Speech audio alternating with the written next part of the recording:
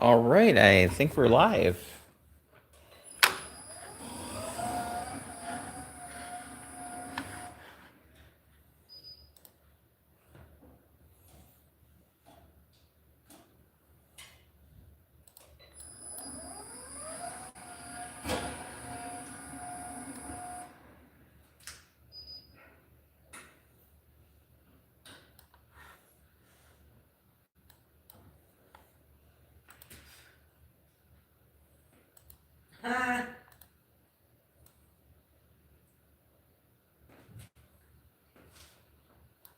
All right, I think we're good.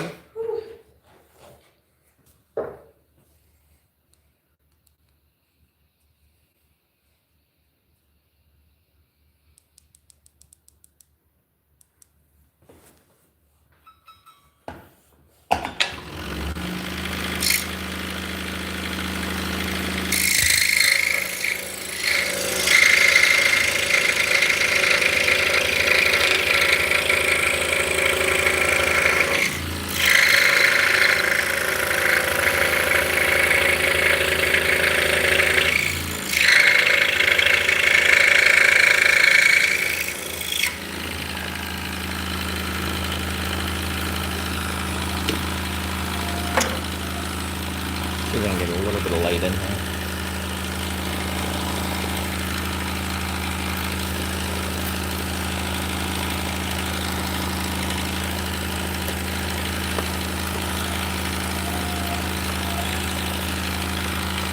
I guess that's pretty good.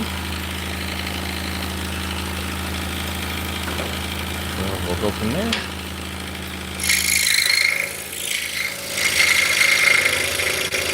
So we're cutting 5/8 inch cherry. I also have some hard maple I'm going to be cutting today too.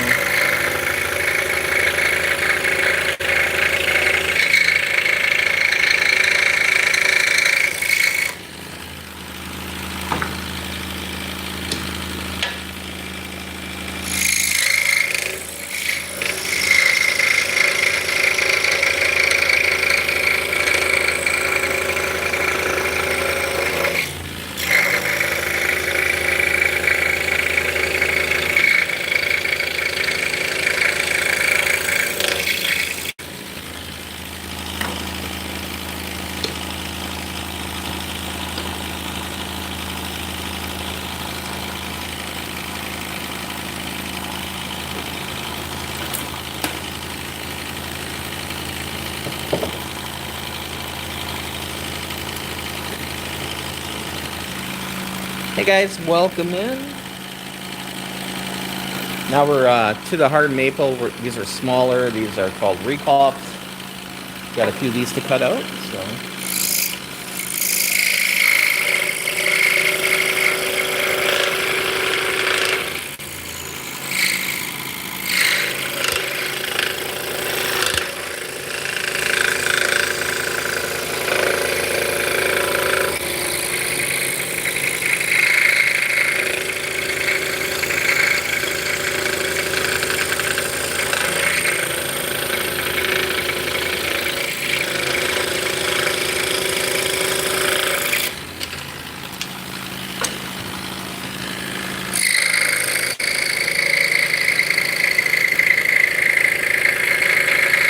So I'm currently using a number 7 Olson PGT blade.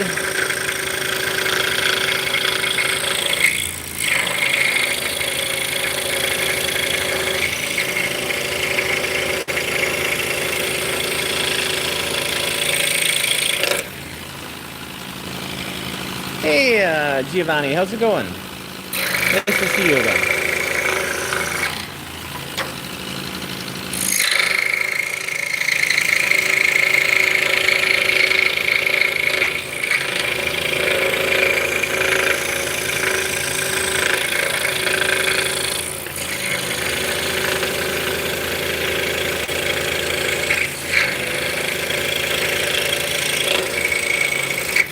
So we are making drop spindles.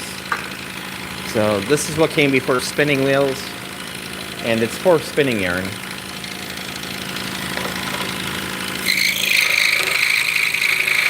So right now we're just kind of breaking down the wood.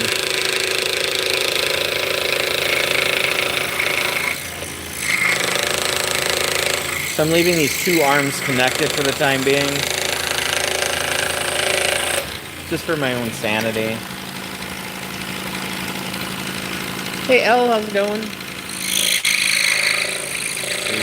Welcome.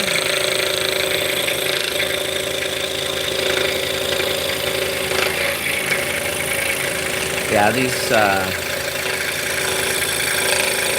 advanced geometry blades just cut so nice.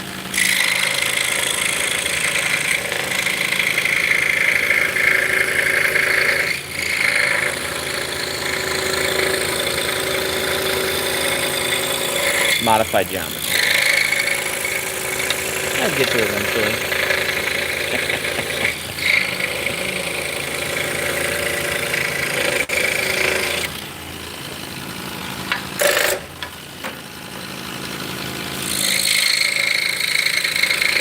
Now, so today we're going to be bouncing back and forth between the scroll saw and the lathe.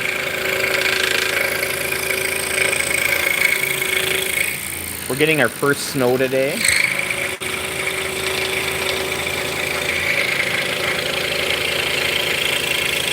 As of right now, we got big snowflakes, but they're not sticking. They're melting to the ground. Hello, welcome in.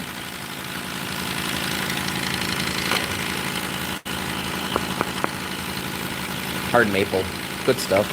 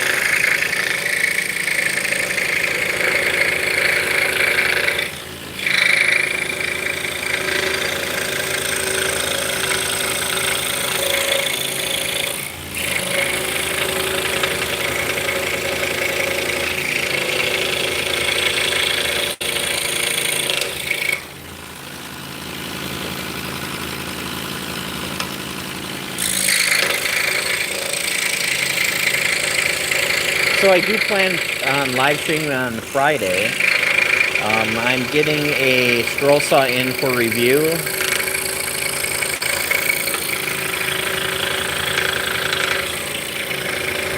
So I think I'm going to set it up and we're going to cut all day on it.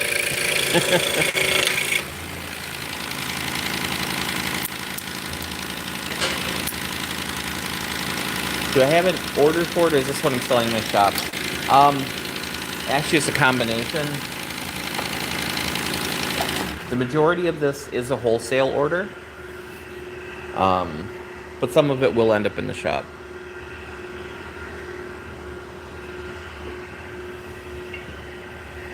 So, let me hide some information here.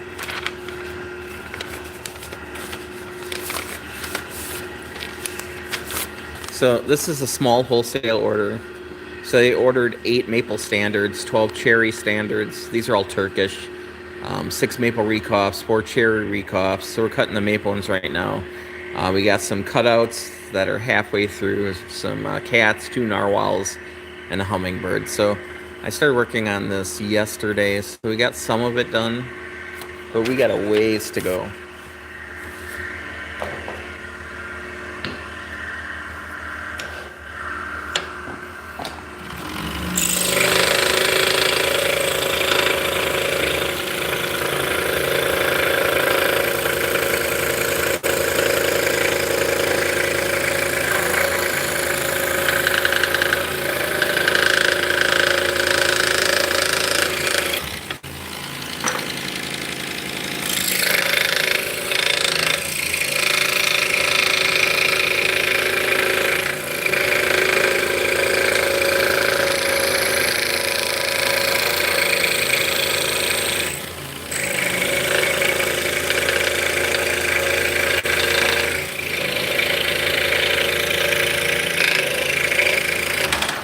Thank you, honey.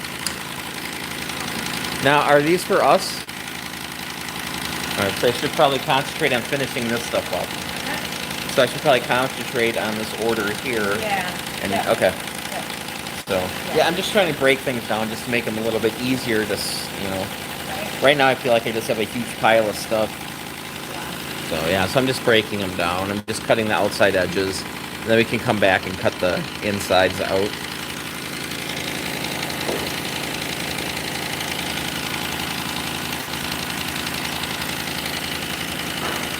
All right, now we're sticking with the hard maple. These are standards.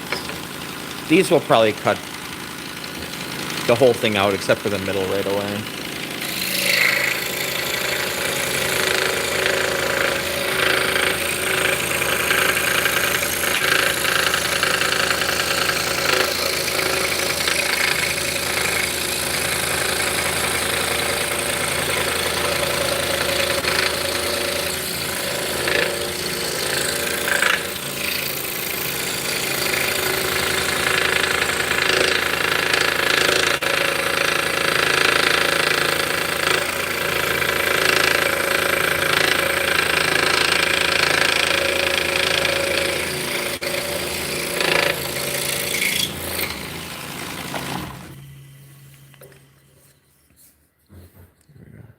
So you can see what kind of surface finish we're getting right off the scroll saw.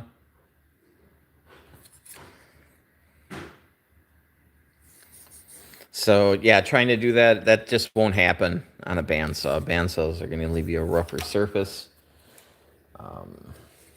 So the same company that's Pegasus, they're a blade company, but they do, you know, they contracted to have the saw made.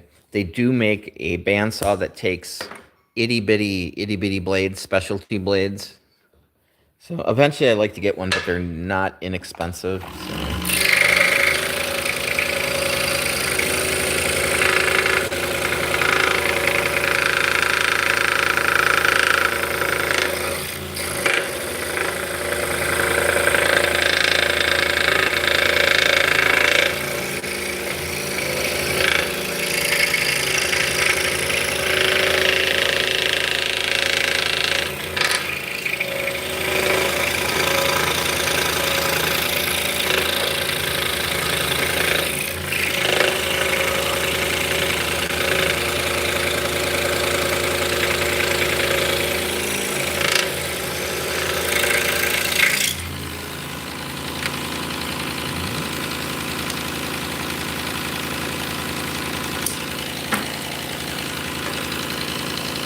So we only got like 7 of these to go, so it won't be too bad.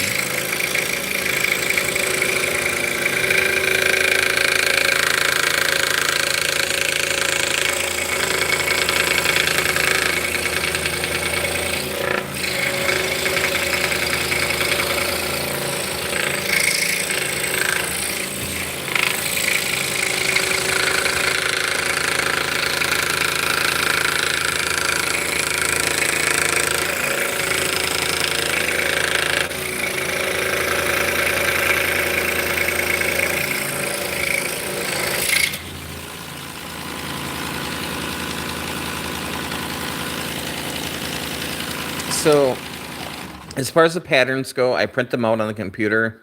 Actually, my girlfriend prints them on the computer.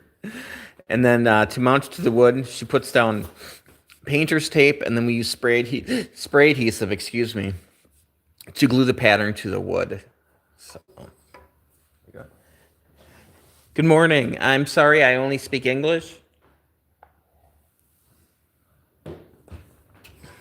Coffee's good.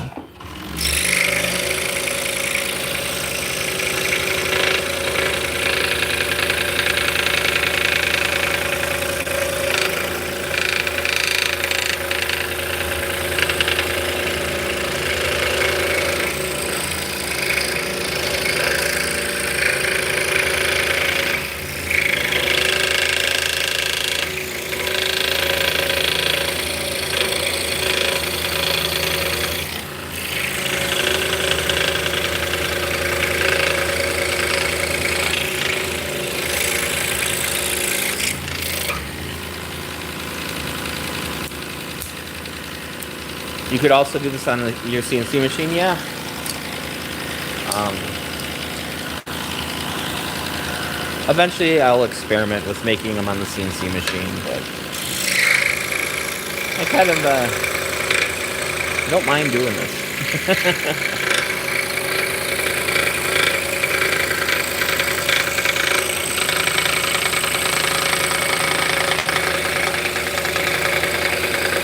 I think it's actually faster if I'm just making one at a time. It's probably faster to do it this way than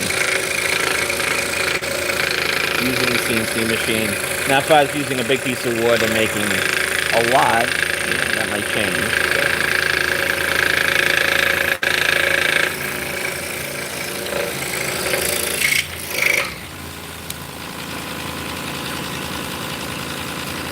It's definitely something to play with.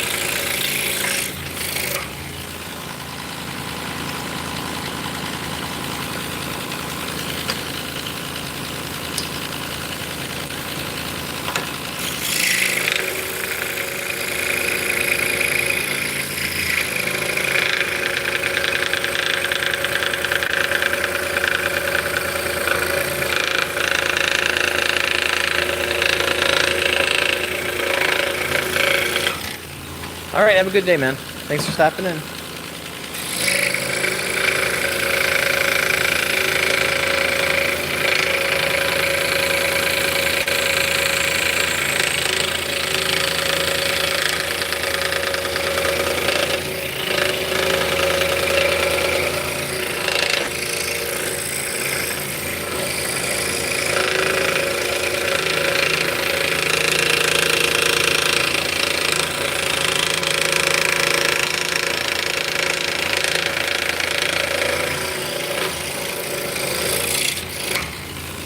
All right, if you're new to the stream, my name is Scott.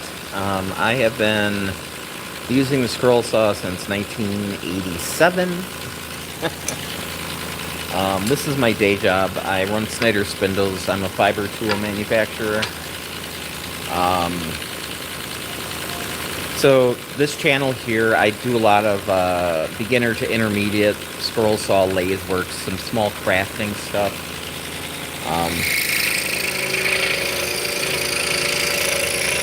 But since I'm using the equipment, I figured I might as well live stream.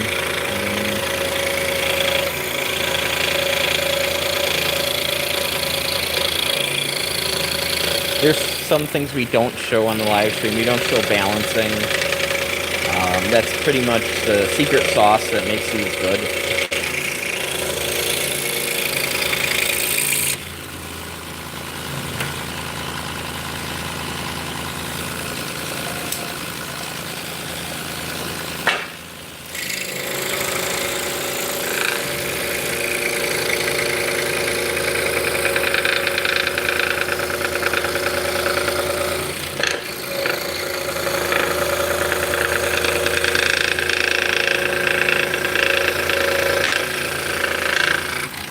So with this board here, we're going to put a smaller spindle on the bottom here. So this piece of wood is going to generate two of them. Right now I'm using an Wholesale PGT blade, so precision ground blade, number 7. As far as Wholesale blades go, I like the precision ground and I like the Mach speed blades. There are other blades I'm not a huge fan of. And then I also use, these are all the Wholesale Mach speed. And then I have Nikwa blades over here. So these are, they're made by Nikwa. They're also called Flying Dutchman. That's what they're sold under in the US. And then I also have some Pegasus blades in here as well. I'm really not, I like multiple brands. I know there's a lot of people who have one blade that they like and that's what they stick to.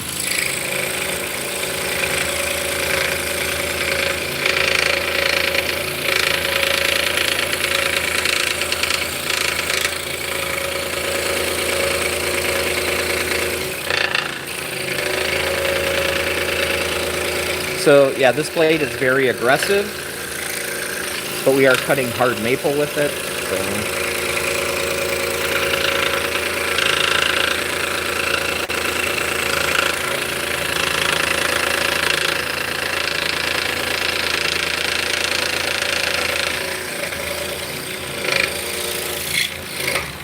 Hey, not a problem.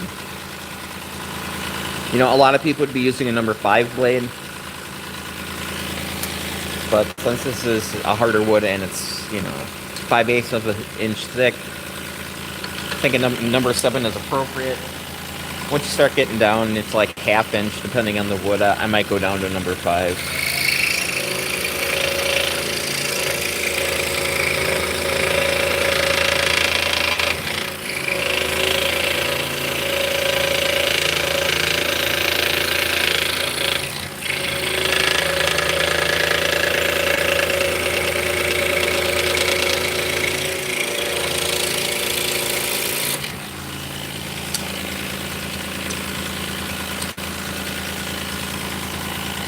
Grab some coffee. So this is what happens when you're not paying attention. I forgot to reverse the paper and didn't realize it until after I sublimated it. So this is great if I'm going to use a selfie, because then, you know, it'll be backwards, so it'll be right side.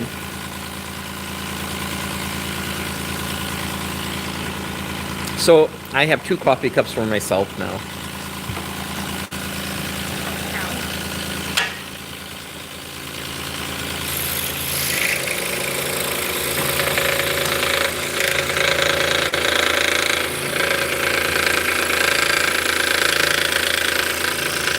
So the scroll saw has a reciprocating blade, so the blade's going up and down. And it only cuts on the downstroke. They do make blades that cut on both strokes, which seem like the most ideal thing, but I don't like them. So you just kind of take your time with these saws. Let the blade do its work.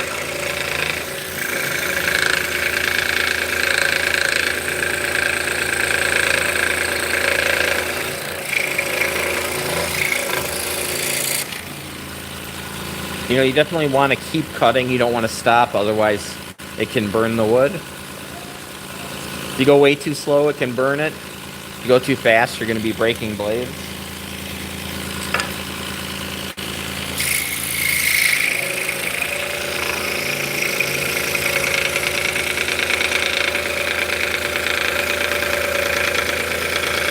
Oh, talking about blades, I also have some super sharps.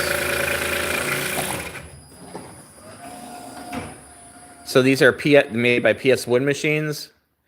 These are very aggressive too.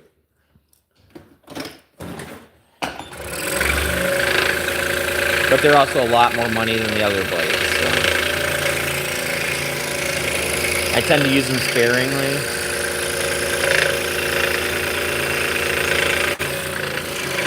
I do have a YouTube video all about blades.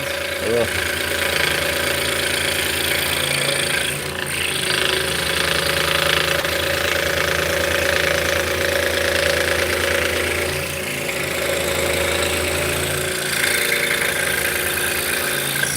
So I did a couple videos where I kind of cover the basics, what I think is important.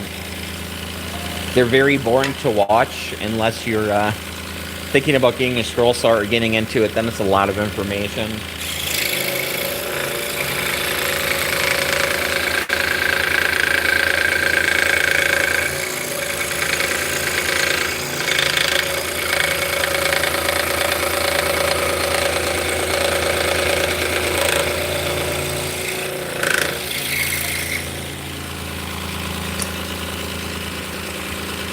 So my girlfriend is currently, she's laying out spindles.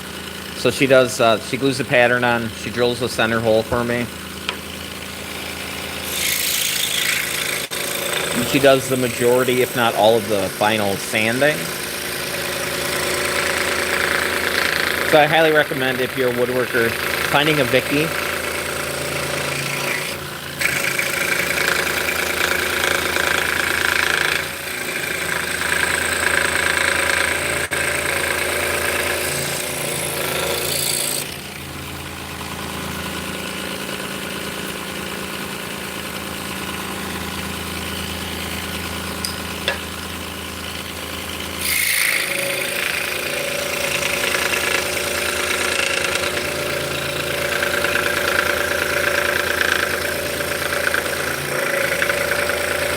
So yeah, we're both wearing hearing protection.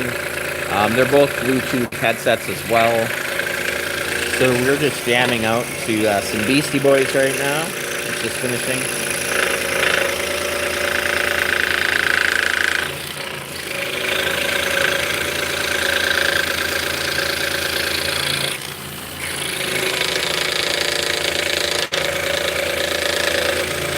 But YouTube really doesn't like us sharing music. So you get all the pleasant sawing sounds. Hello, G. How's it going? Welcome in. Alright, got 2 more of these to cut out. Then we'll come back and we'll start cutting out the internal cuts, so the mortises.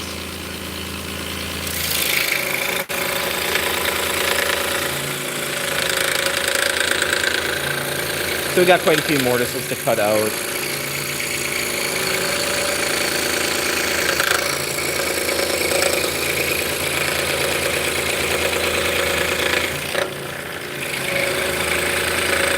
So since we have so many, it feels like, batch work's a good idea.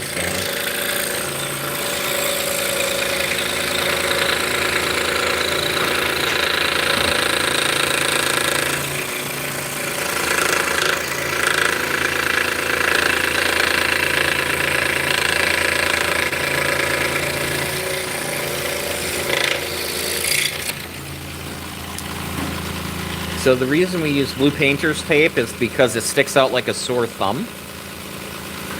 I used to use clear packing tape, but every once in a while you wouldn't see it and you go to sand, or masking tape, just a normal masking tape, the brown color. You go to sand and it melts all over it, so makes a mess. So we went with blue because I could tell if it's gone or not.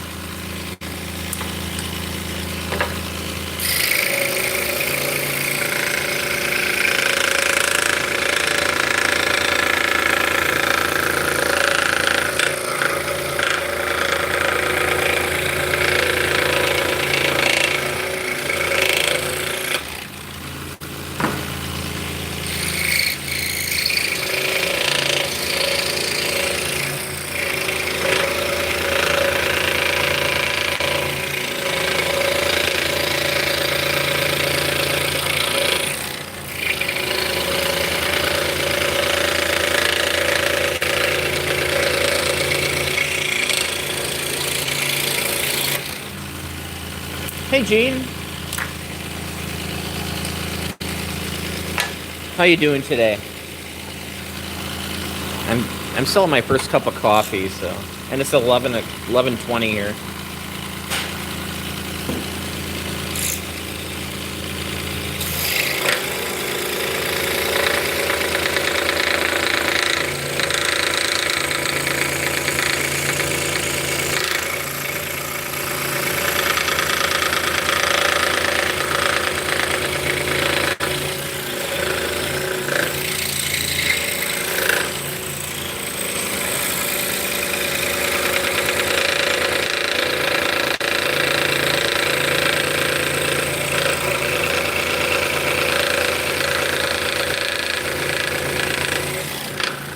Hey, Jen.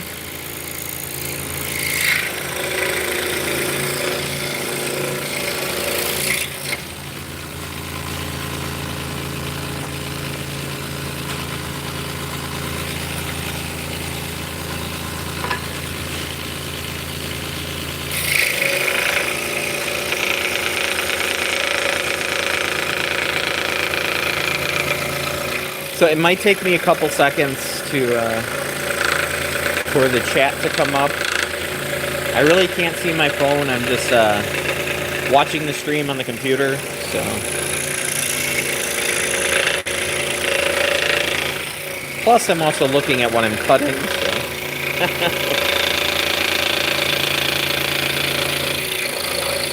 So scroll saws are very, very, very safe.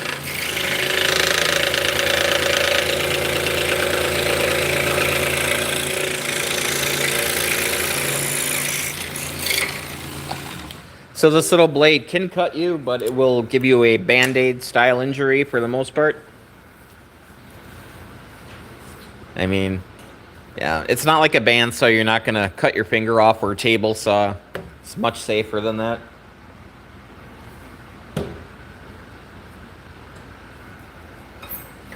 And this is where they shine. I'm just going to lay out the mortise.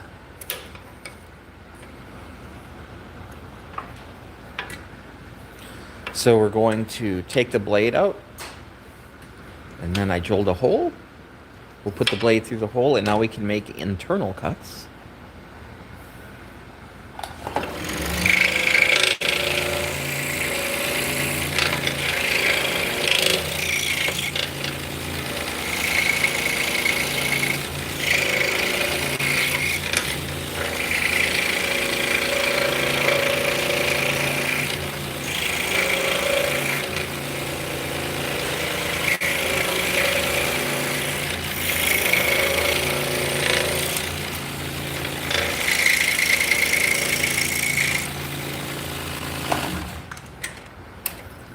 See how we did.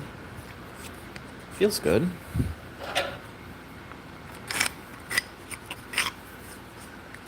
Yeah, the music stopped. I'm gonna have to look into that. All right, the hole centered. It went from closing time to nothing. So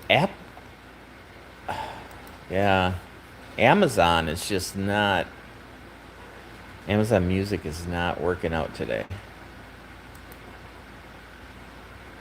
Try refreshing.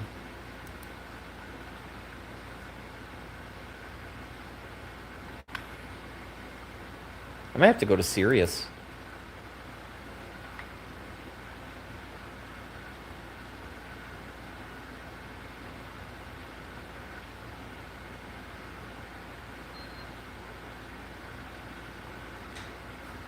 You got music on? Is it working for you now? Okay, good. Yeah. All right.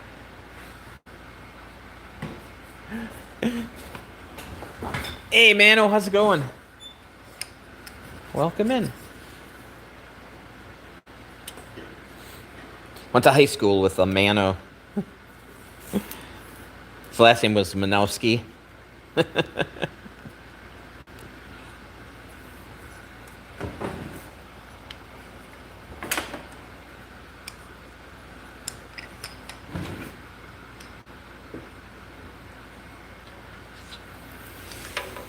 All right, just gonna lay out another mortise here. We're just gonna cut all these centers out real quick.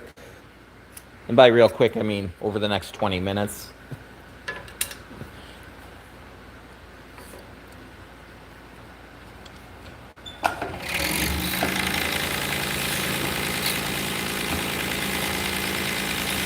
Sorry, I'm positioning my foot pedal. I'm gonna just drive a screw into the floor. This thing's walking all over the place on me.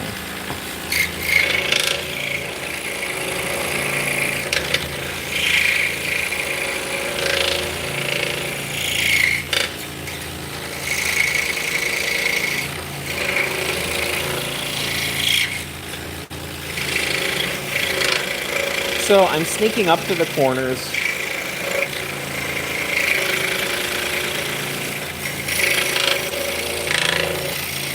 Now I could cut it like just in a big square shape, but then all the edges would be rounded over, and I want them to be square. So then you get that squareness.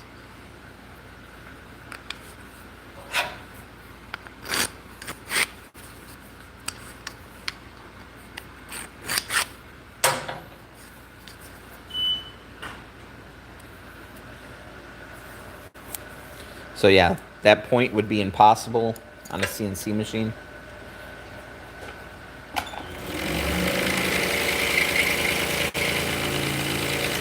Because all the edges would be rounded over.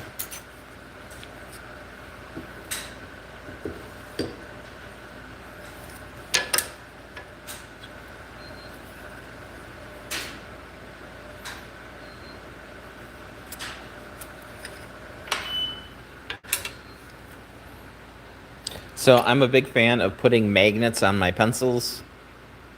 So yeah, I've had this for years and years and years. It took me, under 5 minutes to design this in Fusion 360. And then I had to match up the 1980s colors. So.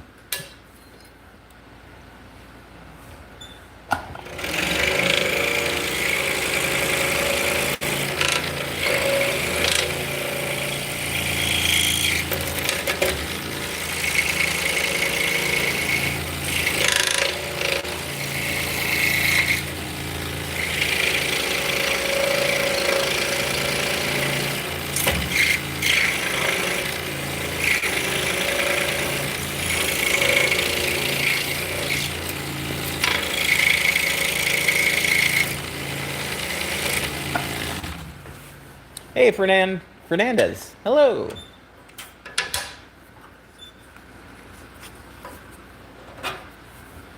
How's Anthony doing today?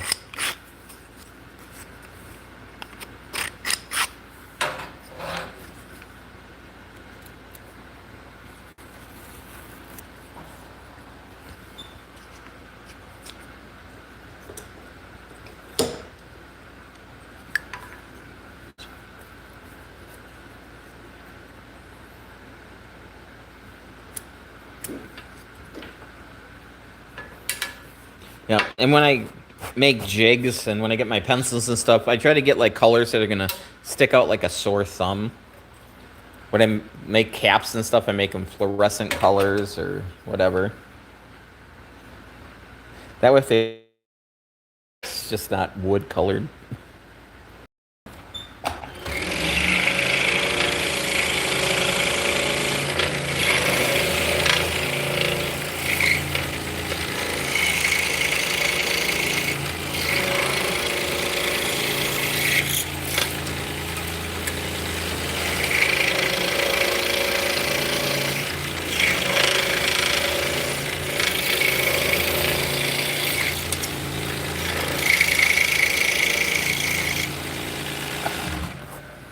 And I don't remember. Hey, babe. I think I'm going to go to XM. Serious. I'm going to go on XM so we can have music playing. Do you remember what size lead is in here? Is it 0.9? I think so. Yeah, so this, instead of being standard, is pretty much 0.7. 0.9 is a little bit thicker. It's harder. It's just what I use. Okay. Yeah. And then when I'm on the lathes and stuff, I have even thicker. It's almost like I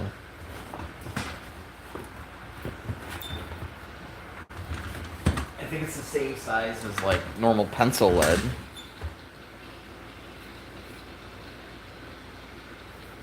Yeah, it's a number 2 pencil. So these are they're Papermate. They're handwriting. They're designed for little kids to learn how to write. But they have super, super thick lead in them, which is awesome because on the lathe, if I use thinner lead, it would be breaking a lot. So, yeah, I got these at Walmart, I think. The magnet fell off of that one because I didn't make an adapter.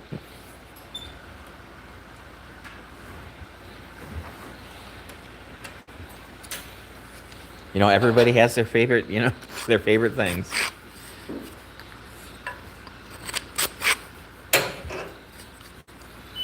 So, yeah, I have pencils on most of my equipment. I do wear an apron during the winter, but if I'm not wearing it, it's nice to have pencils everywhere.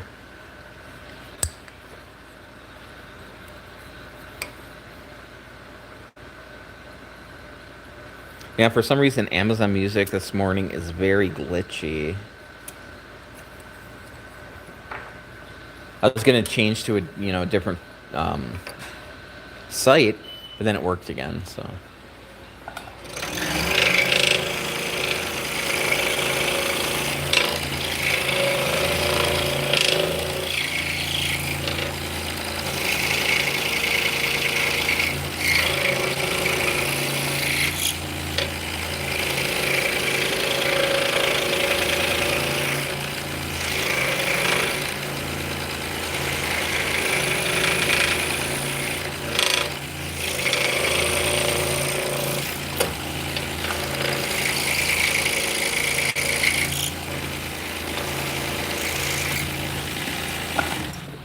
Hello, Alan. How's it going?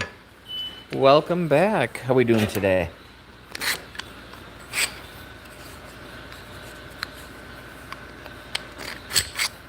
I personally am doing fabulous. Actually, I didn't sleep very well last night, so we got a very late start today. I think we only got here about an hour and a half ago. Going well? Good to hear. I just couldn't sleep last night. I ended up crashing on the couch.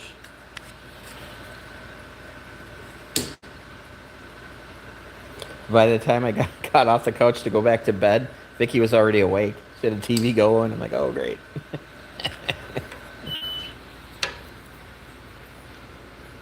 I don't know if you can hear that beeping in the background. Vicky is laser engraving the weights and our name on the bottom.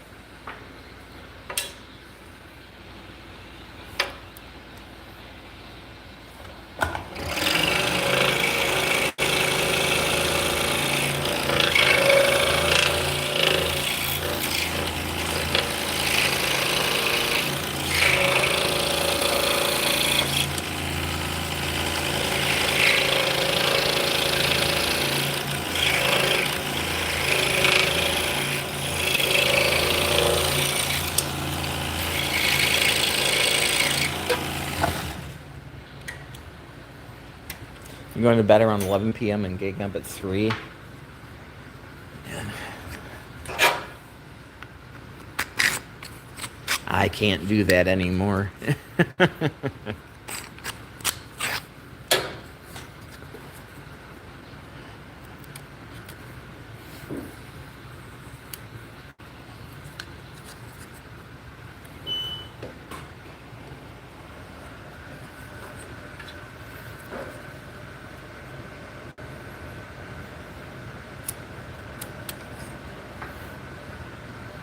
Can't sleep at times, right?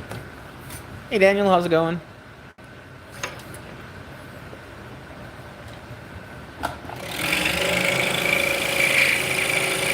The nice part is, I'm self-employed, so if we get a late start, we get a late start, not a biggie.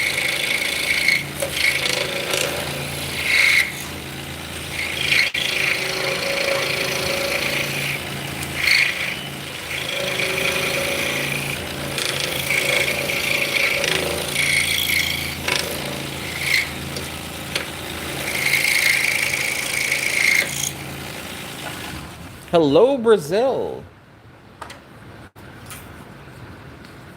Welcome in.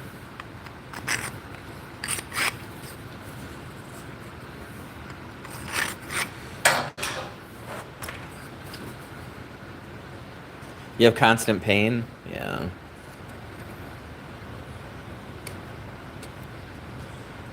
That'll do it.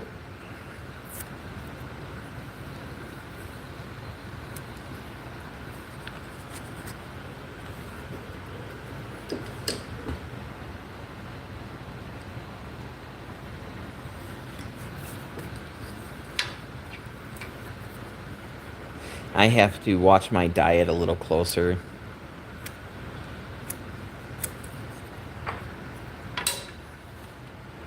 I'm diabetic and yeah, I think I've been having too many carbs.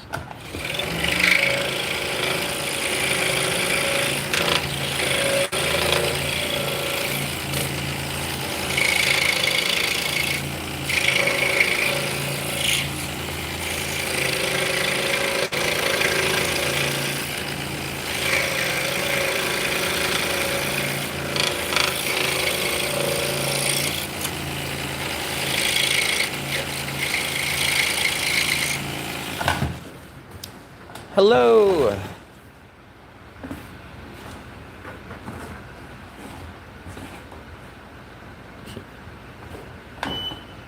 And the answer is you don't have a choice, right? Yeah, I do what I have to do.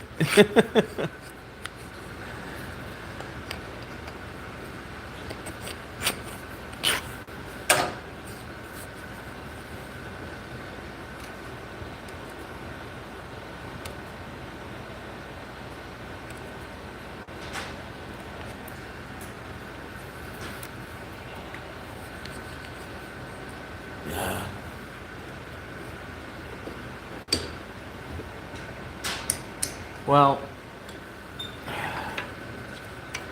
and with the whole opioid crisis, they gave away opioids like candy. And now they're basically like, yeah, take a Tylenol and deal with it. What happened?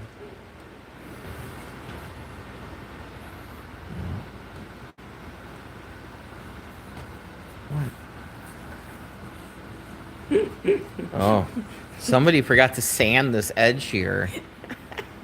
So I did 3. You did 3. You did three out of the 4 edges? I did. Well, you almost did a good job. Congratulations. You're from Manchester, Connecticut? Nice. Welcome in, Joe. I am in Wisconsin, hence the outrageous Midwestern accent.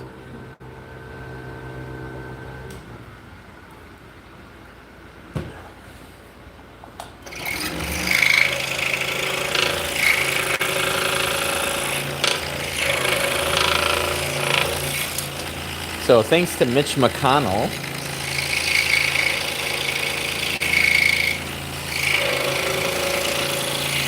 we'll see if I can stay in Wisconsin in a year.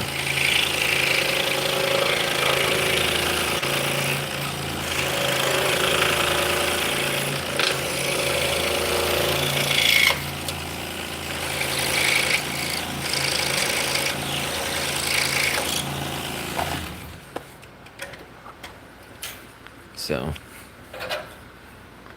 every state around Wisconsin has legalized marijuana. Wisconsin does not.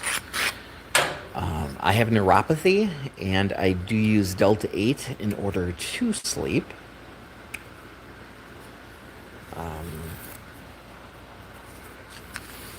Yeah, they just made it illegal, so we'll see what happens.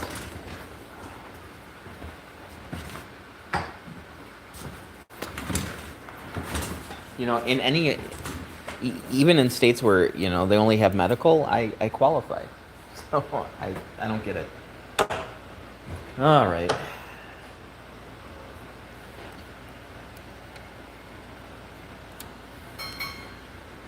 All right, so now we're still with the hard maple. Now we're going to be cutting out these. These are called rekoffs, which is Dutch for fawn. Yeah. Yeah, so yeah, basically my nerves are dying, and it's not the funnest thing in the world. You lose your feeling, but the whole neuropathy thing, I have a lot of shooting nerve pain in my legs, and primarily my legs, my hands too. Talk about ancestors. You were born in Massachusetts. You lived in the UK, and your family talk Yiddish. Oy vey. That would do it.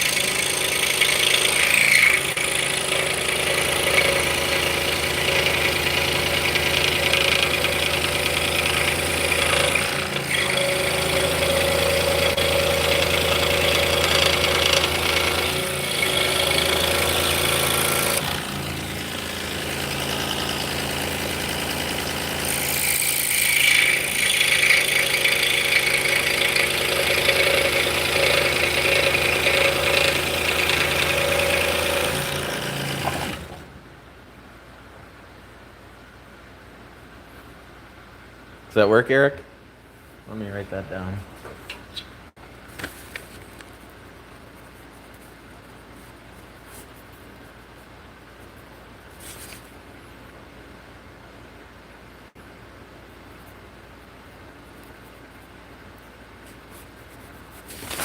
Thank you.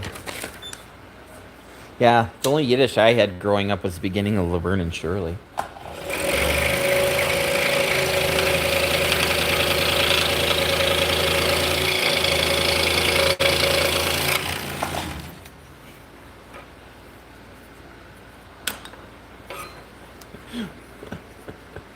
But your typing is just fine.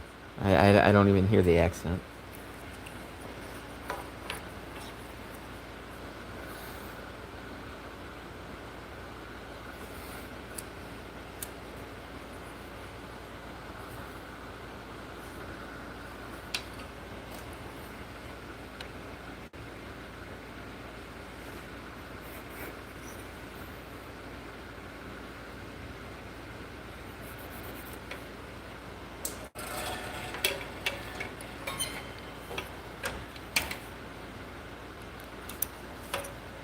Yeah, what it all boils down to is I'm just a goy. That's all I'll ever be.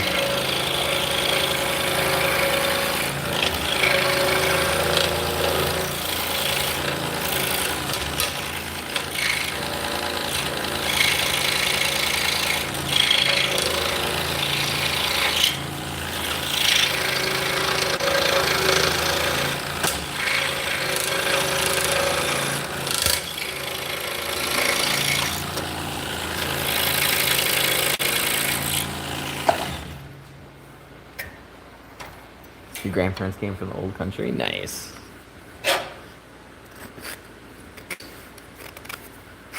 And they came from Russia.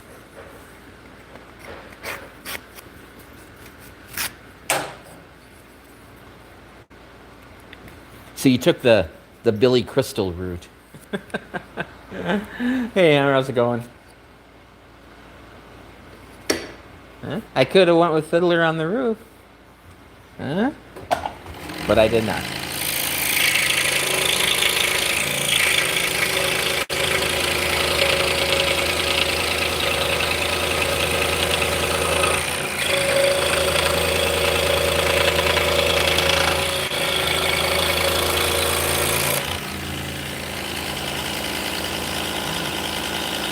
All right, Joe. Good luck. You have fantastic holidays as well, my friend.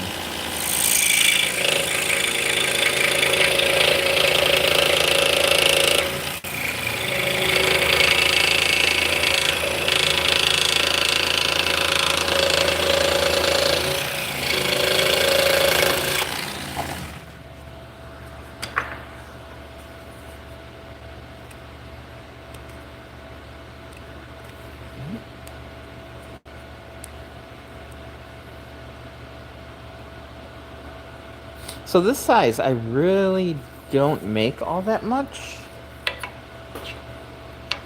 But, you know, if this is a wholesale order, if somebody else wants them, I'll make them for them. All day long.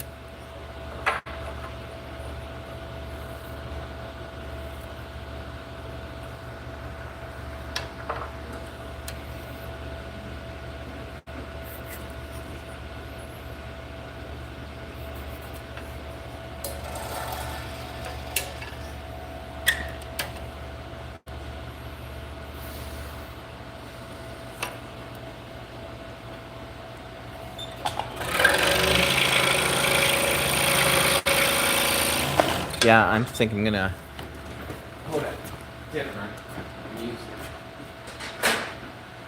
Sitting here in silence.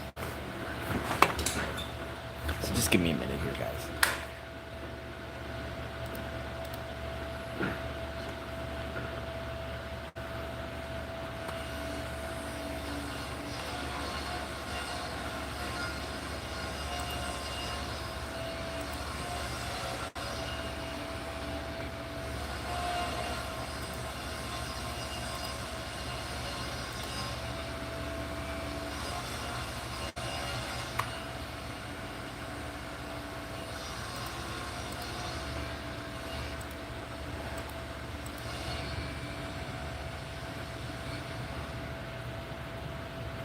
So I'm attempting to log into SiriusXM.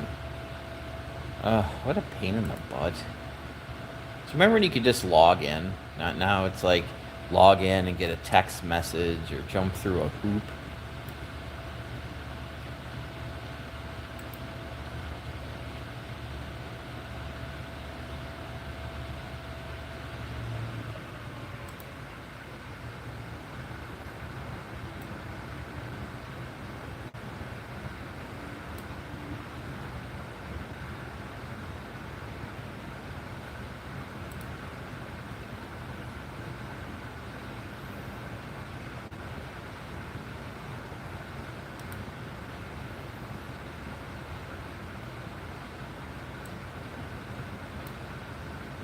So try some lithium, see if that works. There we go.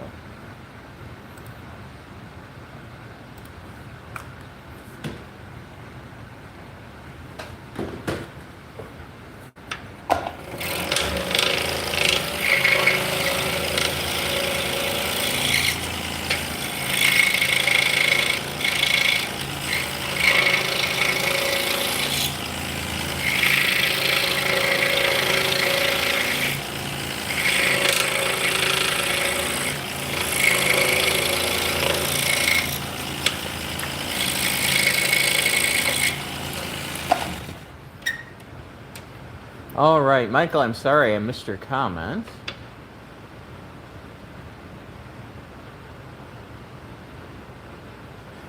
Oh, definitely. You have a happy Thanksgiving as well. We're doing low key this year. I think we're going to, I might make a meatloaf, you know, the traditional Thanksgiving meatloaf. We're going to do a green bean casserole. And I think that's about it.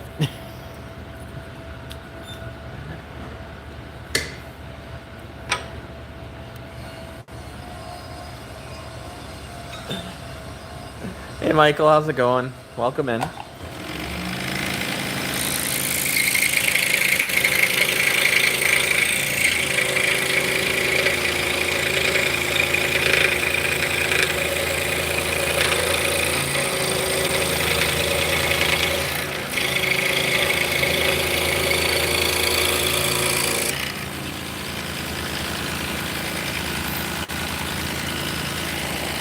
Hey, Rasmus, how's it going?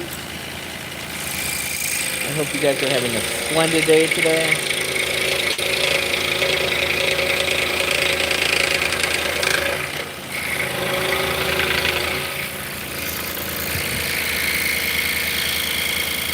It's still snowing.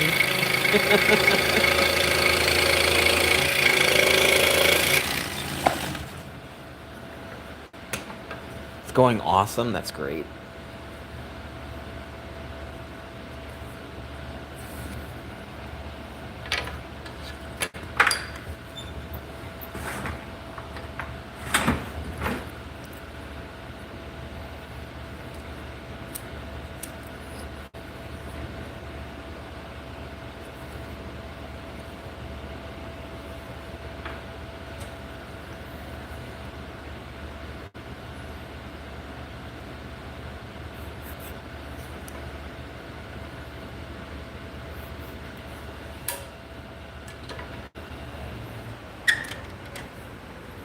So we're going to make an internal cut.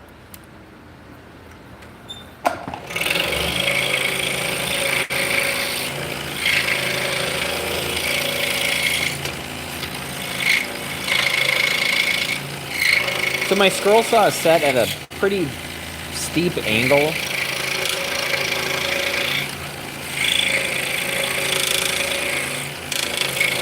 So it's lower at the front than it is on the back.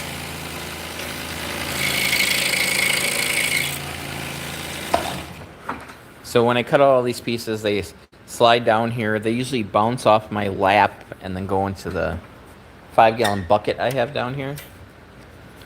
Yep, we are making drop spindles. These are Turkish-style drop spindles. They're used to spin yarn.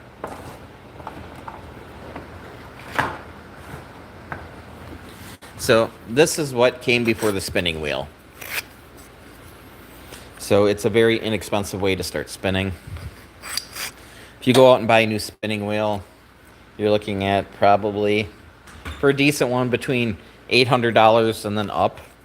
So this is a good way to cut your teeth to see if you're interested in spinning. I do most of my spinning on spindles, but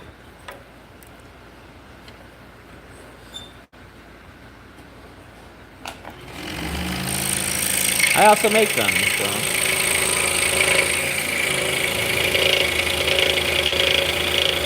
So we're currently cutting 5/8 inch thick hard maple on the scroll saw.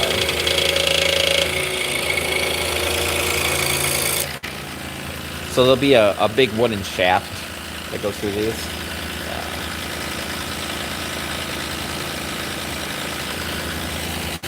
It's a very neat thing, but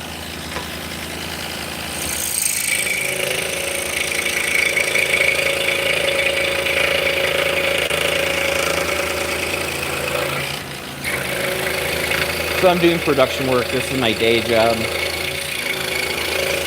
This channel is more project oriented.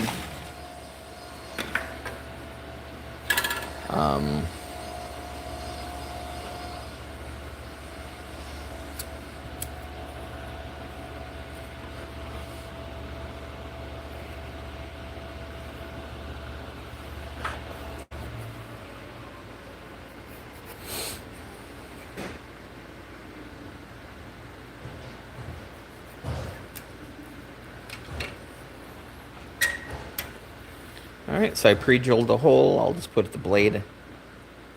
Just put it on the hole. You got it. I just put it on there.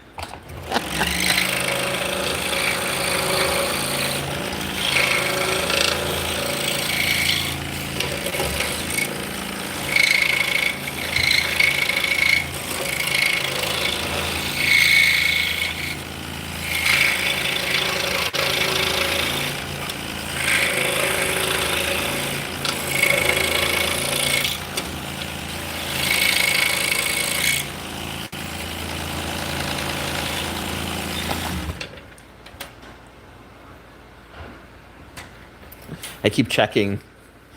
I'm looking out the front door, looking at the snow. I don't think we're going to get any accumulation. I don't know. I haven't checked the weather forecast.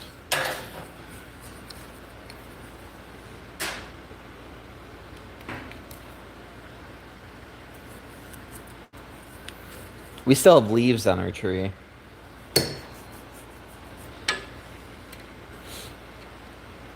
So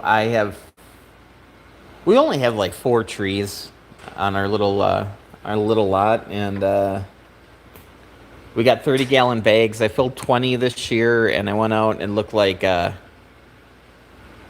didn't do anything. Like sometimes there's no winning with leaves.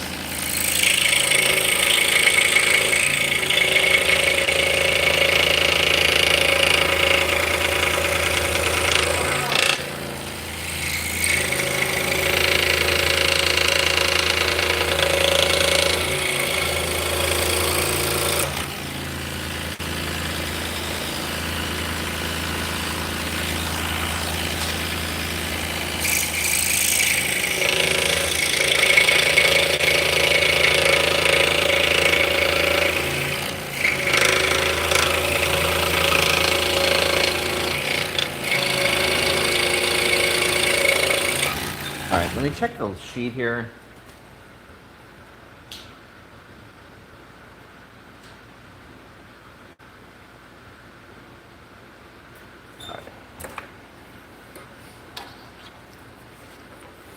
So I'm trying to cut out things for the wholesale order, not things we don't need right this second. So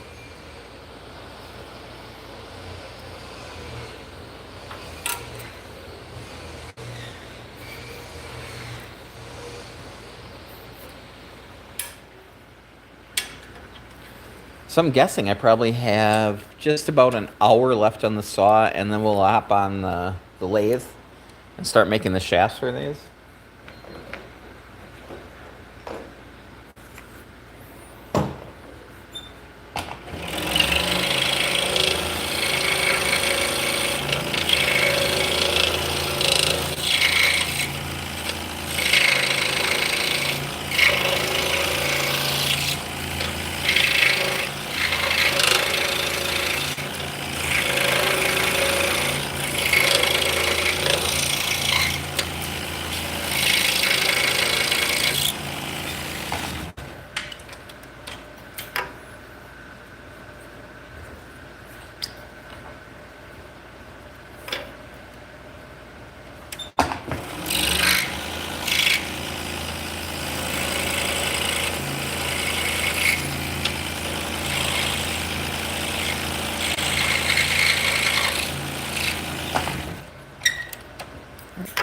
Another test fit. Yeah.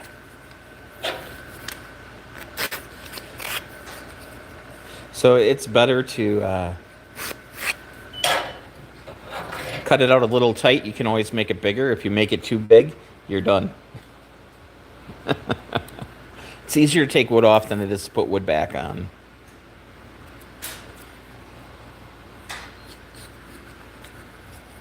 All right, we got 2 more of these to go, and then we'll start working on the cutouts. We only got 2 more, but I'll give you a sneak peek. So we'll start cutting these animals out and the centers.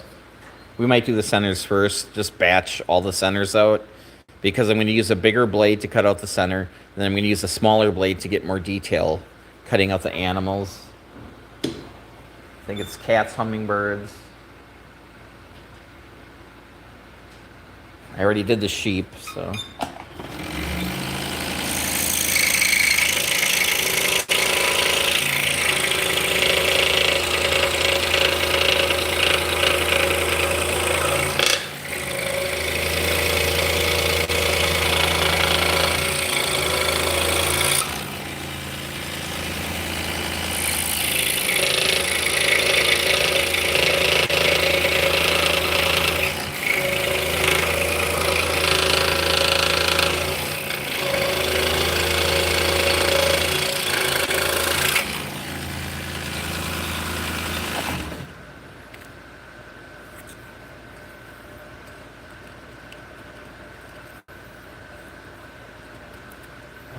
So one thing I miss, my Delta saw, the table had a sharp edge, and I could just scrape off the patterns on the table, and it worked really well. But now I got this saw, and everything's all nice and rounded over. And...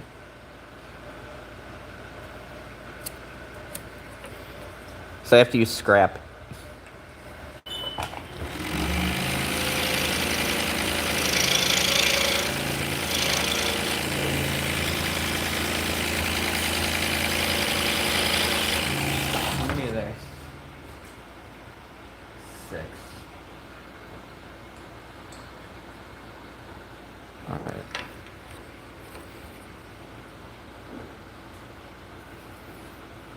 All right, I'm not digging this curve here, so I'm just going to go hit it on a sander. I'll be right back.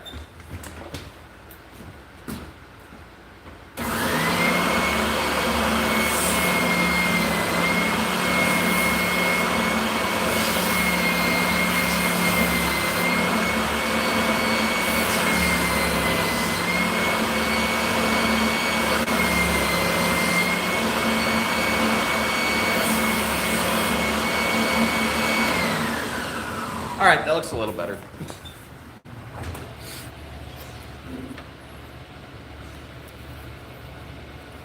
Actually, I think I'm going to toss this one. 1, 2, 3, 4, 5, 6, yeah. So I got 1 extra.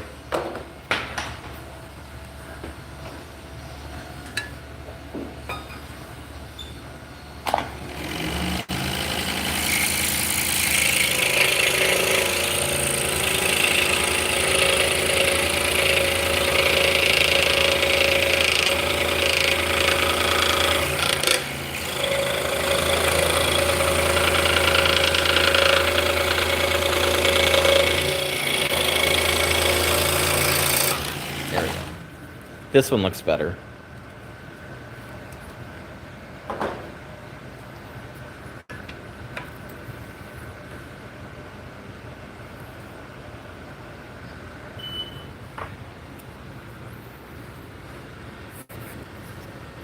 Yeah, and when Vicky lays things out, she tends to give me an extra 1 or 2. Just in case, you know, the shit hits the fan.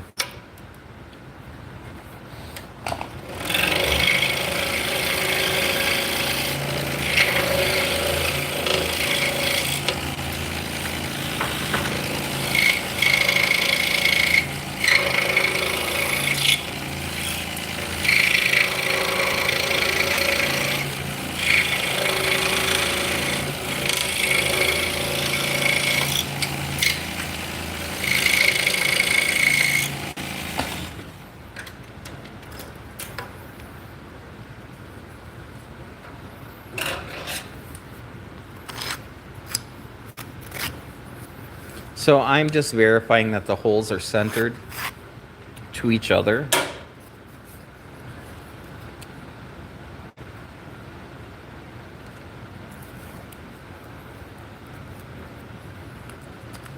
All right.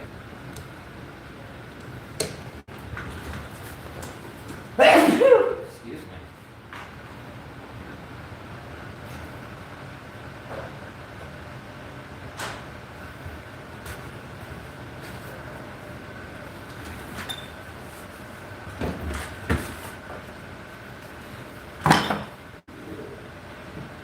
All right.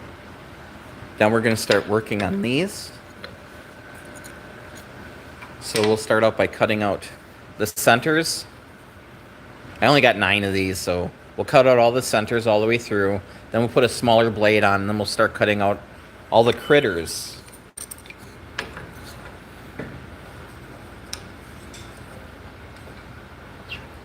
As my good friend Hans used to say, yeah, they're spindles with the critters.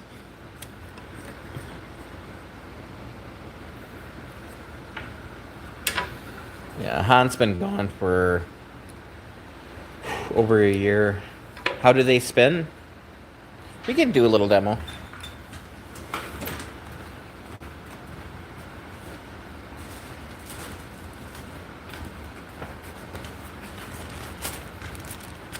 Hey, Tim.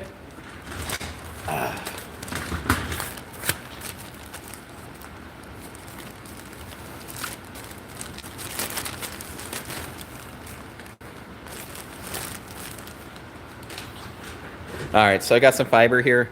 This is the workshop fiber, so it's covered in wood chips.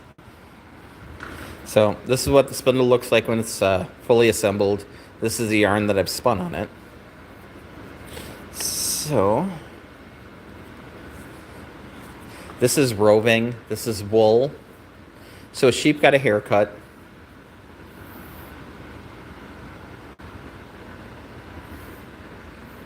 Hey, Aya, how's it going? So sheep got a haircut, they washed it, then they combed or carded it so all the hairs are going in the same direction. So I'm going to take the roving.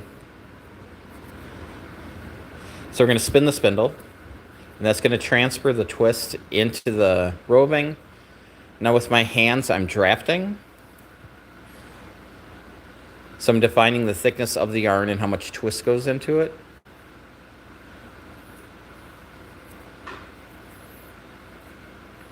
So the spindle's just sitting here spinning away.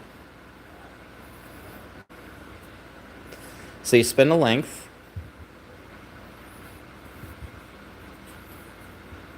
And then you store it on the spindle. Now the cool thing about the Turkish spindles, when you're done, you pull the shaft out, the arms come apart, and then you have a center pull ball.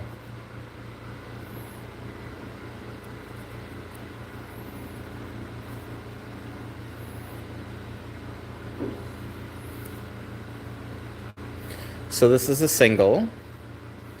Now if I did a 2-ply, let's get some more twist in here.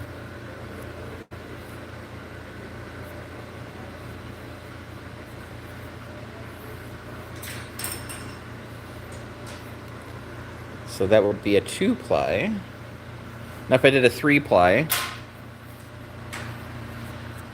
so I basically made a crochet loop. Now I have 1, 2, 3. I'm going to spin it the other direction and ply those two together. So there you go. Now we got some yarn. So that's what we're making today.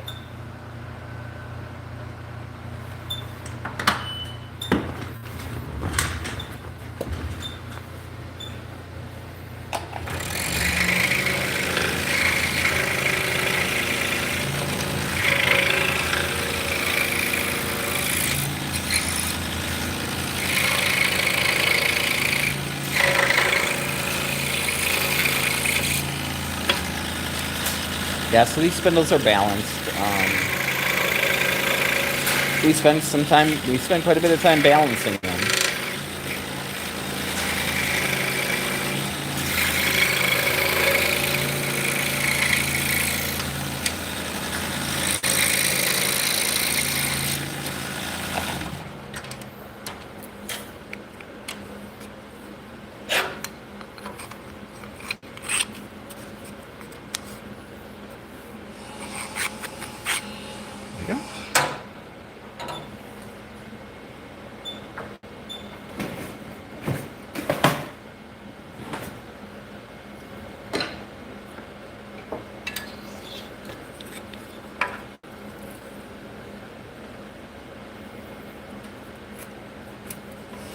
Yeah, so I've been making these full time since 2013.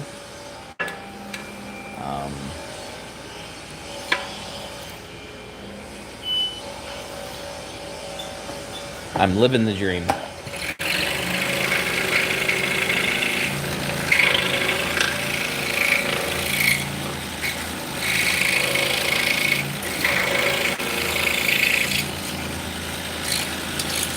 Yeah, these are cherry.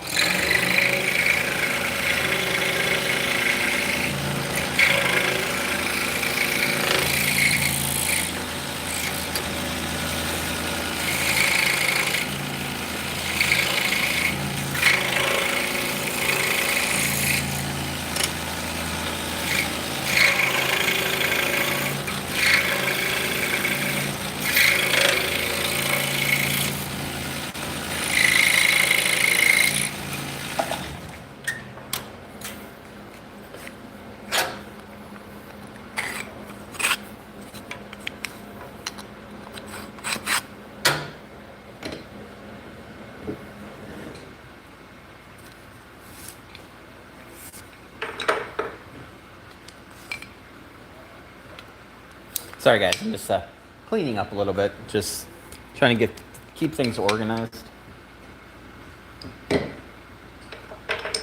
Which is easier said than done these days.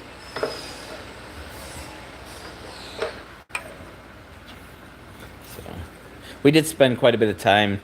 Right now the workshop looks amazing.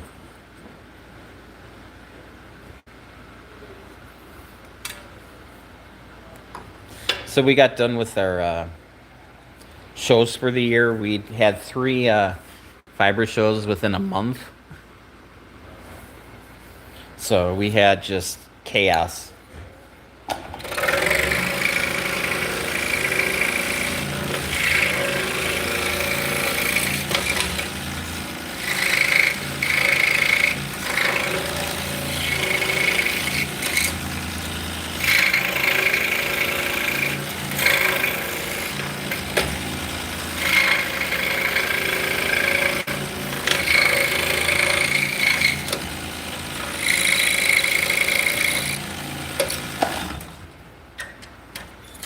Yeah, we've been in this shop for a little bit over a year.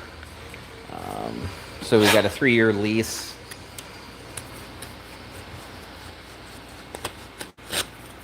I'm very content with this place. It's close to my house. It's a 5-minute drive, 15-minute walk.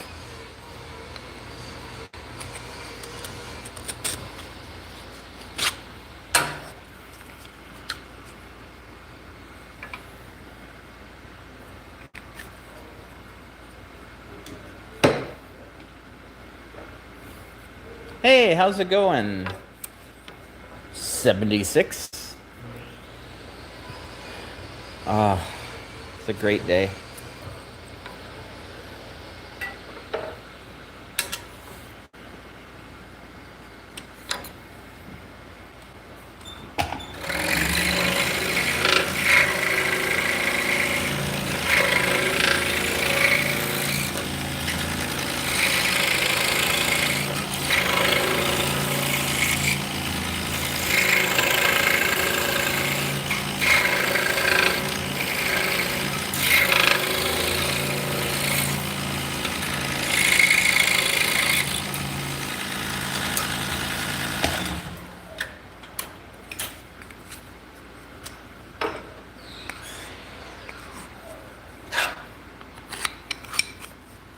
Yeah, we're just verifying these holes are centered.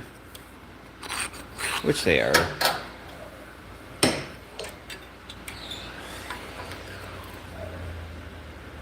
If they weren't centered, you could only assemble it in one direction rather than both. So.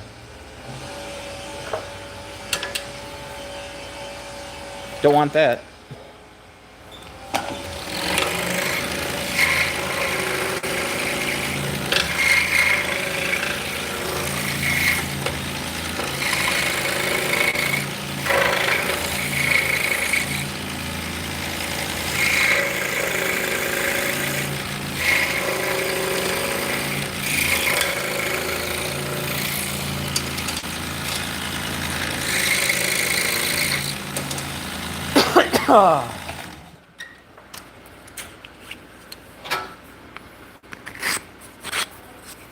Alright guys, I am going to go use the restroom. I will be right back.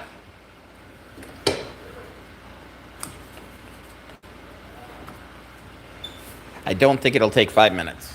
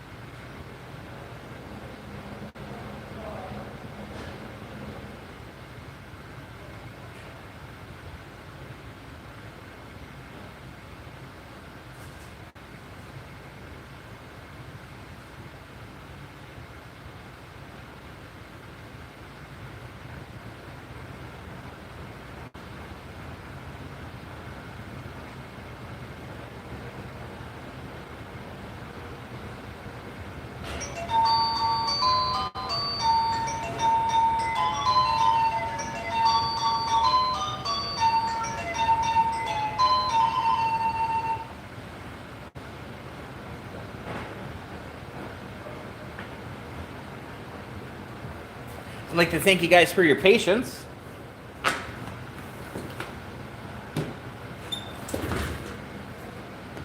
I blame the coffee.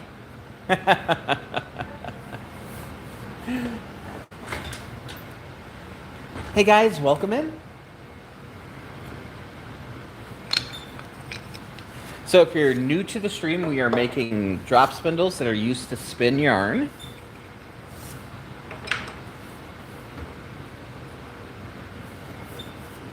These are cutouts. They're very ornamental. So we're gonna cut those critters out in a couple minutes here. We have 3 more mortises to cut.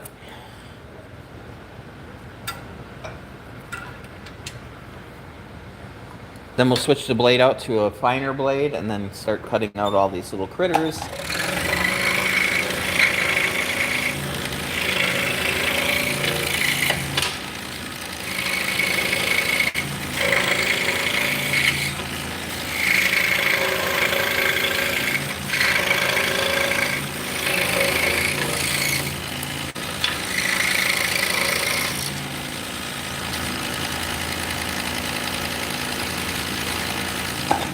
All right, let's take a look at this.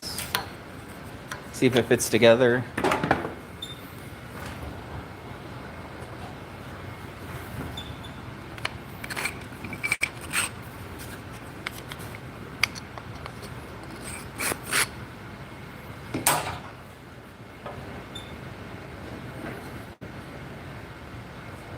I did get another cup of coffee.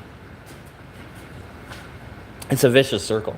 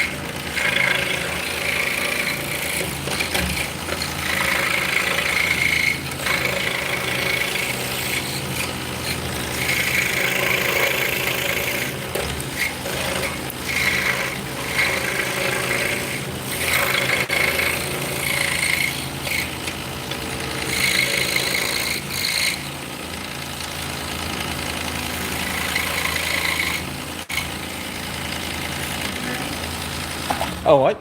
You want me to start the pizza? Sure. So I've been putting the pizza pizzazz on top of the table saw and then unplugging the black cord, which goes to the vacuum. Okay. Does that make sense? Yeah. It's like the lower left cord, I want to say. Get out the pizza pizzazz. Well,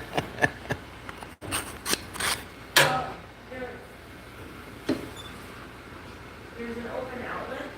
Okay, yeah, use open outlet then. Maybe I didn't plug something back in. All right, so we're going to switch blades. We're going to go to a smaller blade now.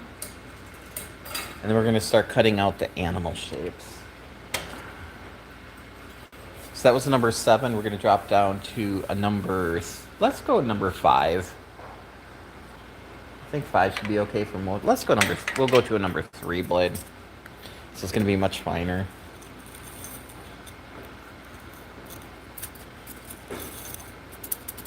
We just got to take our time.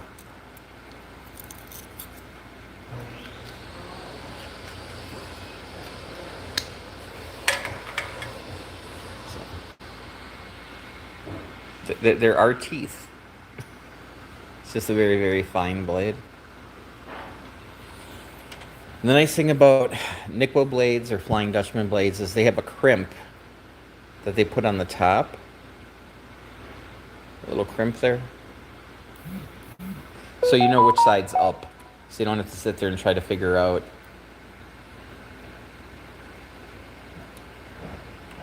which side's up, because there is an up and a down. You want to cut on the downstroke. These are reverse tooth blades. So the very bottom of the blade has teeth facing the other direction. So what that does is it cleans up the bottom to keep you from getting like these fuzzies. These fuzzies are just from not having a reverse tooth blade. Do you need help? No.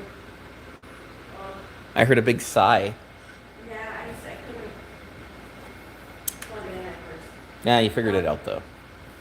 Yeah, so I just unplugged the vacuum. Okay. It's closer, Yep, so.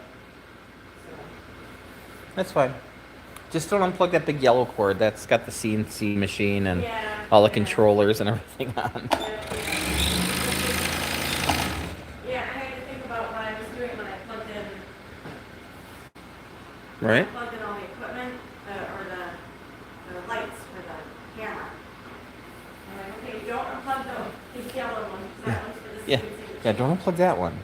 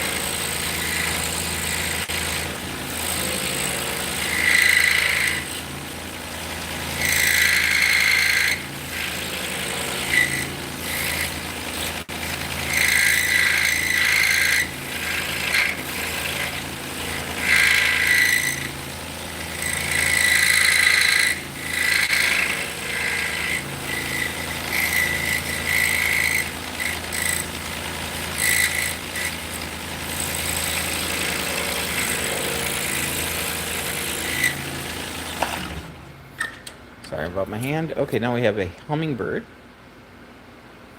So everything on the inside is waste.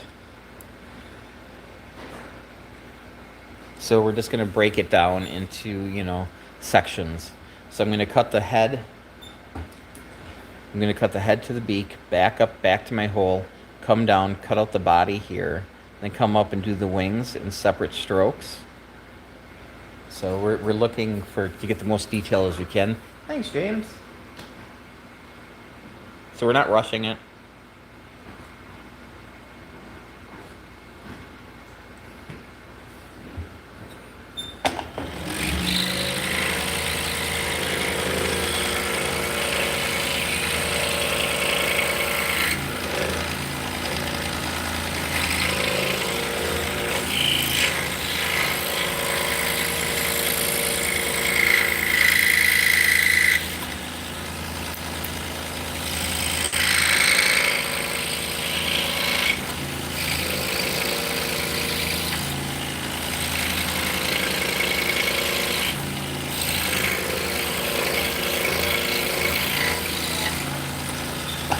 What? It is heard. Aww. Hey, Alex. Okay. What's up? We may grade the mod. Oh. Okay.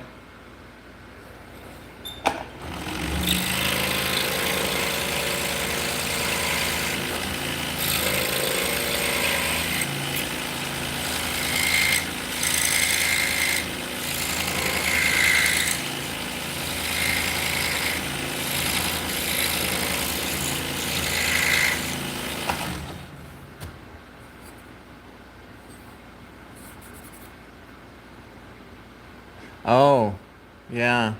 Like, darn it. Dang it, now you're gonna have to stand that out.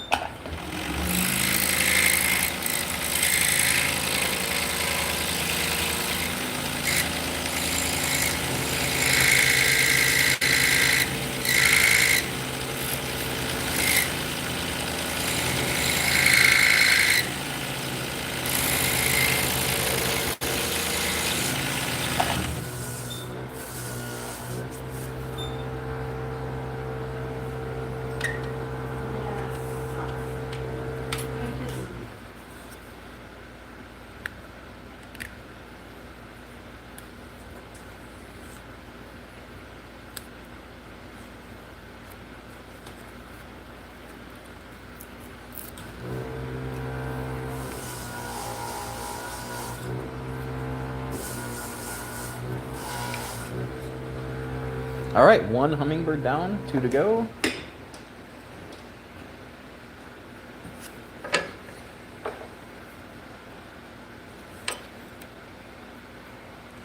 Now, if you're cutting out something that has a face or a head, It's really important to nail the face of the head. Your eyes are going to be drawn to that.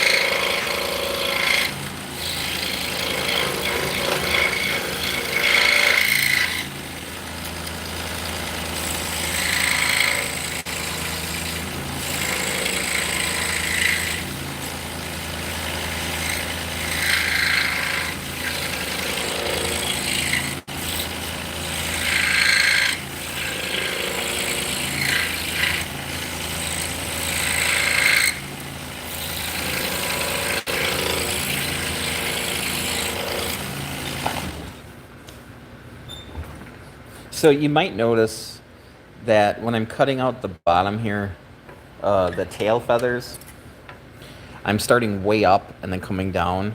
So that gives me time to kind of hone in to get to the right angle.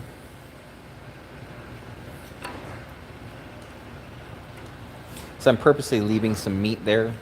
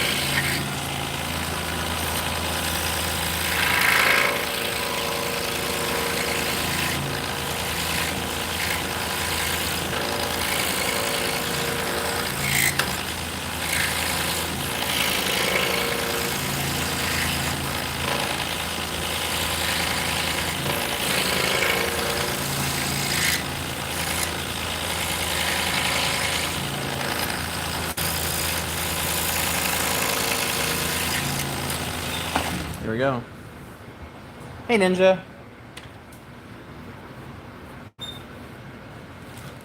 I appreciate that. You know, it takes some practice. When you first start on the scroll saw, you're going to swear that the darn thing has a mind of its own, and it's just out there just to destroy your hopes and dreams. But if you give it some time, do some practice, you know, definitely gets easier.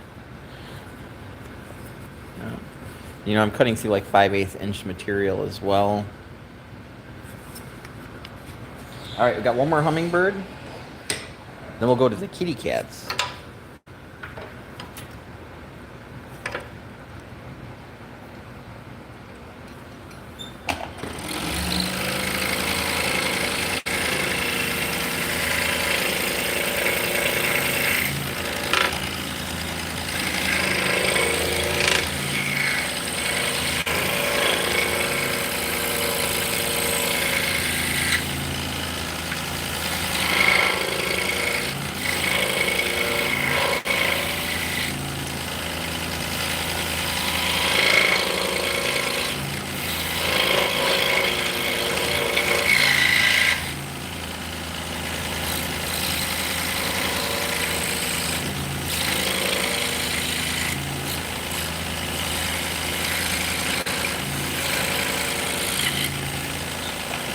So these are Turkish spindles that are used for spinning yarn.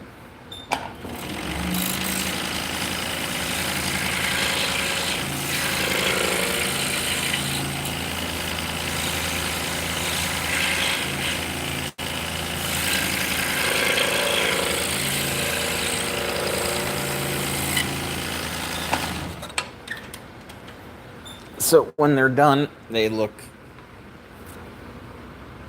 like that. Minus the yarn. I spun this yarn on it. So That's what it's eventually going to look like.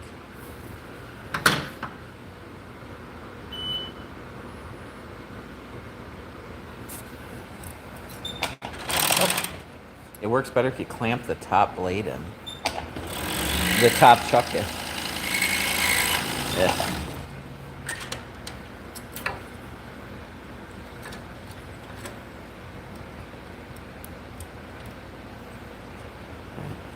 Grab a drink and then we'll get going.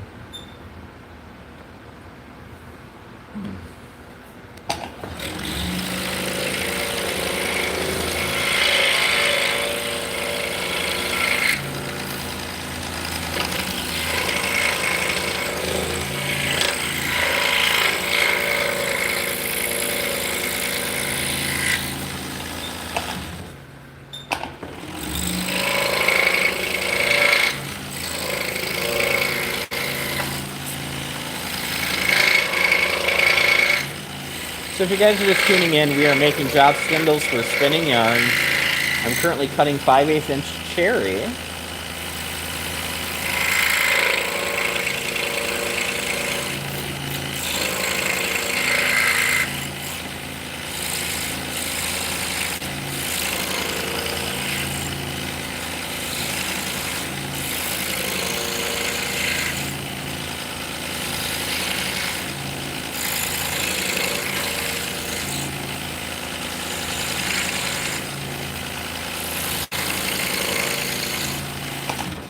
So this is actually a wholesale order. That's why there's multiples of the same thing.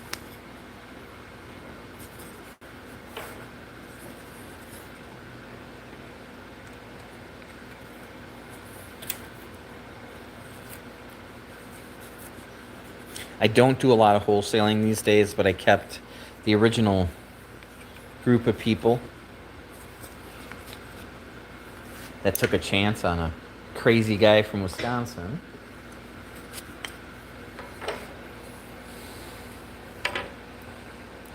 All right, so now we got cats.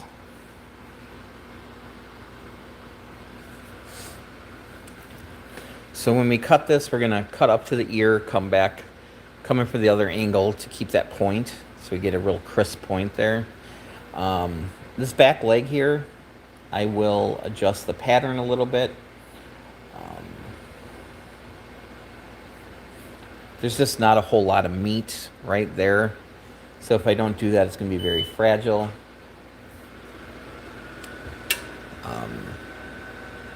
Yep. So we're going to destroy the entire center, because that's all waste anyway. That pizza is smelling amazing.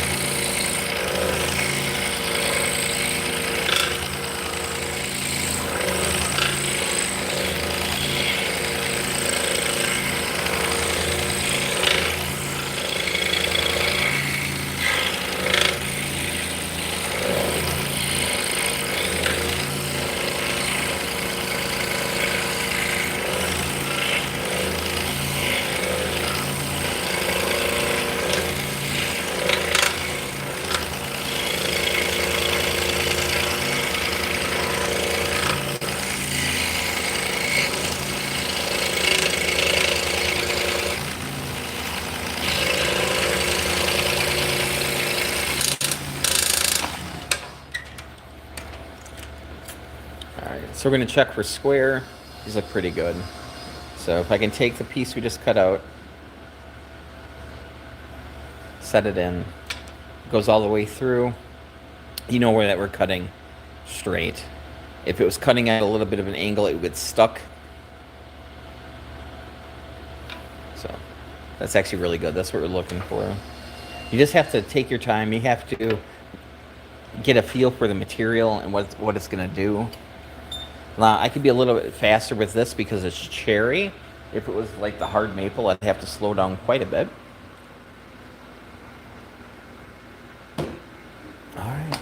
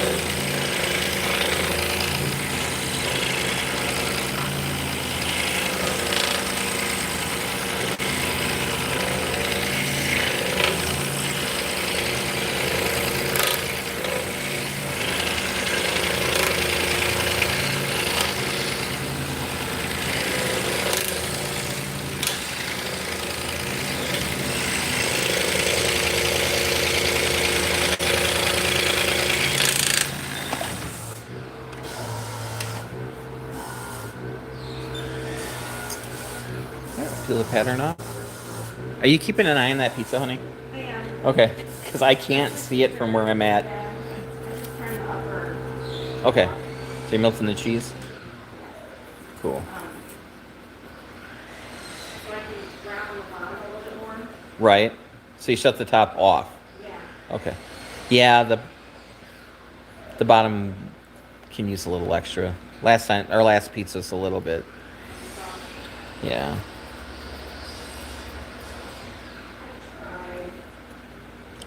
Just set it. If it's giving you issues, just set it aside. I can fix it later. I just. Oh, you're starting over? I'm gonna start over again. Okay. I tried that. Probably a good idea. Like, darn it. Yeah. So, don't worry.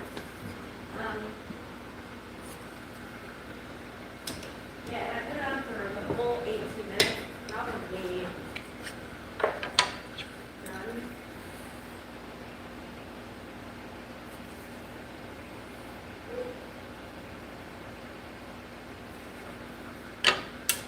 All right.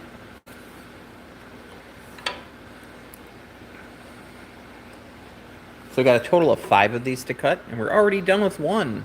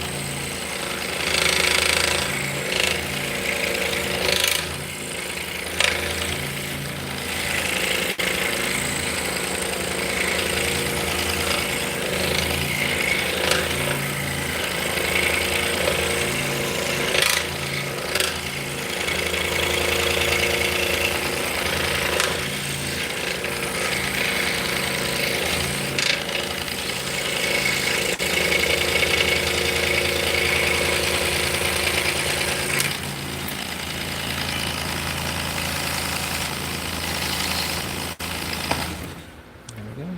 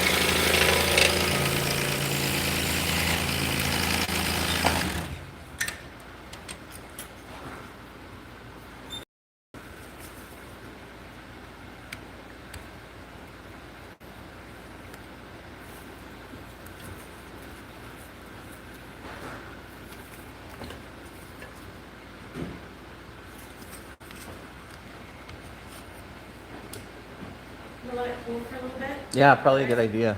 Otherwise it's done. Awesome. Thank you so much. Is it a tombstone? No. Yeah. It was tombstone? Yep. Yeah.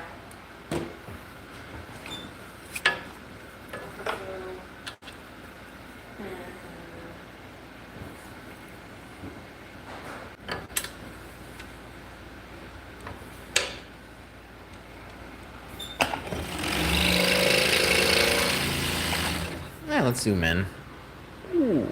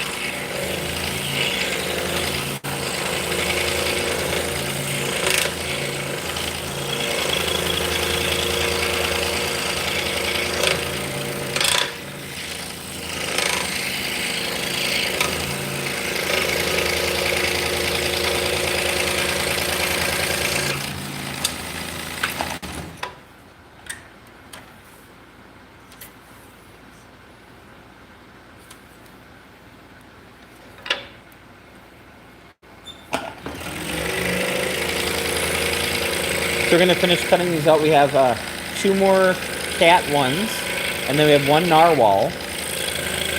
Then after that, we're gonna move to the lathe. Start making shafts for these guys.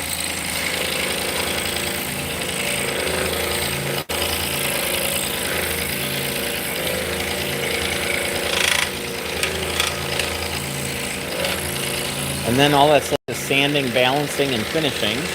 And then laser engraving the weight on the bottom.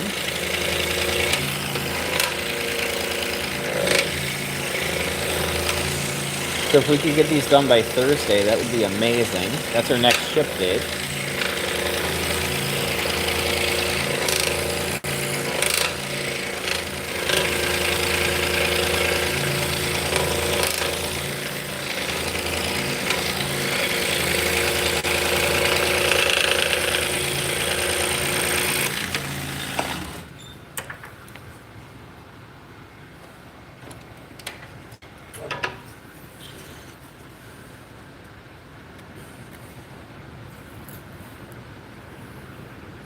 Peaking. Still snowing. Nothing is accumulating though.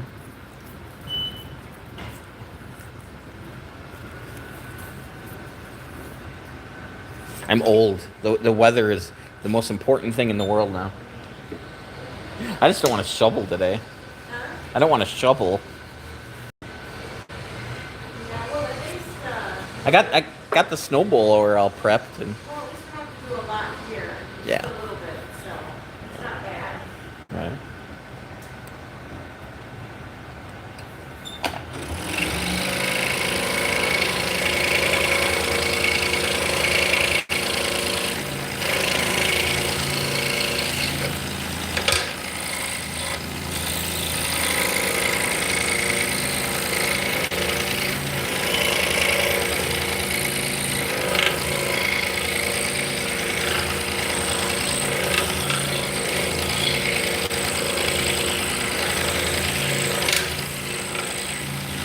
Hello. Thank you. Aiden, much appreciated.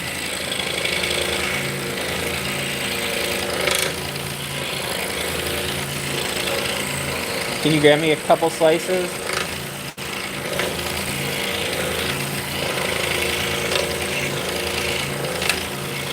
You can have a work lunch. Grab a bite here and there.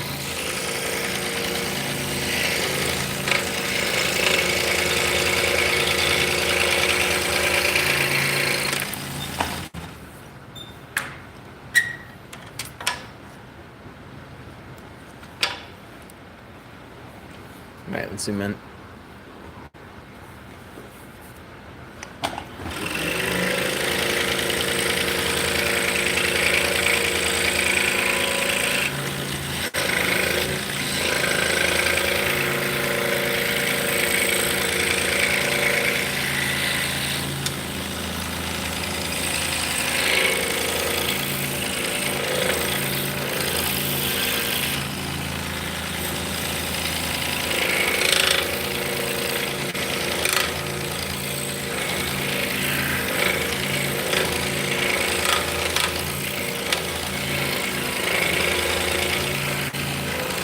Yeah, so this one we're going to follow the pattern pretty close, except for right here.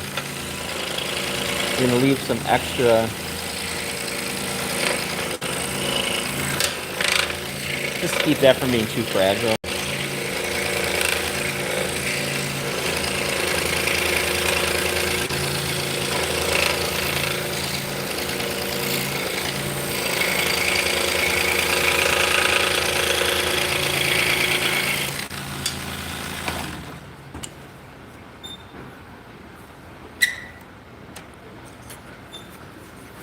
Oh, you are the bestest. I did lose a recough, but you laid out an extra one, so we're good. If that's the worst thing that happens to me today, I think we're doing all right. Right? I don't know if the crust is gonna be any better than the last. All right.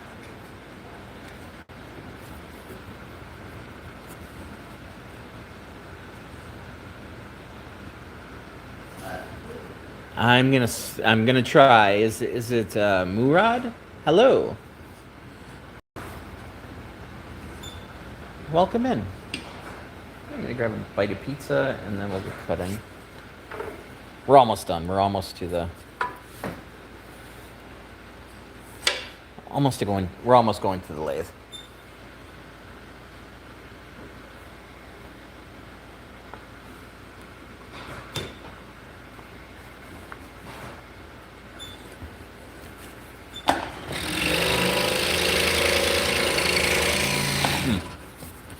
Zoom in.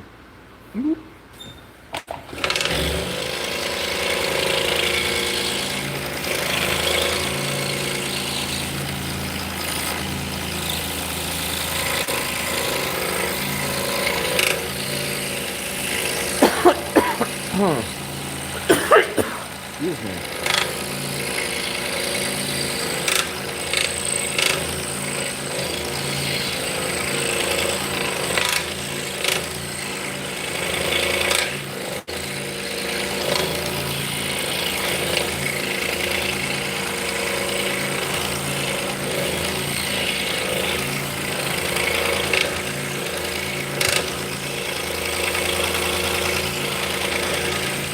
Thank you, honey.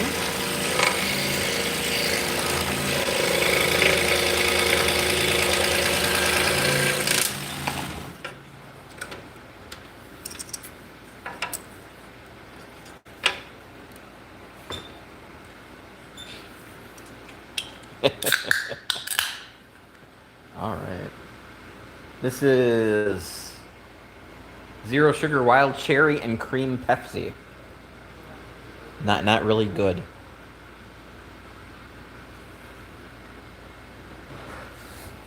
It's one of those sodas that kind of grow on you, but ugh.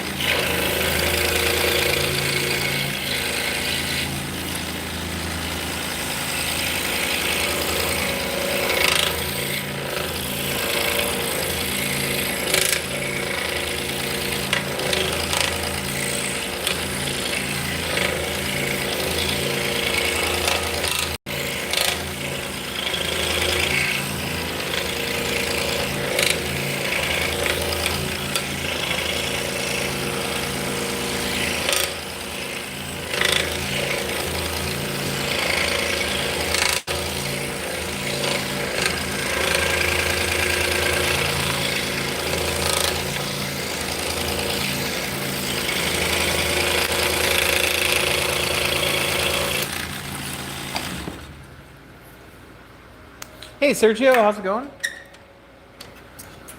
All right, we got one narwhal left, and then we'll head over to the lathe and start making wood chips.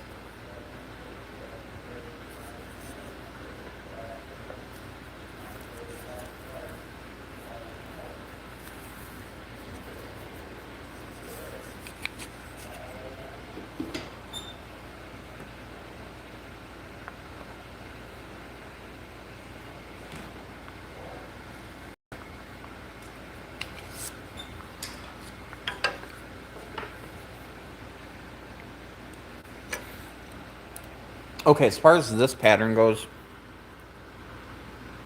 very simple pattern, right? The only thing we're going to change is I'm going to wiggle quite a bit when I'm making the horn. So the narwhal horn is the reason they thought they were unicorns. So, you know, it's kind of got that kind of umbilical cord kind of look. So I'm going to try to duplicate that just by adding some wiggles in there. But I will not say wiggle, wiggle, wiggle while I do it. I promise you that.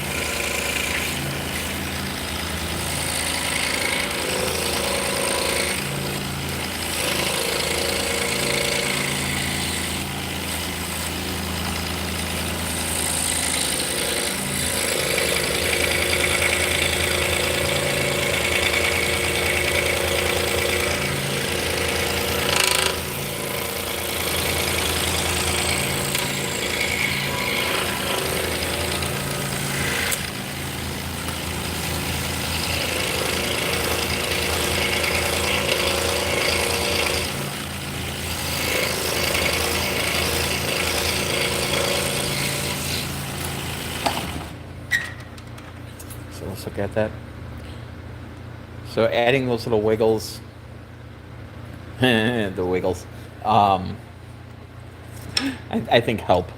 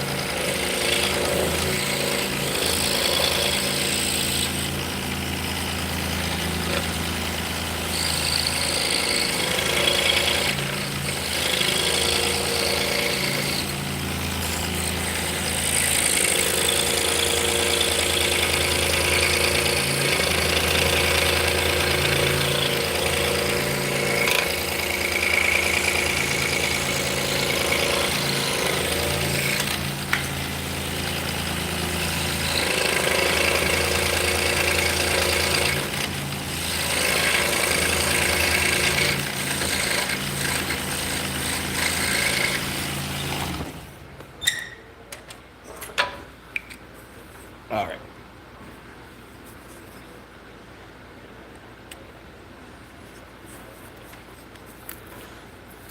So we are going to quickly move everything over to the lathe.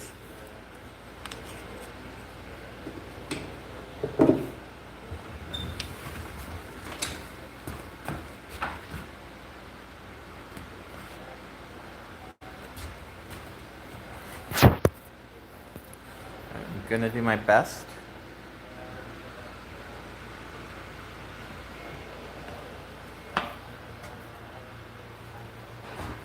To make you seasick.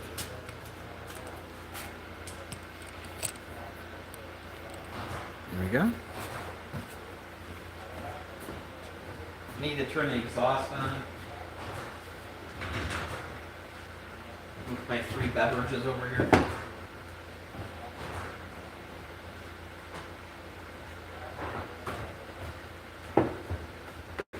And then we're going to turn the exhaust on, and then we should be ready to go. I just have to.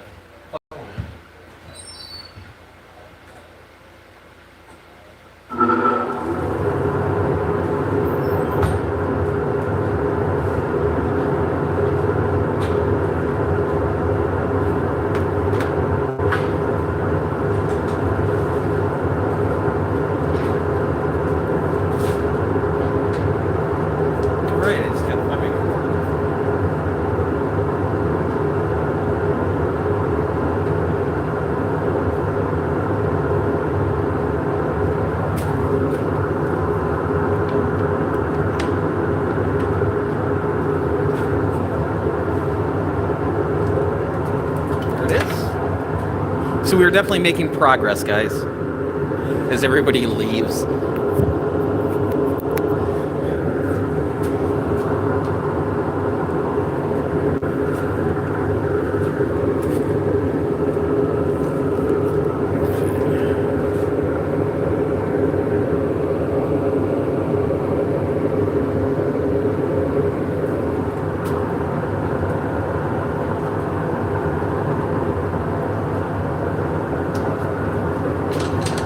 All right, we're going to be turning hard maple.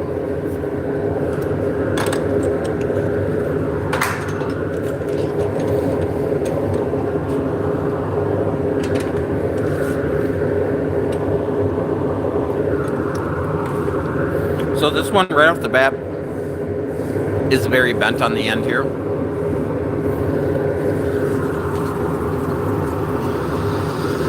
So we'll see if we can salvage it.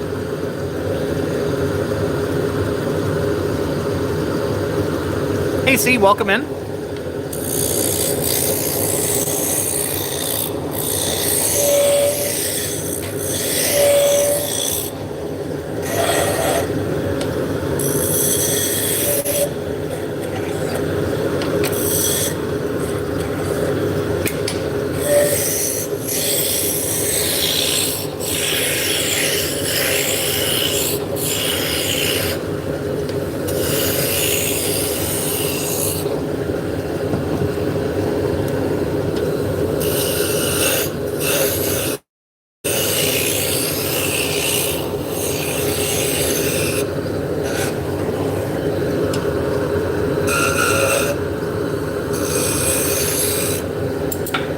All right, we're gonna back the tailstock off with it running, see if we are able to salvage this.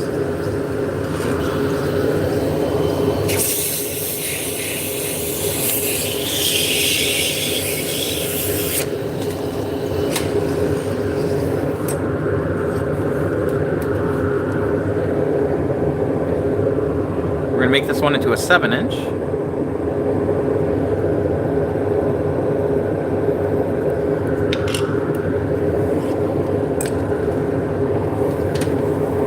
So we're going to put some beads on the bottom.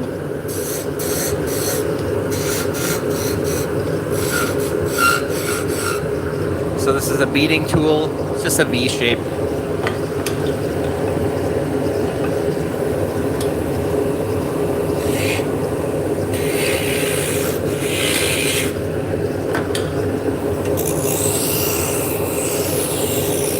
Then we're going to burn some decorative lines on the bottom. A little bit.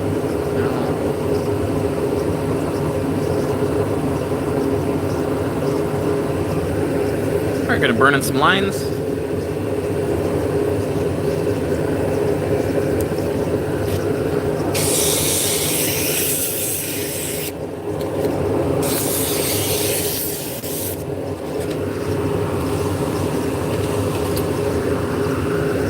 We're taking some wood chips and we're burnishing the surface. Then we're going to add some wax.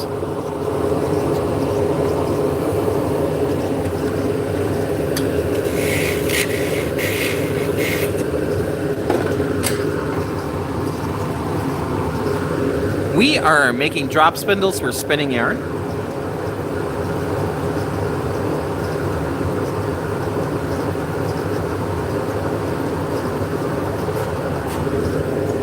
Not sure if I can get the sign in here or not.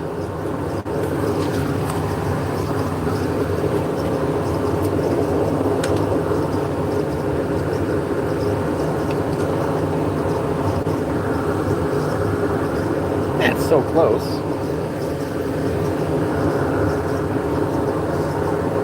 That'll work. Hey, thank you so much. Hey, Marshall, how's it going?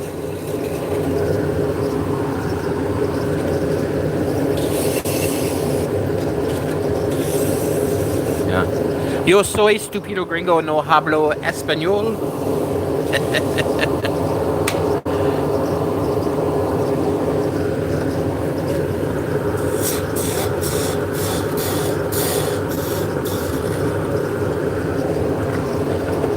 There's a number 7.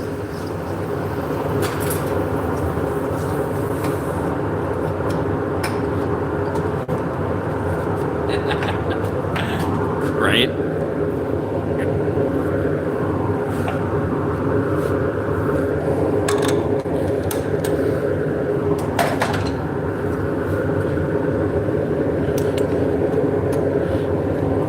Hey, halfway, how's it going?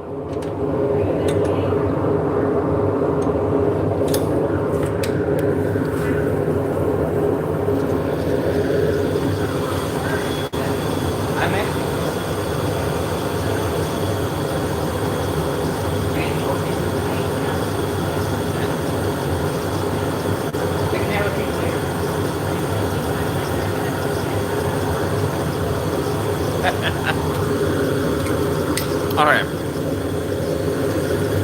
So we're turning hard maple. So I order these from the manufacturer themselves, so they haven't been sitting around. They make them per order. So I order them oversized so I can chew them up. So we're starting with the roughing gouge just to bring the diameter down. I'm going to use this wrench as a caliper. As long as it fits over, I'm on size. Now I have marks on my tool rest. So we're making an 8-inch shaft, so that's where my taper is going to start.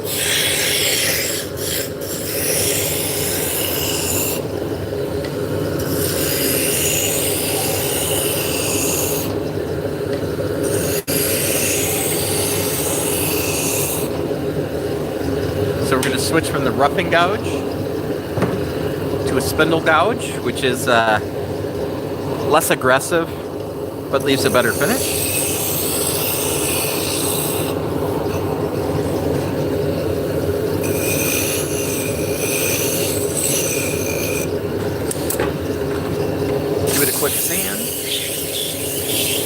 We're just kind of worried about that taper. That's what's going to lock in the arms of the spindle. This is a story stick or a storyboard. Just has the dimensions on and I'm just transferring them over. Is that a continental spindle gouge? I do not know. It's whatever Robert Sorby made.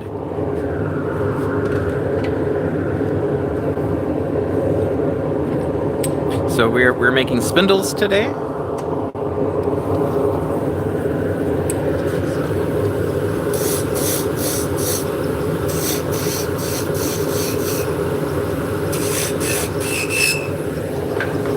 If you're bilingual, feel free to chime in.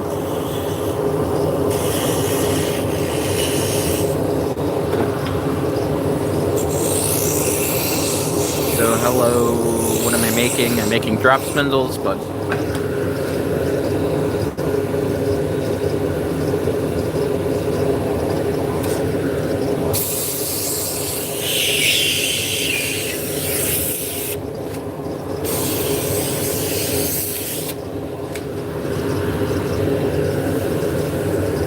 so now we're just burnishing the surface with wood chips. Think of it like a friction polish. We're gonna add some wax. Come up with a skew, we're going to form the finial.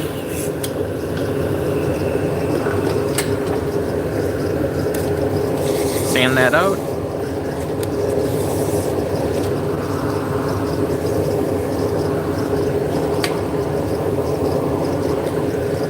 So we're done, we're just going to cut it off on the bottom.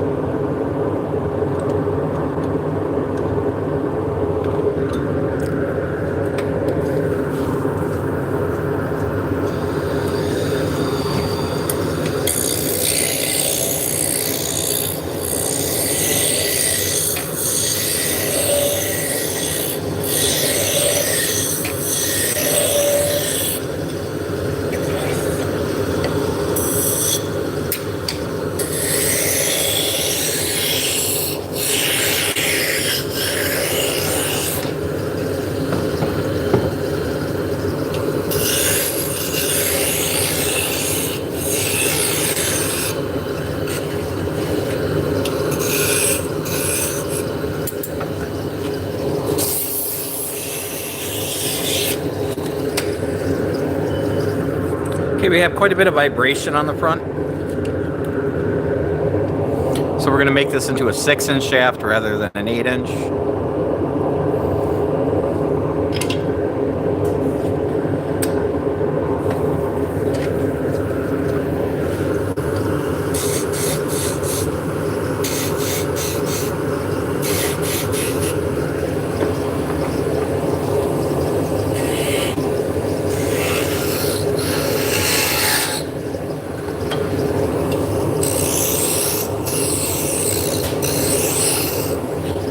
So depending on the spindle, I make, I think 5 different sizes. I make a 4 1/4, a 6, a 7, an 8, and then a 10.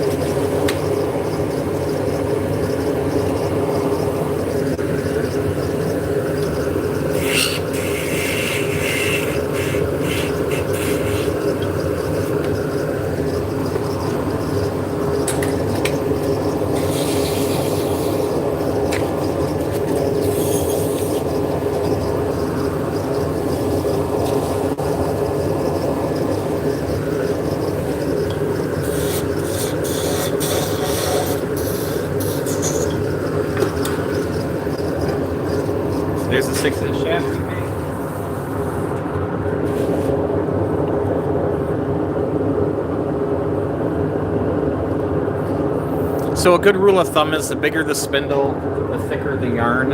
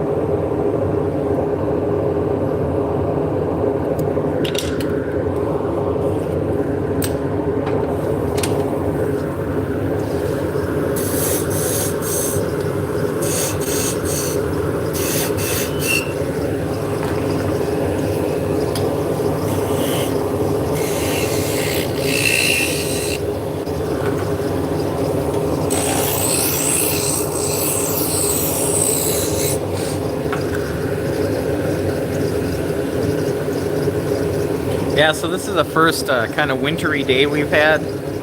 So it is 34 degrees. So it's not horrible, but I mean, we're in November, so just be happy we didn't have snow for Halloween.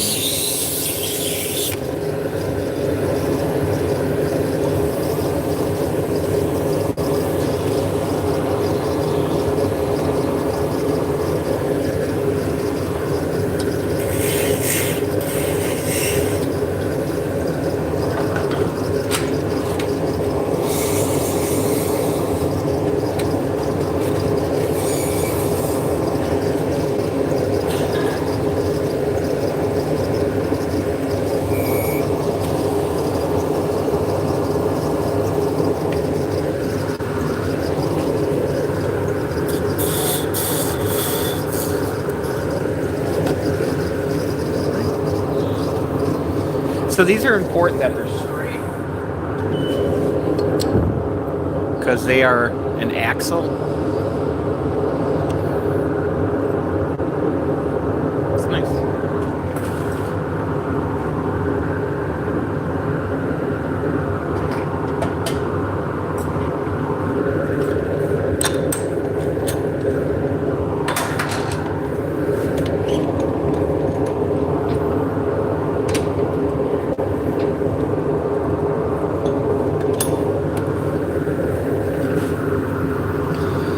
So I'll actually be working on a recorded video for the channel. I'm going to start this week on like Thursday, and it should be up next week. I'm doing a review of a new model scroll saw.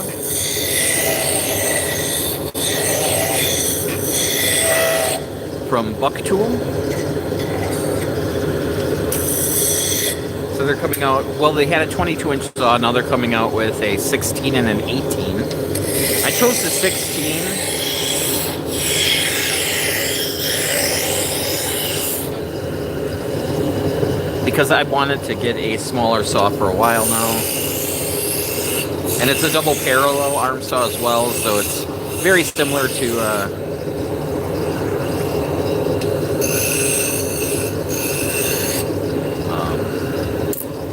the Pegasus I have.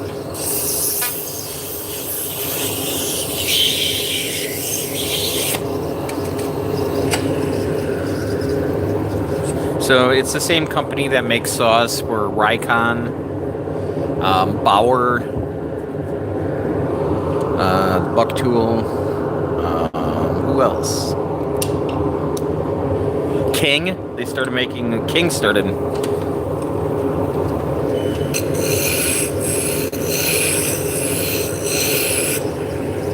So originally, King was being made by the folks that make the Excalibur, the Pegasus, the Seiko, the real high-end saws, and now they're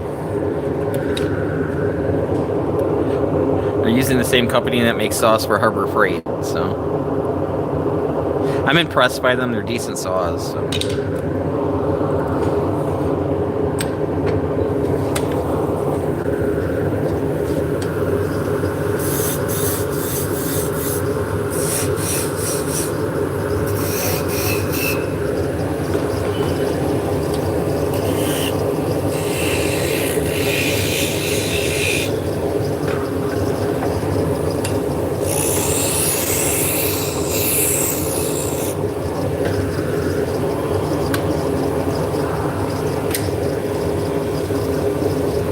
Yeah, so my current saws I have set up, I got a Pegasus, which is the 21-inch.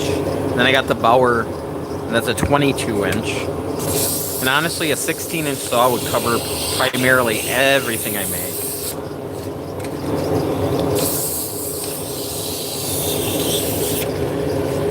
So I think it'd be good for people with smaller workshops. If you wanted to build a workshop in the back of your van or whatever, it's an option.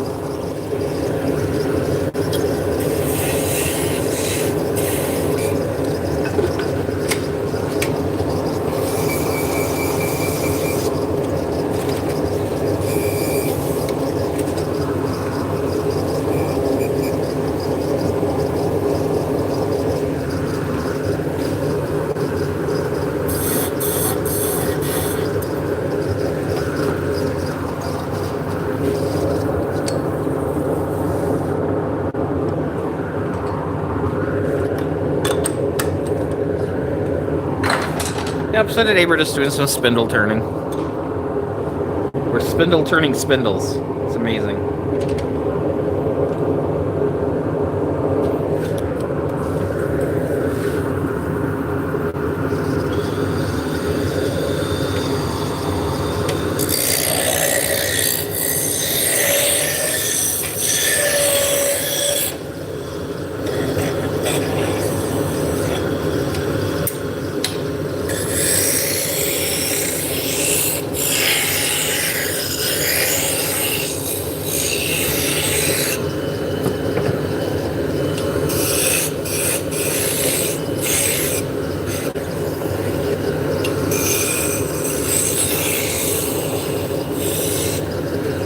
So there's quite a bit of, it was bent, so let's see. We saved her.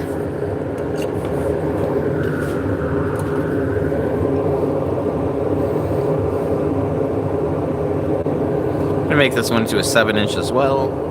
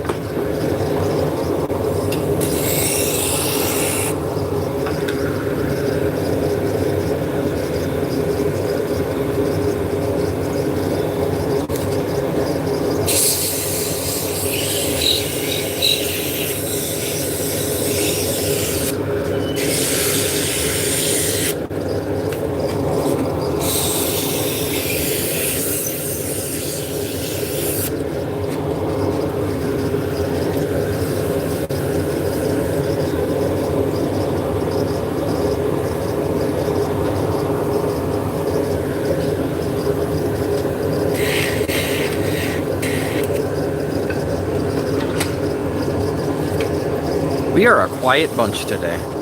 That's okay. If anybody has any questions or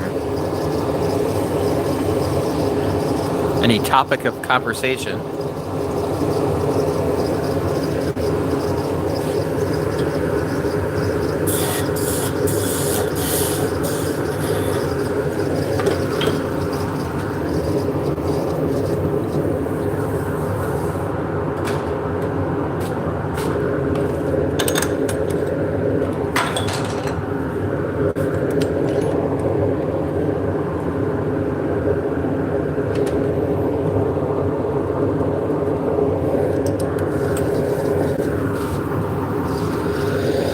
Hey, if you guys could do me a favor and just, if you're watching it on your phone, just give a couple clicks on the screen so we can get some more people in here.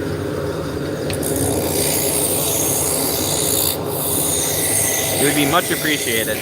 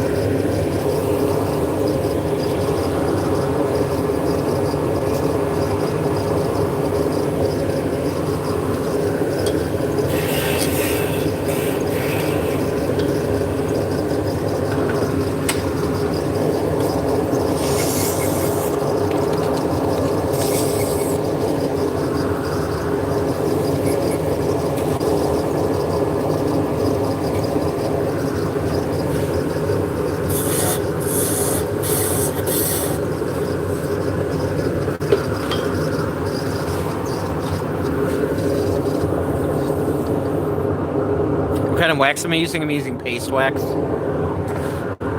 I've made my own like beeswax with mineral oil in the past. That works fine too, but yeah.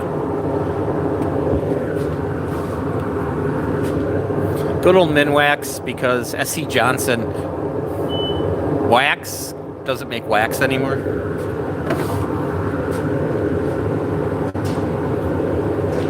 Hey Peanut, how you doing today?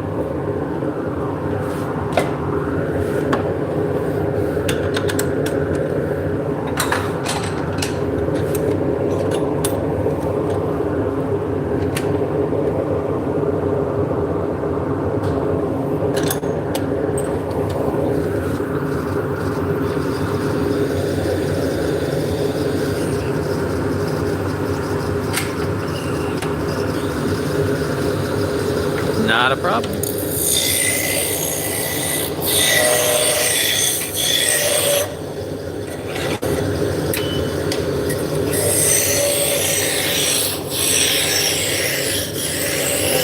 I had to write wax on here because the consensus was I was eating salmon.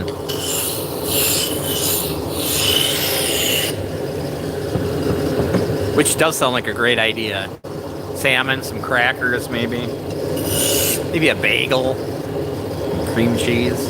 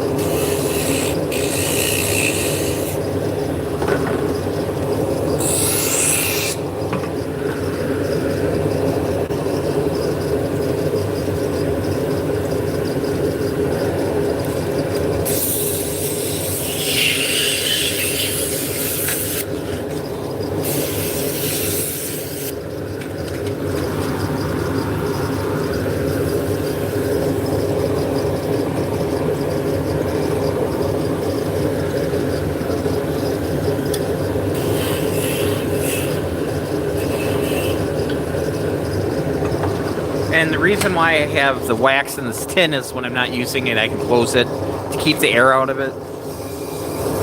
Because paste wax has a solvent in it.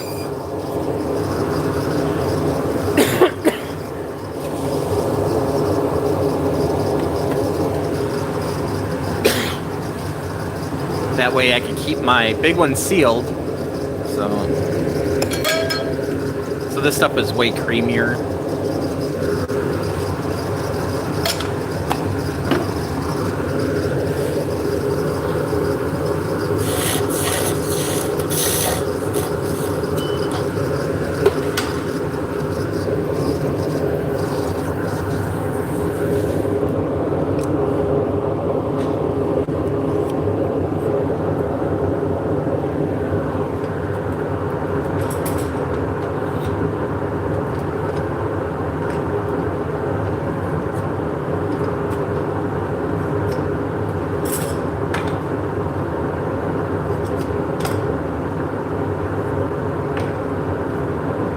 I'm here. Give me a second.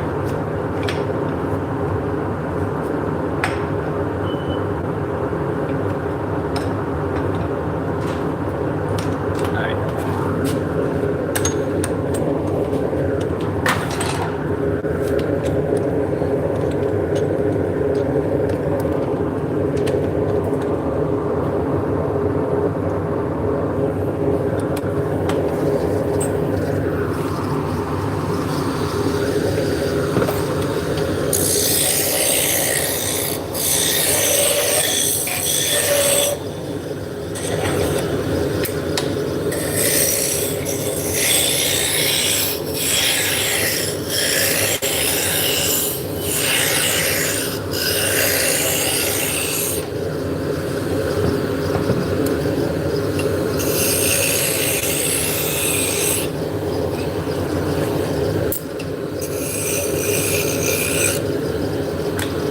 So really, the paste wax serves as a protectant.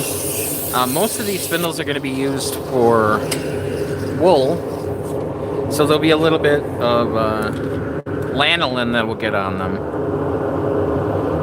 which will help keep them from drying out.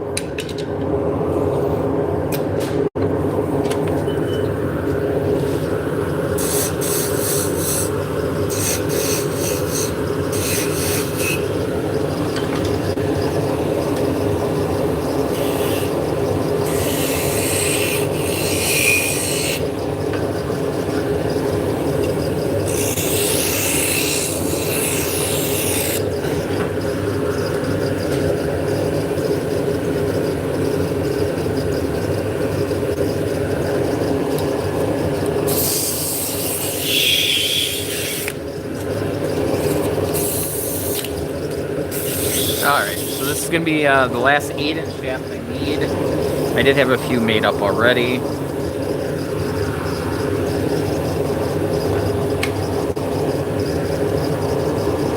It doesn't mean I could stop making 8 shafts, it just means that I have enough.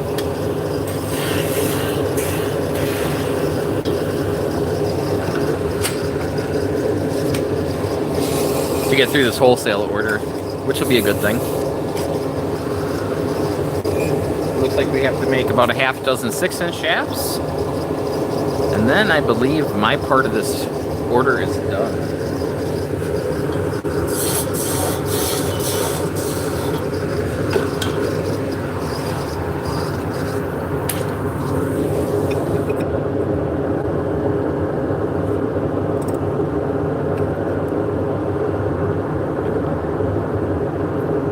Nice.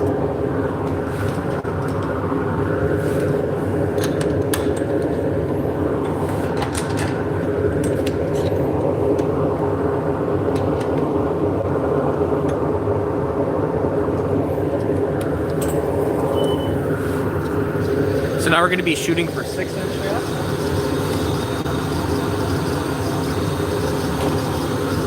Which sit right here. That's what the green line is.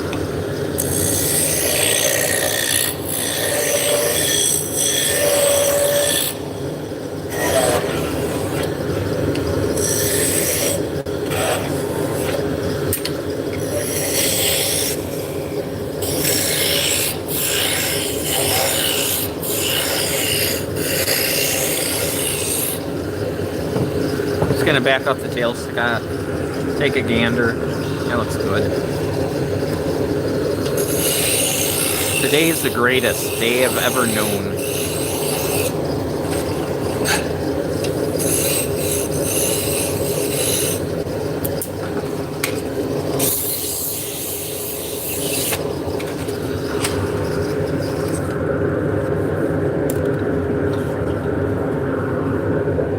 Yeah, so this is my story stick, storyboard, story, whatever.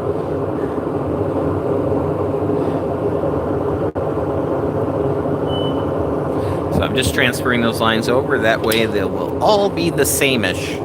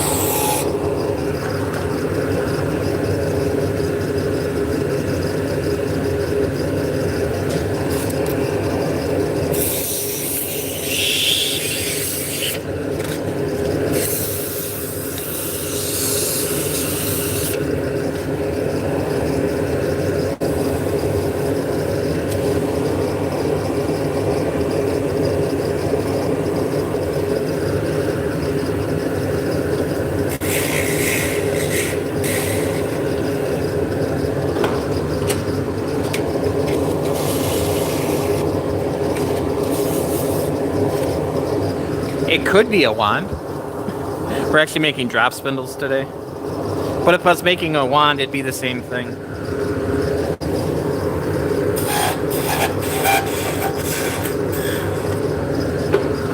I mean, yeah. Leviosa. That's magic.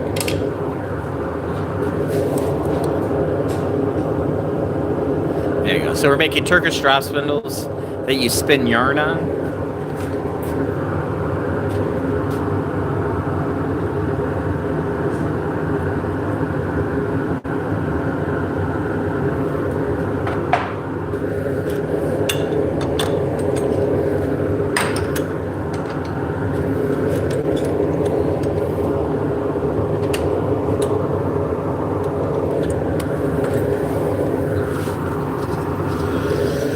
Yeah, if I was making a wand, like spindles for like furniture or a baluster for stairs, same process.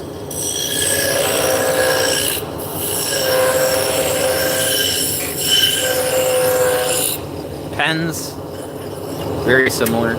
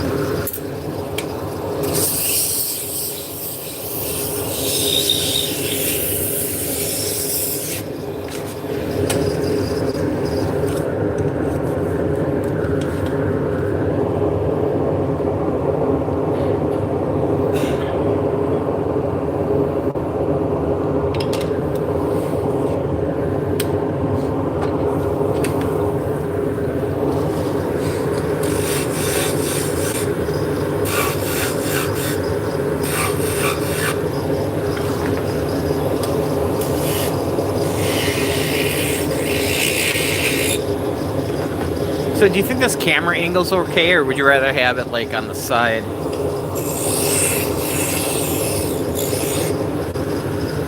Oh, it's really...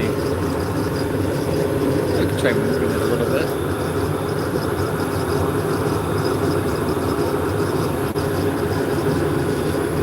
So, close your eyes. This is going to suck for seconds. Probably don't want to have to look at that cord.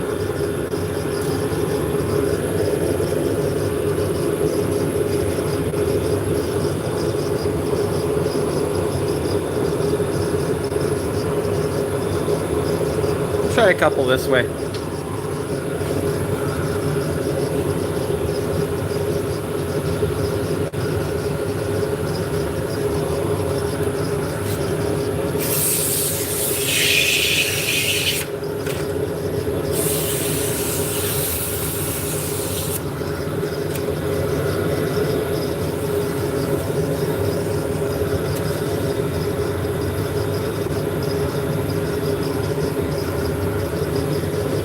So I'm all set up to do production work. I'm all set up just to make these.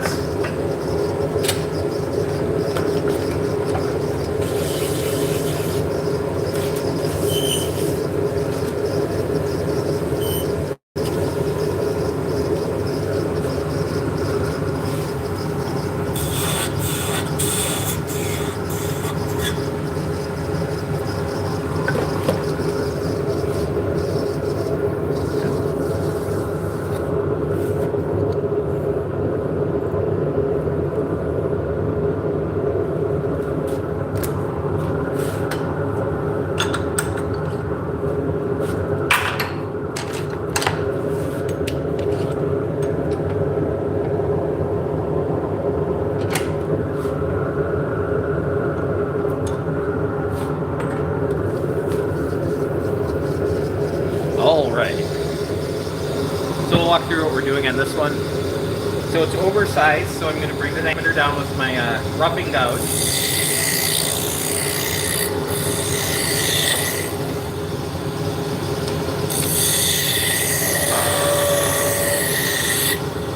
Now, I'm using this wrench as a caliper, so if that slides over, we're on size.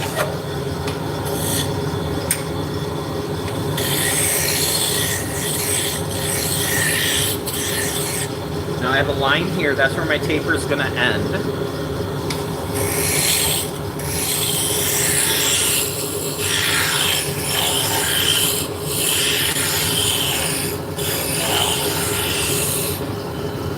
So we're somewhat close, so we're going to switch from the roughing gouge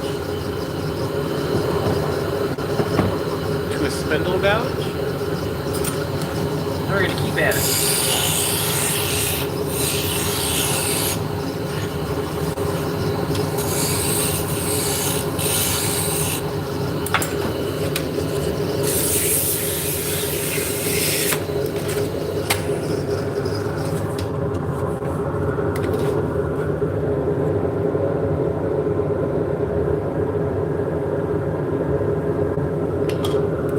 Thank you so much. Much appreciated. Hey guys, welcome in.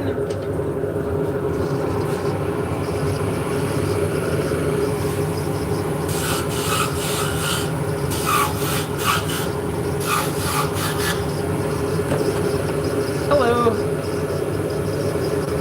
Saeed, how are you doing today?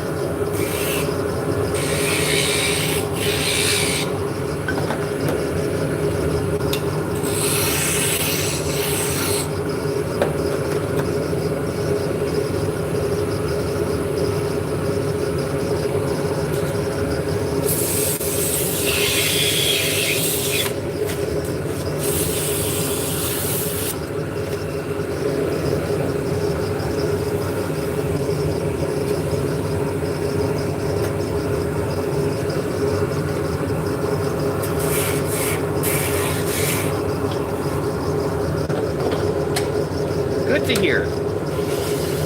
I'm also having a wonderful day.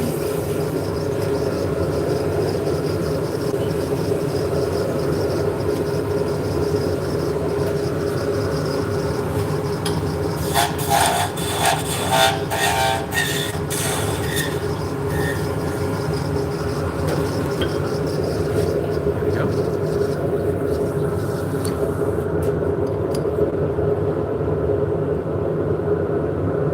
Good. Thank you. Got 2 more to make. And then I believe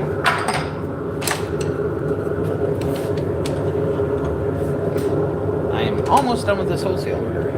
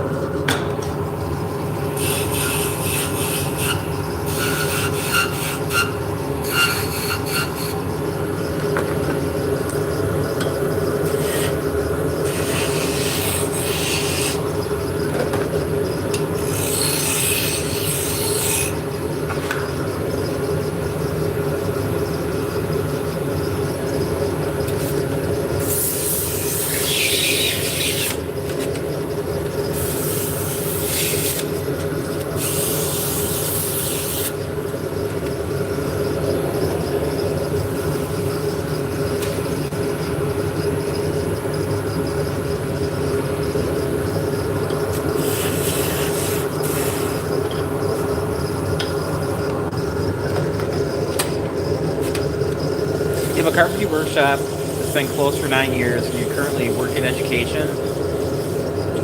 Crossing some beautiful memories. Awesome. Good to hear. Yeah. So I've been making fiber tools, things for, you know, spinners, weavers, crocheters, knitters. I started in 2013, so it's been like 12 years.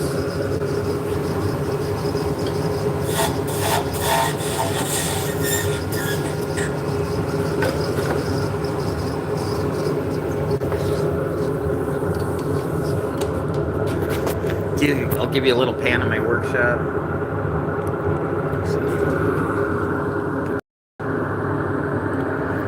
So yeah, this is my lathe station. Return.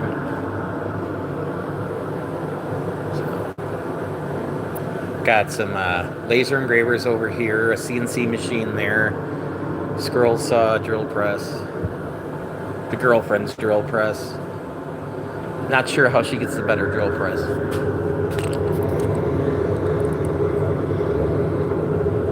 She drills the center holes in these spindles, so.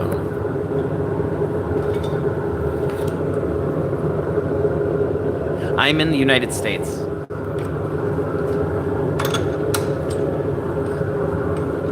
Oh, I appreciate it. Thank you.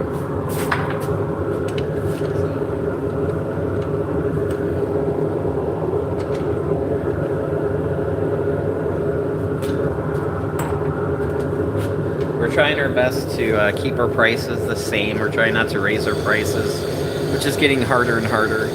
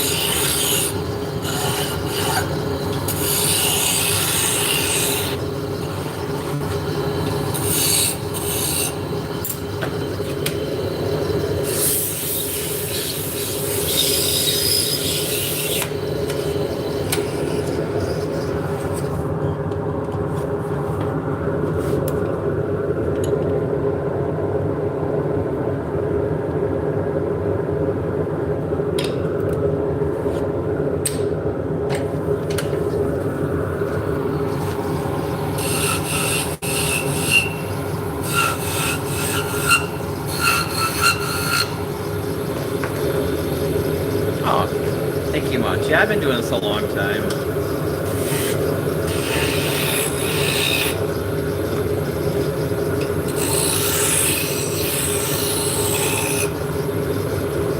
You know, it's one of those things where you find something that you love and you're passionate about, then work isn't so bad.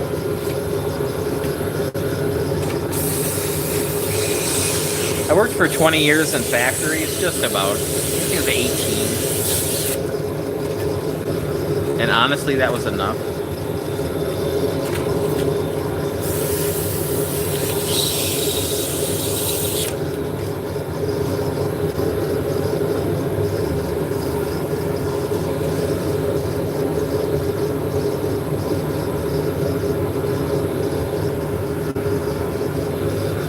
So I spent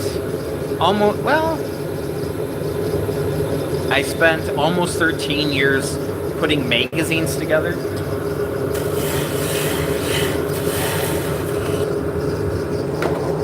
And then I went to Oshkosh Truck for almost 6. So closer to 19 years, I guess. Where I had worked on an assembly line, putting vehicles together.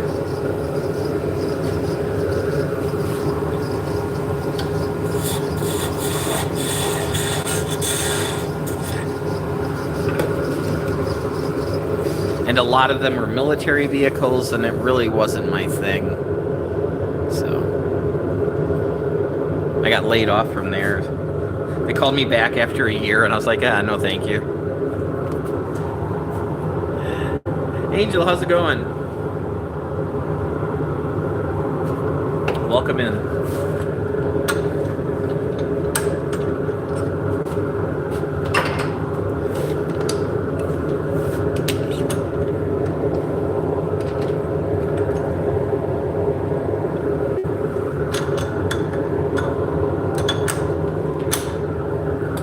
So at the end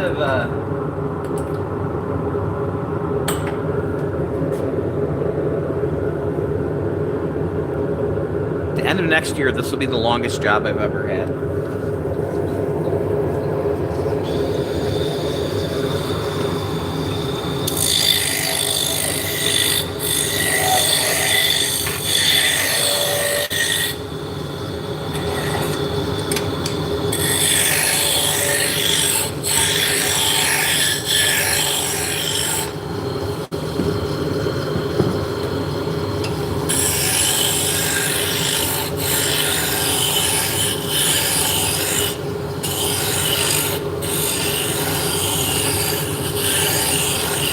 Have a great night.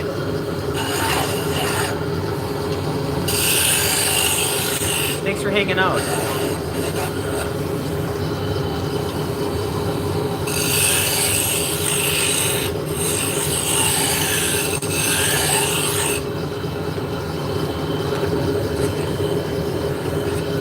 All right. We will see you later. Hopefully, we'll see you again.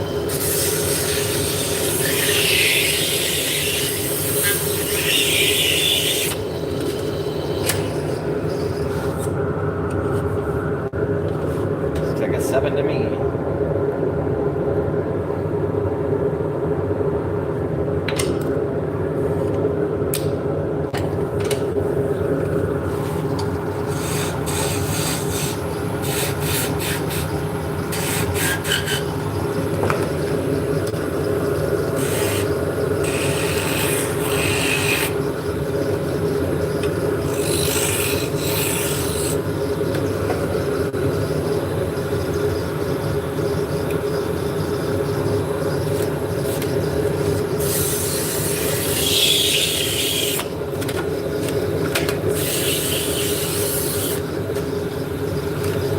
Thank you much.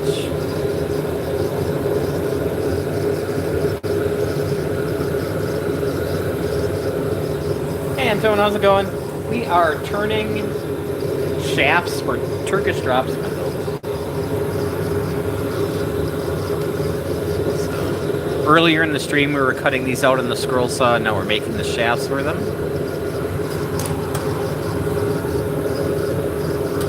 Thank you, Masai.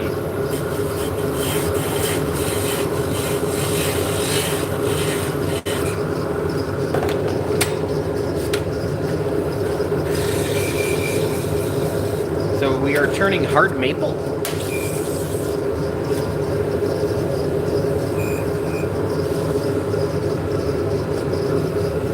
I like hard maple a lot. It's strong, it's got a little flex to it, and most importantly, it's got very small pores.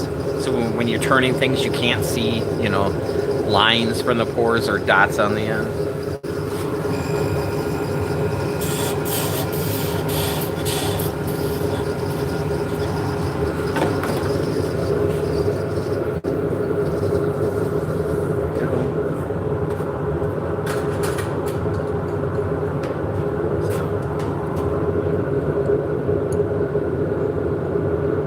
My hand's not perfectly flat, but yeah.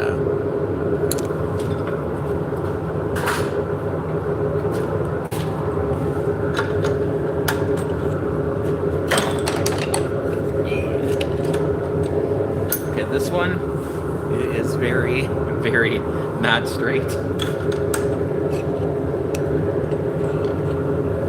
Oh, this thing is horrible. I don't know if we're going to be able to salvage anything out of this. We'll try, but I don't think this one is salvageable. But we'll make some wood chips. Oh yeah, this thing is way off.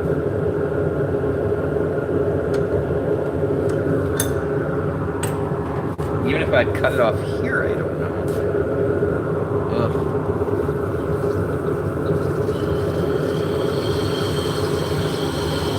Ugh. Fingers crossed.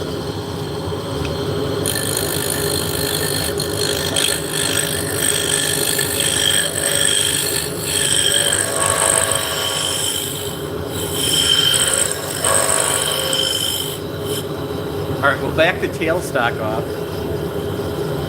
This is worth a zoom. All right. So let's see if that's gonna work. Nope. A little bit too much vibration. But honestly, from what it was, I'm not gonna complain about that. Look at that. Woo!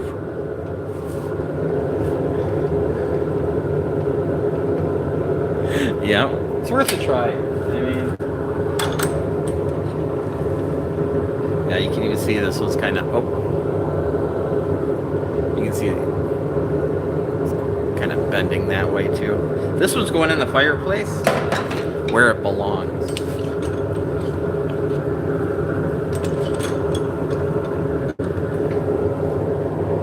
So I do, yeah, pretty much a banana. So I do order these oversized. So if it's a little, I can save it, but that was just way too long.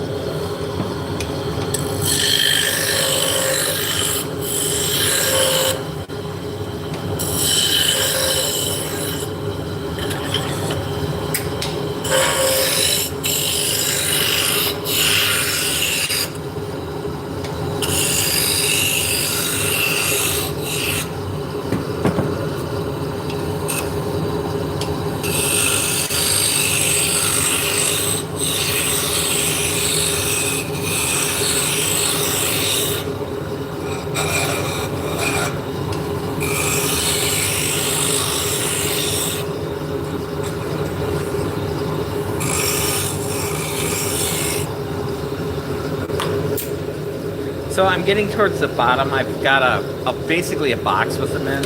And I think I subconsciously grab all the good ones. You know, I grab the ones that, you know, look good. So by the time I get down to the end, then things start getting wonky a little bit.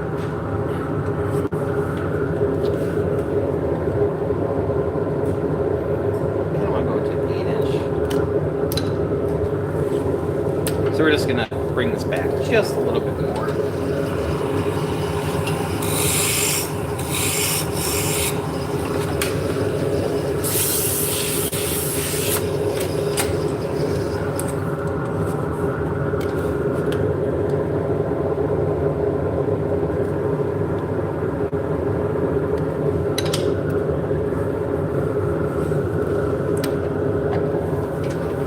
Alright, we're going to use a beading tool, which is just a V shape.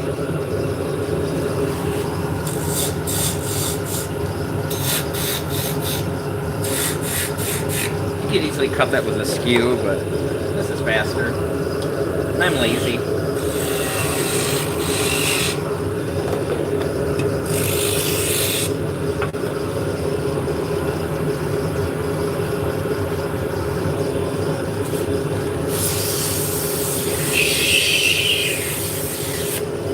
So when you're doing production work, it's important to have all your tools, everything you need in arm's reach, and you know where they are.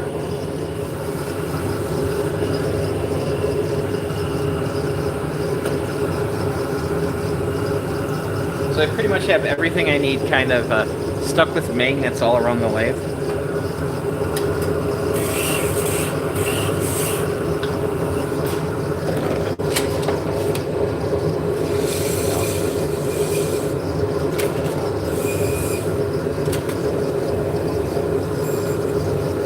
Laziness equals efficiency.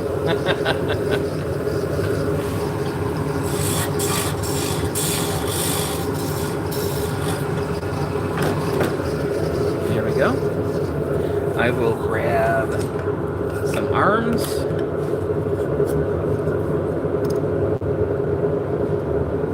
It's running nice and true. So that's what we're shooting.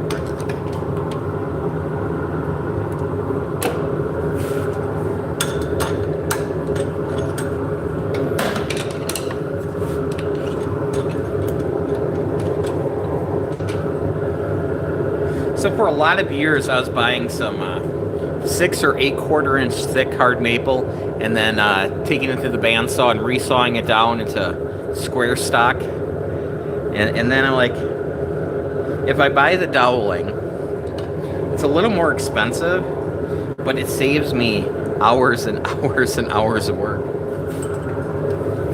Because my time is worth something now. So Adam Savage, the Mythbuster guy, was talking about how when you start a business, supplies, your materials are the most expensive thing, and your time is basically worth nothing. But once you build a business, once you get good at stuff, your time is worth money, and your supplies really, they don't matter, you know? So sometimes it's a hard pill to swallow.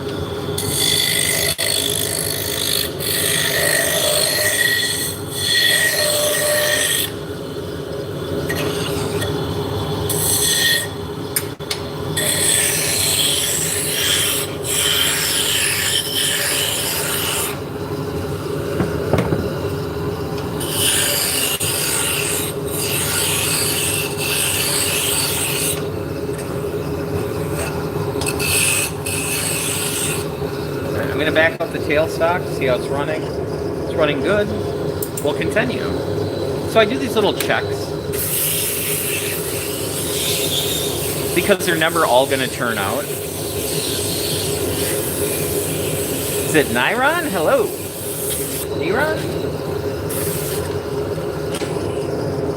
So if something's wrong, I can just stop and move on to another one.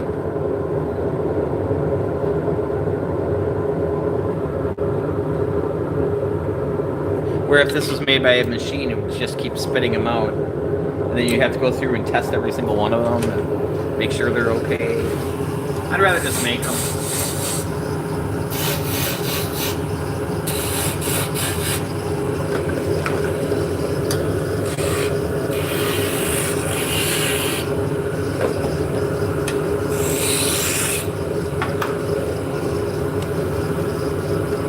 We are making Turkish drop spindles that are used for spinning yarn.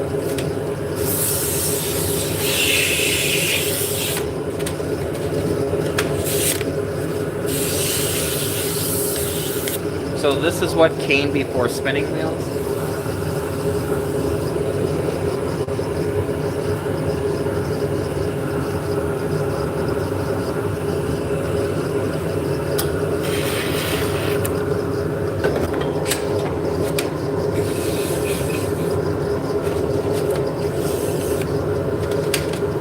It's very niche, I get it.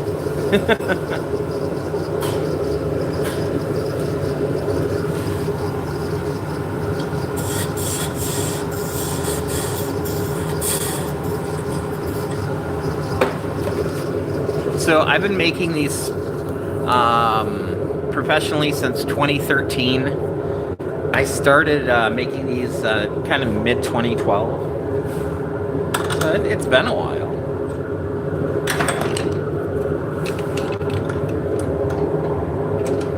Now I make a bunch of different styles. Turkish are probably my most popular, but I do make some supported spindles, some Russian spindles, some Scottish spindles, you know, top whirls. I enjoy it, I really do.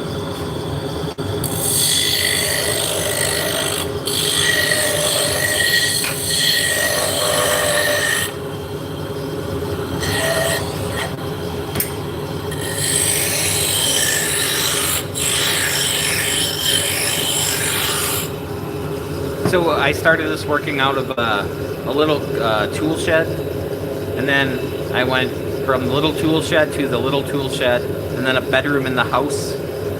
And we did that for quite a few years, and then the business started taking over everything. I had laser engravers and 3D printers in the kitchen, and yeah.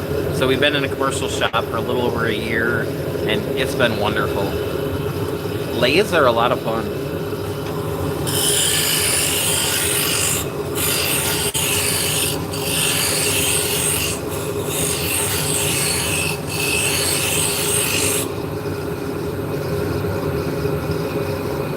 What's the latest trick I've learned?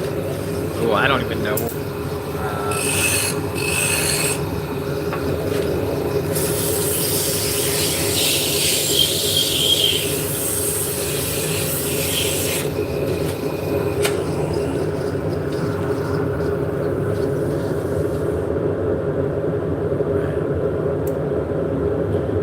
Yeah, if I had a garage, I'd probably be in a garage. I'm actually in a commercial building right here. How much do they go for a lathe? New. This is a midi-sized lathe, so it's not a huge one. It's not a tiny one. It's kind of a Goldilocks lathe for me. This one was a little over $1,000 US. You know, if you keep your eyes open, you know, you can get, you know, a Wen or a Harbor Freight one for a few $100s. Maybe like 350. But, you know, Facebook Marketplace is a great place to look as well.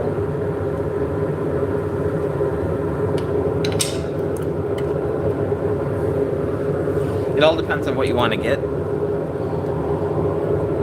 So I've had a lot of cheaper lathes prior to this one. But I needed something that wasn't going to, you know, die on me.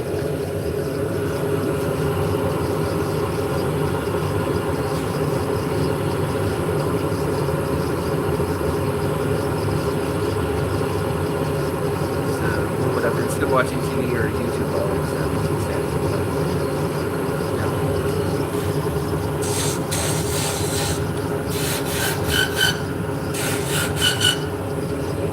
You know, for me, you know, this was a hobby for a long time. Hobby.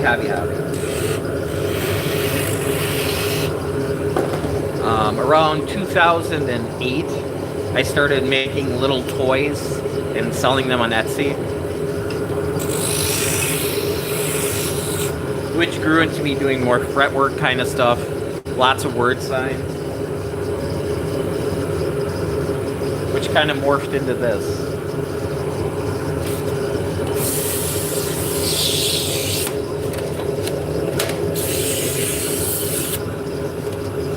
When you're starting out, you don't necessarily need the best equipment known to man. Get what you can afford. You can always upgrade it later.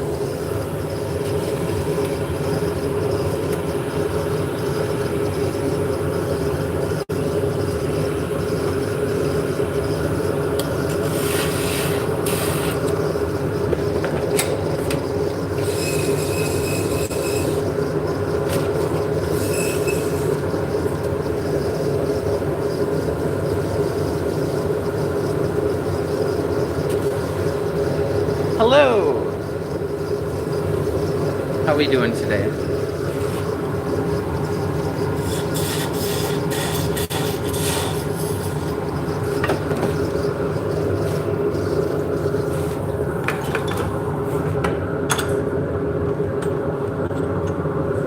So I think we're going to make 2 more and then we're going to jump back on the scroll saw. Just because it's gives me the ability to sit down. Howdy, welcome in. This shaft is also not very straight. It's like the Charles Nelson Riley of shafts here. Alright.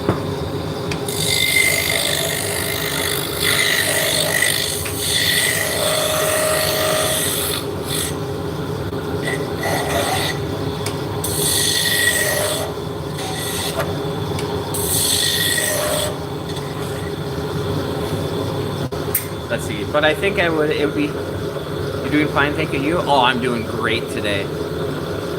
Feeling pretty good. It's been a long time. Let's see. But I think it would be hard to start anything in an apartment building, as they could afford nowadays. A place like yours, sadly, is almost nobody. Well, like I said, I worked out of my house for, you know, 10 years before I was able to work up to this.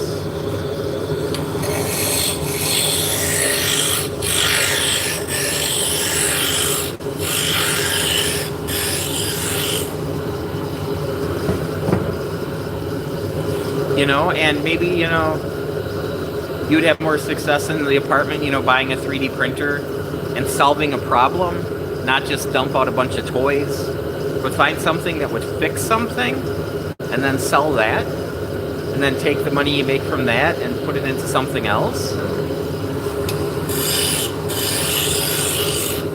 You know, find something that you enjoy doing.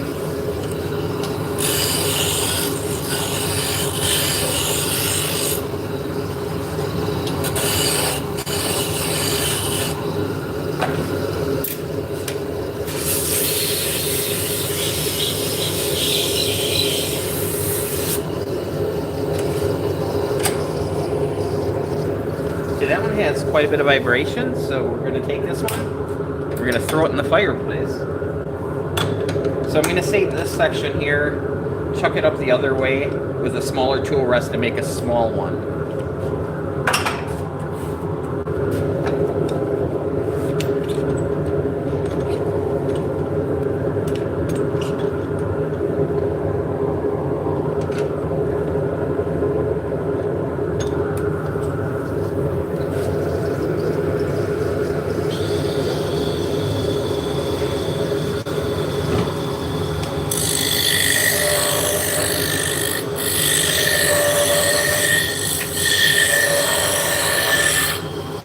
Now, my location also helps me do this.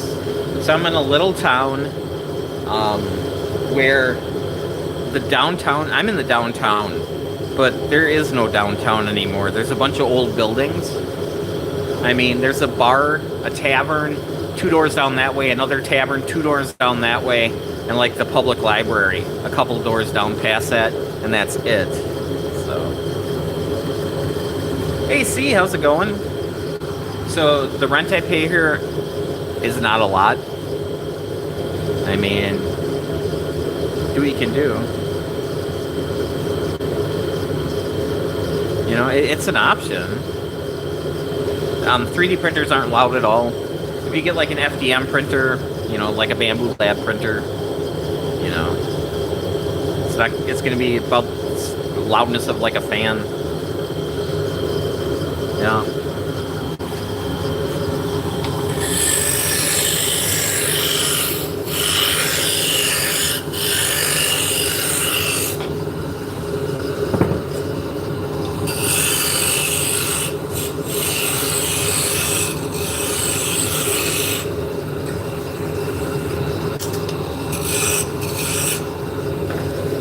Well, you know, find something you're passionate about and like, you know?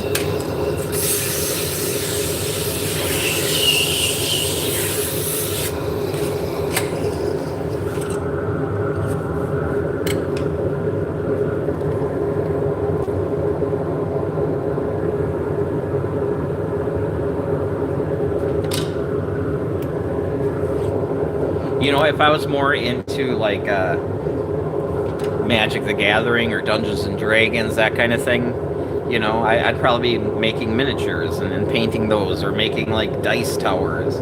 But you know, that's really not my thing, so I don't do that.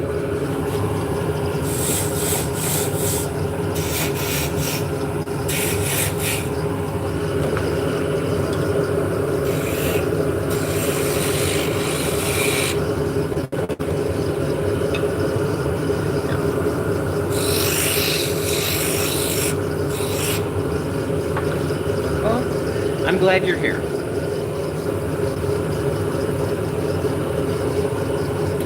But I do think it's, after this one, we are going to go over to the scroll saw.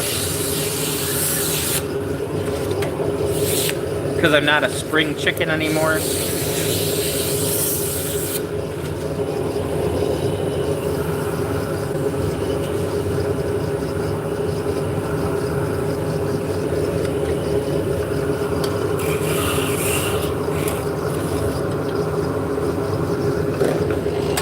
And the scroll saw gives me the ability to sit down.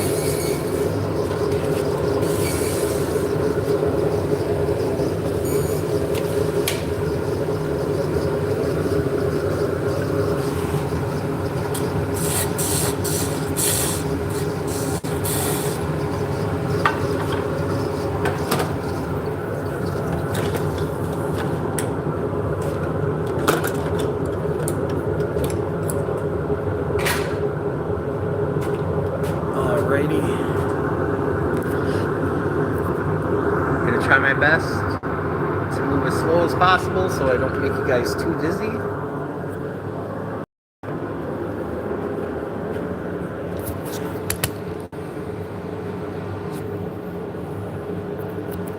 Gonna shut off my exhaust.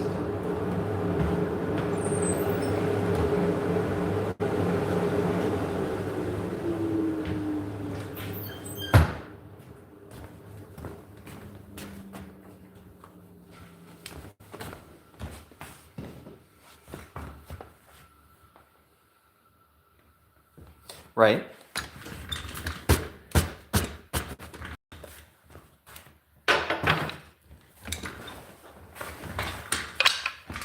So you could print out, you know, if it's like D&D, you know, you could print out like the grids on the bottom.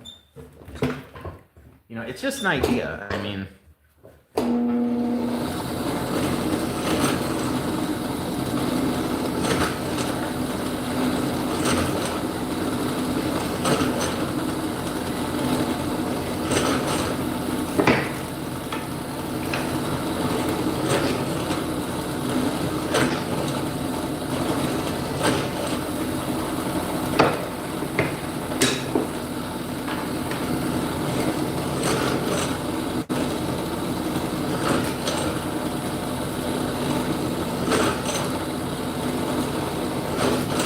all right, I got the holes drilled, so we are ready to start cutting.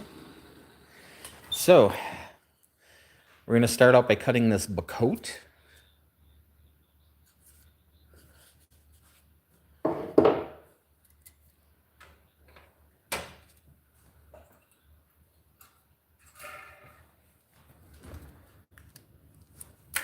So I think we're going to grab a Olson Mach Speed blade. No, this is a precision ground blade. This is a step up from Mach Speed. So here we go.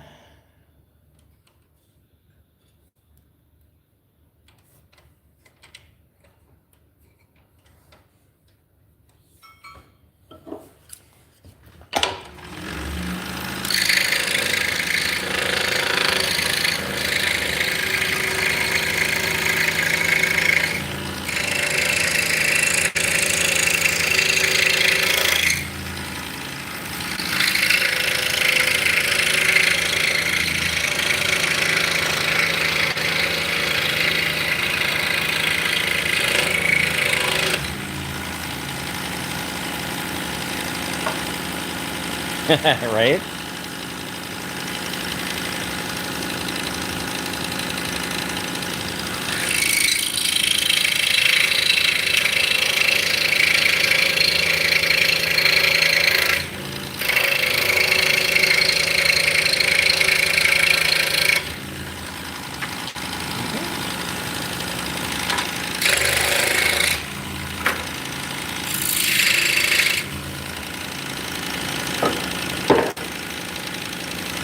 So we got a lot of these are the smaller ones.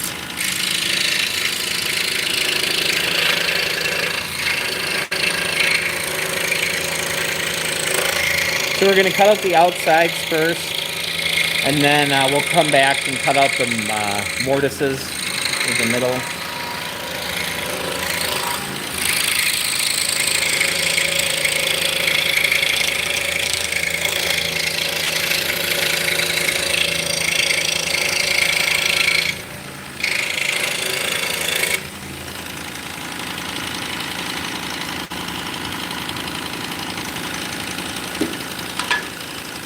This wood comes from Mexico. Not sure how far it goes down into Central America.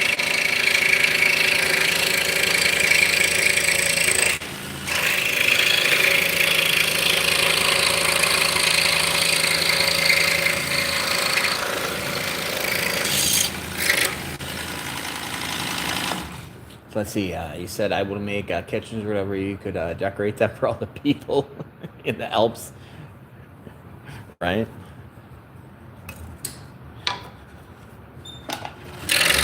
All the rich people, yeah.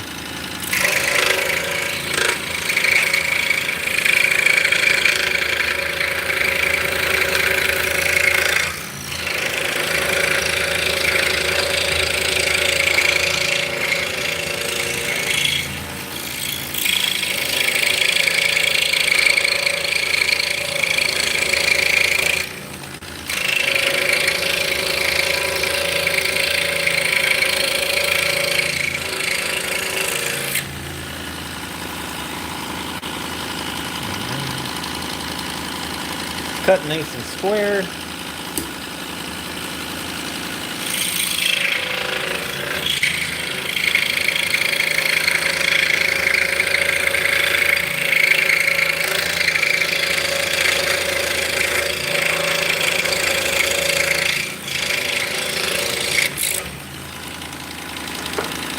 just going to peel the pattern off. There we go.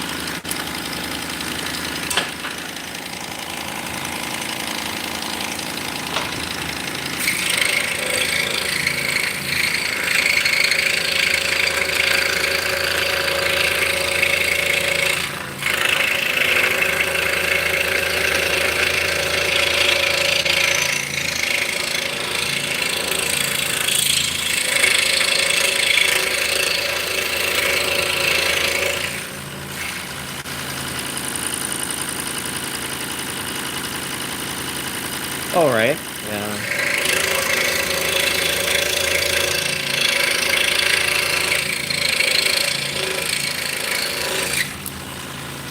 Then do some carving. Yeah.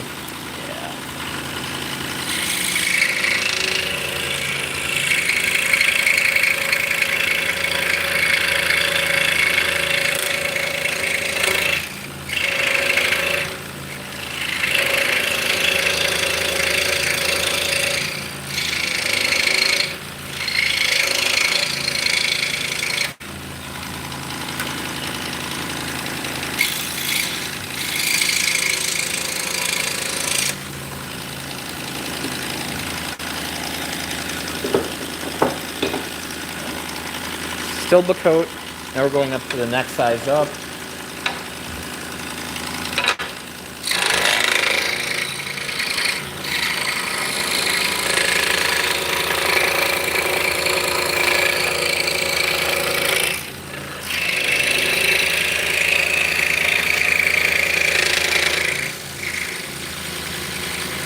Yep. So I'm in Wisconsin.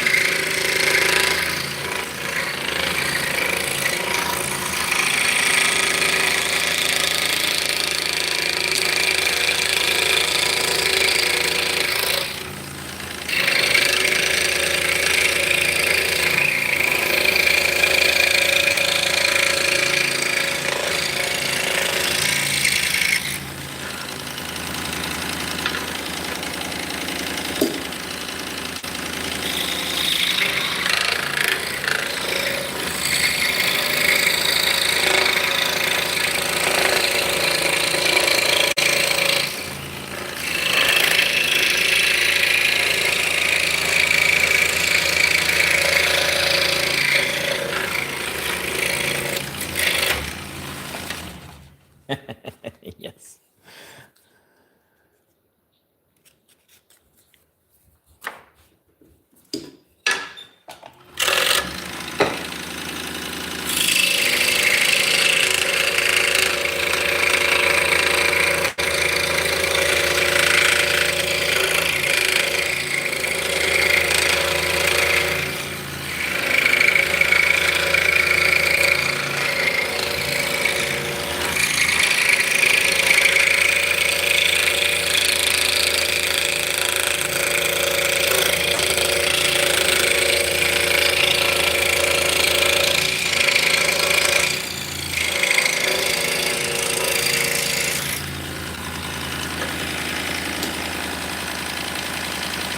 Well, it looks like it stopped snowing, so that's good.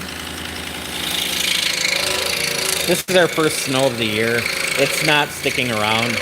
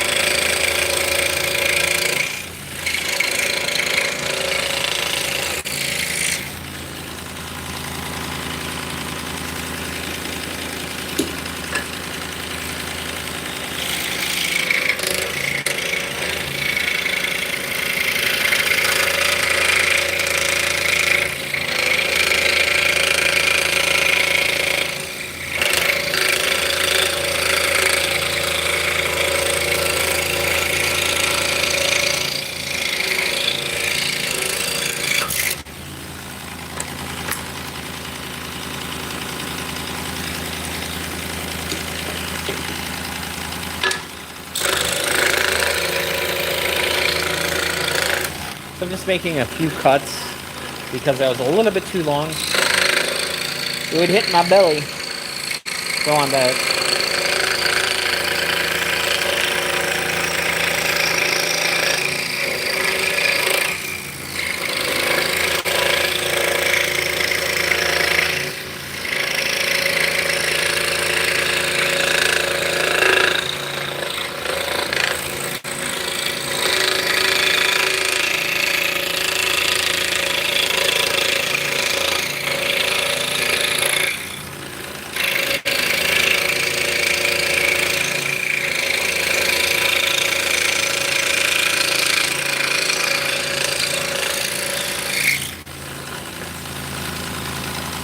Yeah, this is kind of a unique piece of coat. It tends to be like have more striping in it rather than just being peppered with the color. Pretty though.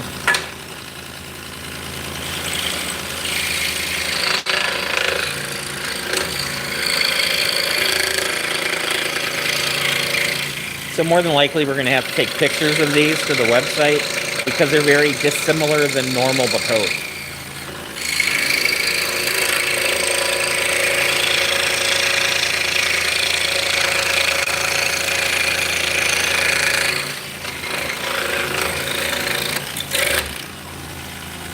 So, you know, normally if they all look the same, you can get away with one listing picture.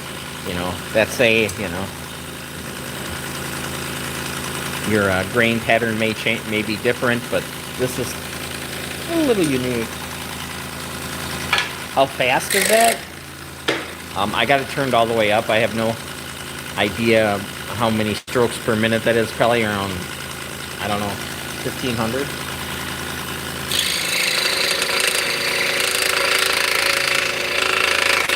Guessing.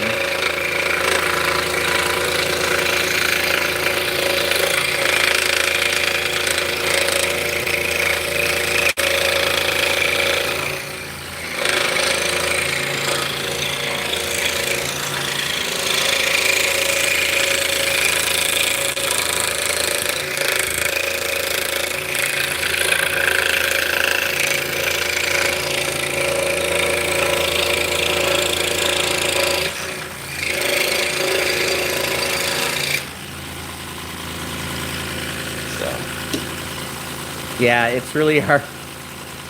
If I turn this way down, if I get it going slow enough.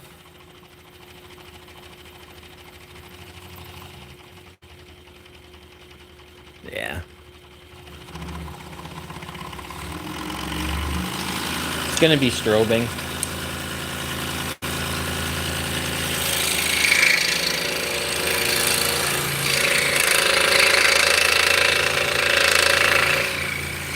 So it wouldn't be RPM, it'd be like 1,500 strokes per minute.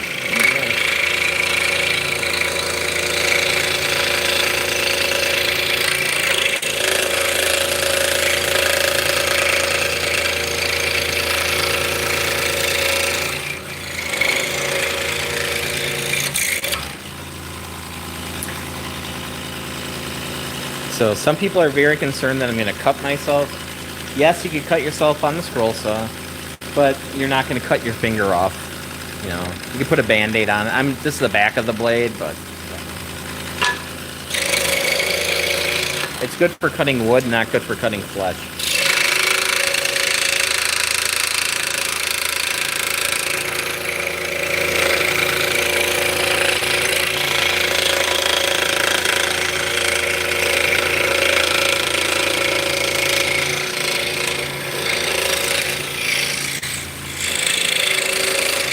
That's why they got a bandsaw at the butcher's shop and not a scroll saw.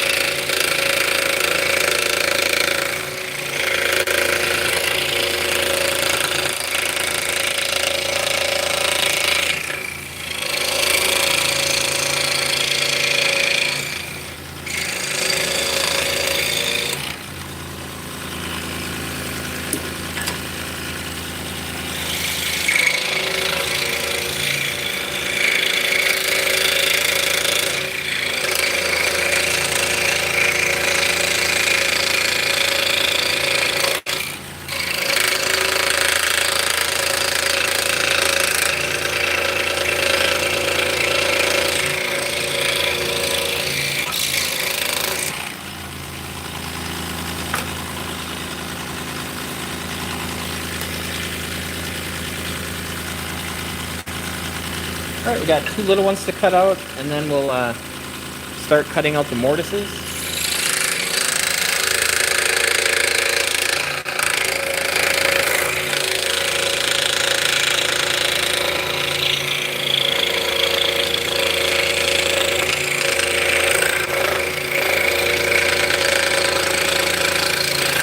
So with these little ones, I like to cut out just the outside edge and leave that middle part.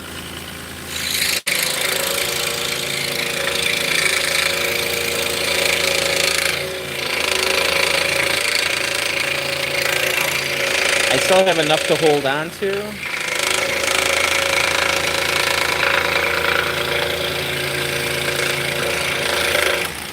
But it's just easier to have a little stack of these than to have a whole bunch of boards laying around.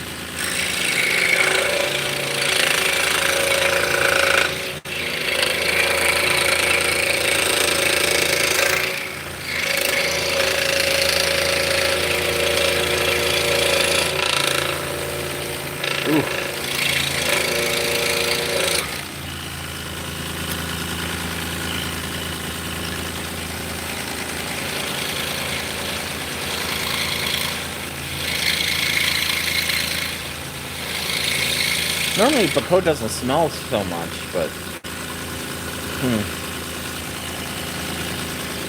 Wow. That, for a second there, it smelled really bad. It smelled like manure. Which is odd.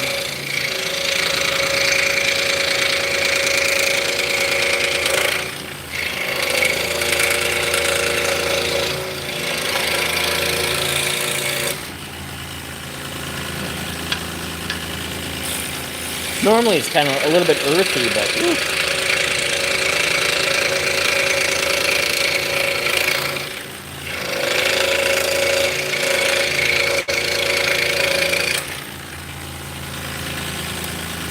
that.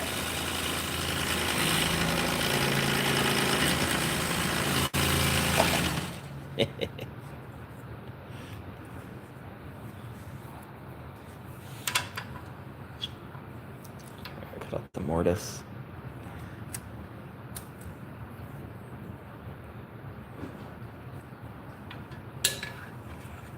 So, since it has a small blade, I can take the blade off, drill a hole, put the wood through, and then I can make internal cuts.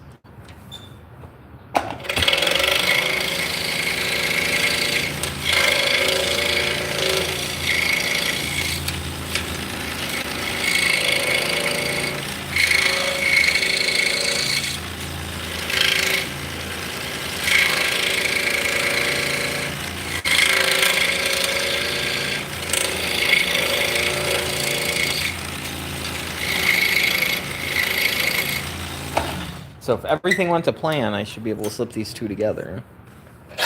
I'm going to take this rat-tailed bastard file and just make sure the holes are centered. There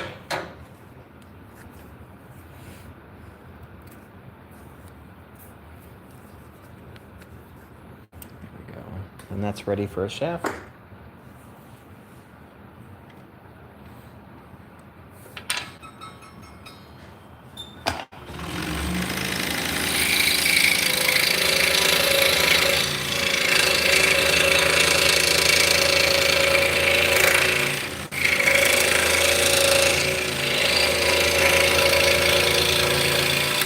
So since we're doing production, the patterns we print out on just on the printer, laser printer, and then we glue the patterns to the wood, but we use masking tape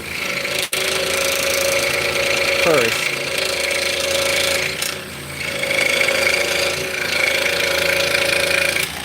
So we take the wood, we'll cover it in masking tape, we use blue painter's tape, and then we glue the pattern on top, so when we're done, you can just peel off the tape, and then you don't have any residual glue to deal with. So basically our patterns are all little stickers that we make. I've got some introduction videos that show you a whole bunch of different ways that you can get patterns on and how to do patterns, but This is just the easiest for production work.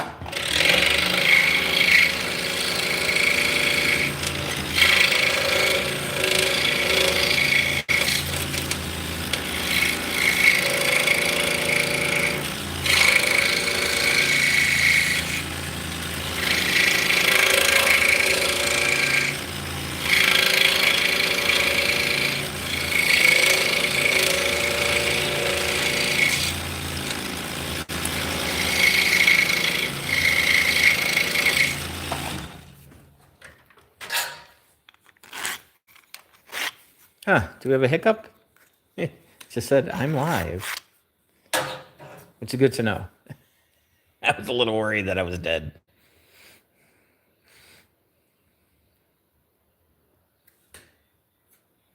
You got a method for coring? Same way as last time. Nice.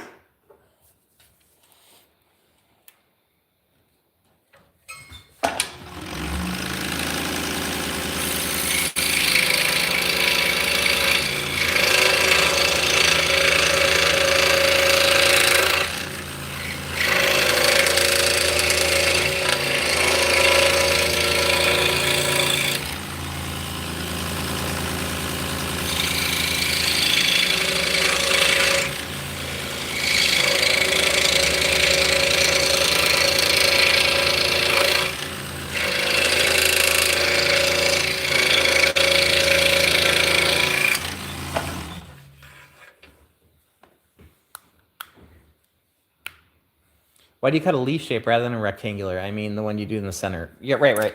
So I could just go square. I could go burp, turn my corner, burp, burp, burp, go around like that. But that's going to leave me curved edges. So by doing this, I get, I'll zoom in on the next one. Just let me get it written, drawn on. So by doing it this way, I get 45, I get nice crisp edges.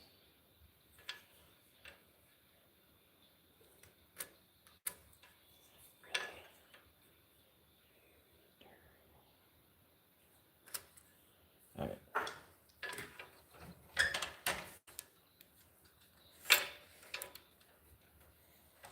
Oh, thank you. All you do is watch robots and glue, so everything is glued fine. You're literally bored, right? Oh, I hear you. Yeah.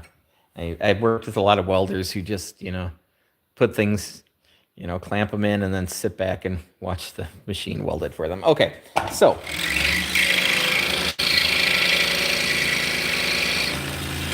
So by doing that, I get a nice sharp edge.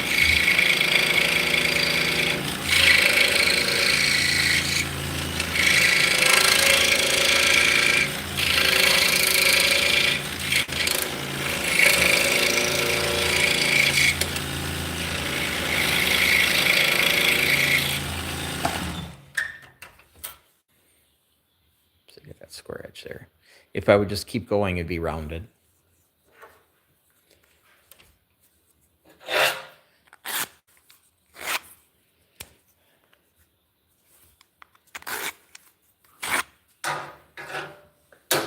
So there is a method to my madness. There we go. I'm going to have to grab a stick. I'll grab some shafts too. I'll be right back. I mean, I'm going like 3 feet. Shouldn't take too long.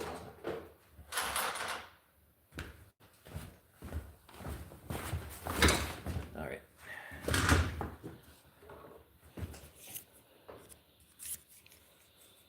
There we go.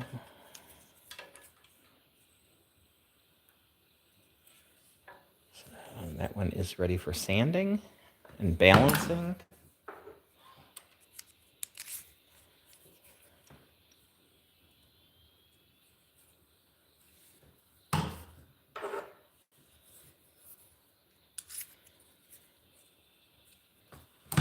All right. Am I zoomed all the way out? I think I am. Okay.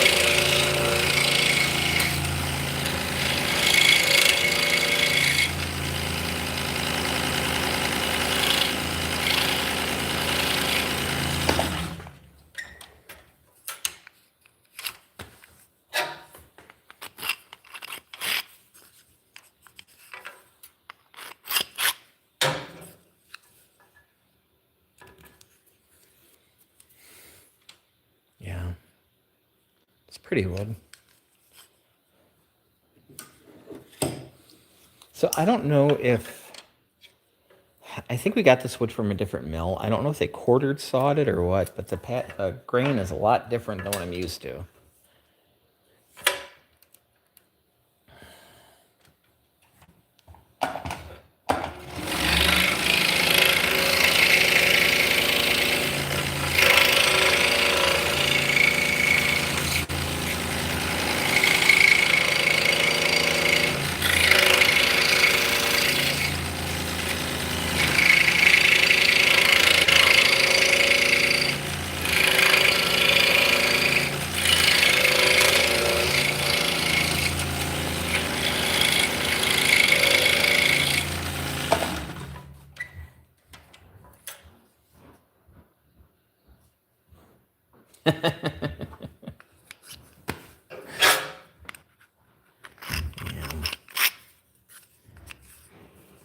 It's just about doing the best you can all the time.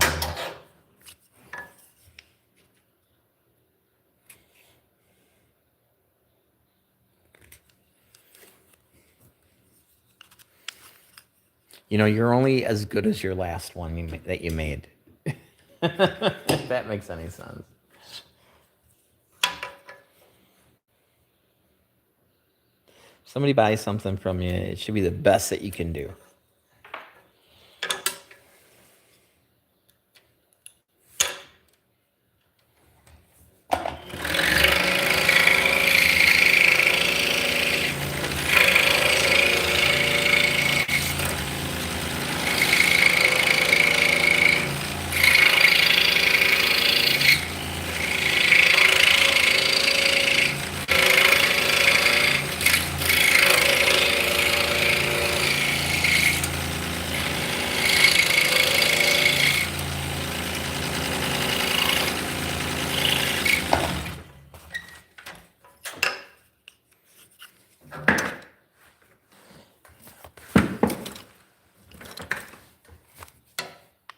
You know, I understand that a lot of people don't like scroll saws because it takes some practice. Because you know, most other saws, you set up a fence and you run your product through, which you can't do on a scroll saw.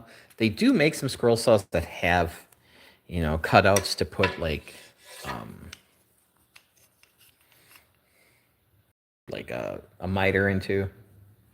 But yeah, they're few and far between because it doesn't work that way. So scroll saws, the blades are so small that most of them tend to have a sharp side and a dull side because they're stamped out. Even if they grind them, they're still that.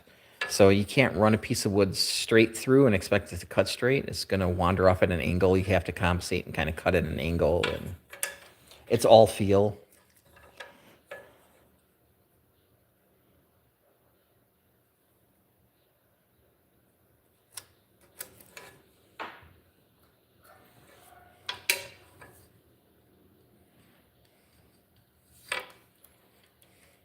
And like I said, I've been using the scroll saw since 1987.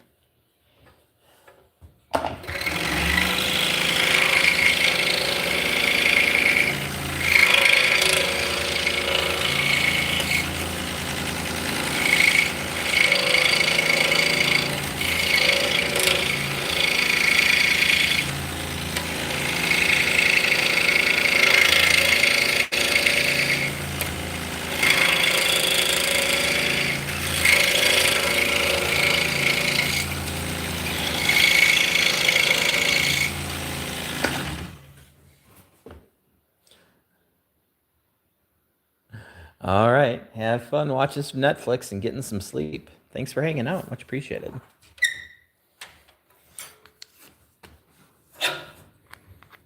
That'd be past my bedtime, I tell you that. Who am I kidding? I was up to like 3 in the morning last night. All right.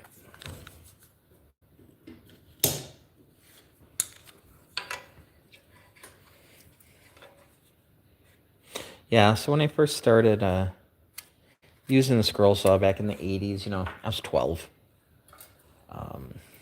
You know, I went to the library and got books about scroll sawing with patterns, and it's kind of nice.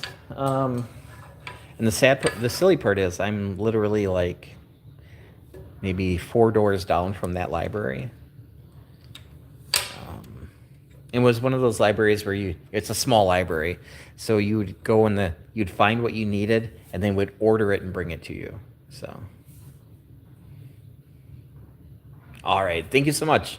Thanks for the follow and the like, much appreciated. If you want to catch the live streams, I don't have a set schedule as of right now. Yeah, click the bell so you can get notified. If it gets annoying, you can always click it off. Have a good night.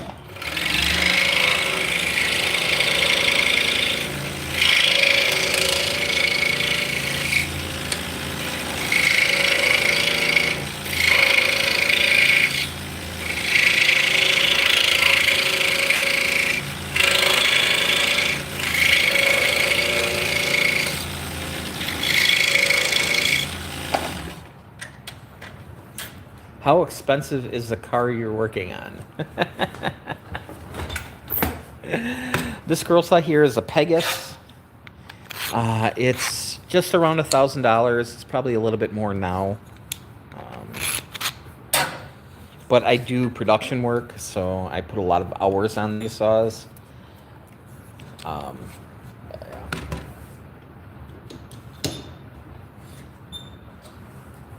mean,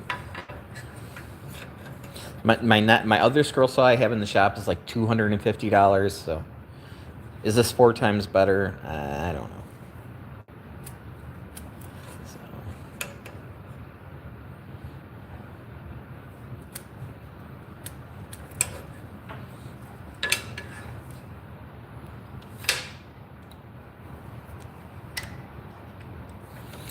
There are more expensive ones. There's a lot of cheaper ones.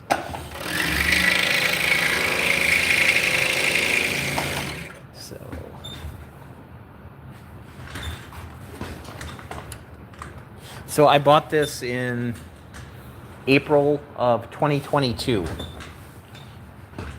So it's like, it's got a few years on it.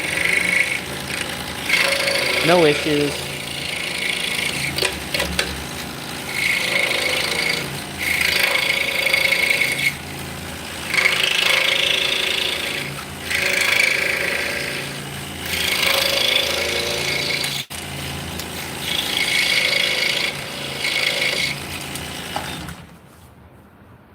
Hey Cap, how's it going? Now, if I wasn't doing production work, if I wasn't putting, 20, 30 hours on it a week, a less expensive one would probably be just fine.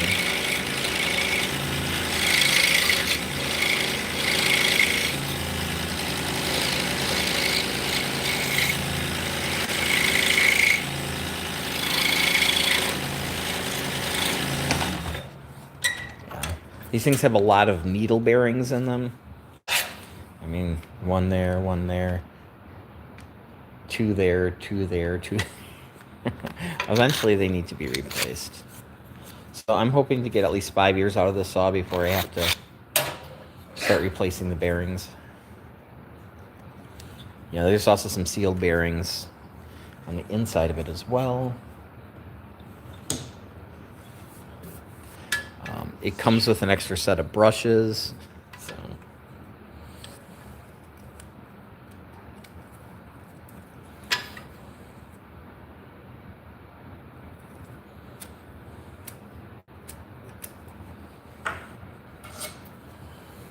So this is a 21-inch saw. So from the blade to the back of the saw is 21 inches. So it does go back pretty far. So yeah.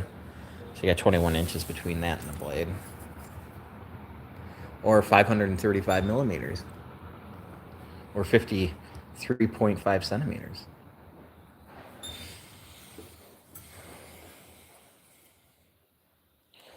The cutting thickness on these are 2 inches. But you're not going to be sitting there cutting, 2-inch thick oak or anything with these.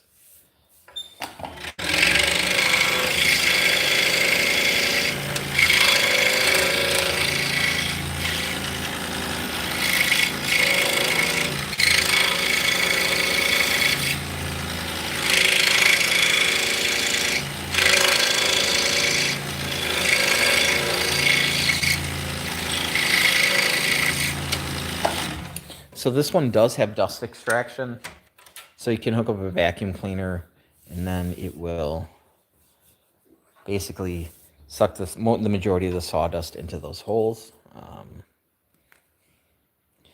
I'm not a big fan of that, to be honest. I'm in a big enough area now where I don't think that's going to be an issue as far as the dust goes.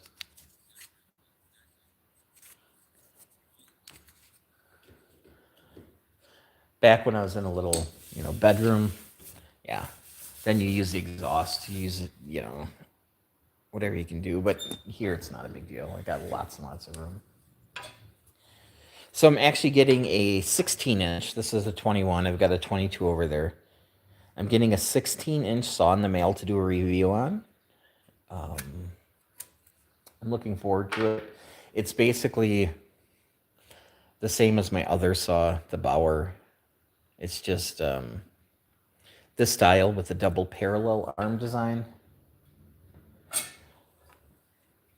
It's just much shorter. Honestly, this 21-inch, I don't use the full capability of the saw very often. I'm not making huge wedding signs or anything. So the 16-inch, if you got a small workshop, it's going to be 8 inches shorter or whatever.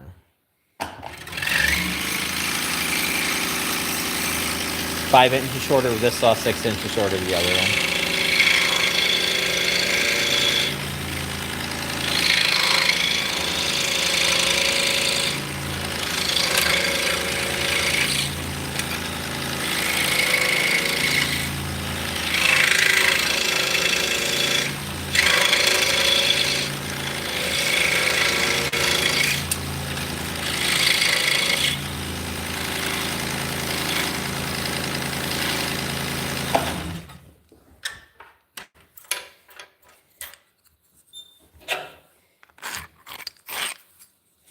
Yeah, when I was originally shopping for this saw, I was looking around for 16-inch saws, and the only ones they had were too much for what they were, if that makes sense. I just felt they were too much money. So this one that's coming in is I think it's $350, which seems like a lot, but then if you start looking at, what comparable saws cost, you're looking at $500 or $600. So, if not more.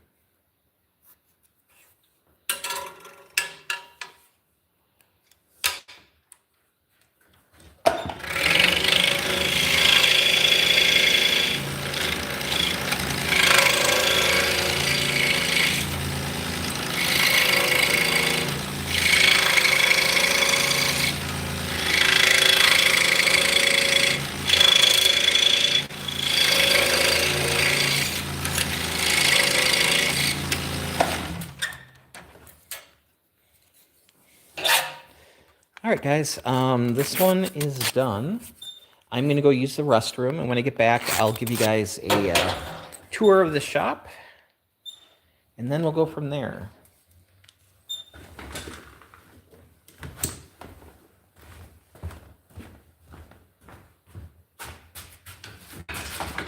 Drink lots of coffee, they said. I'll be right back.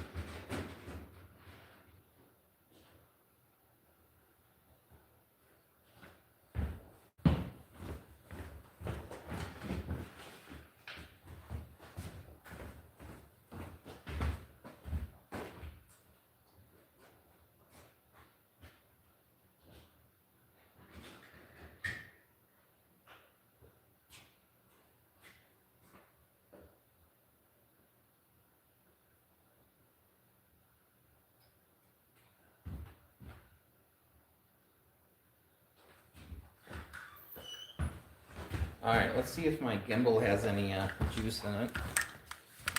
If not, it's going to be very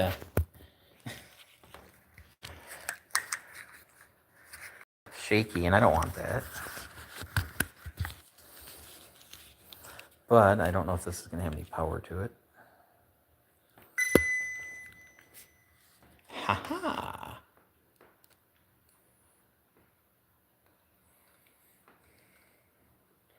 All right, I'm going to do a quick run through while I still have battery. So we'll start from the back corner here. So yeah, this is my turning station here. So I do a monitor so I can see the chat. Come down this way.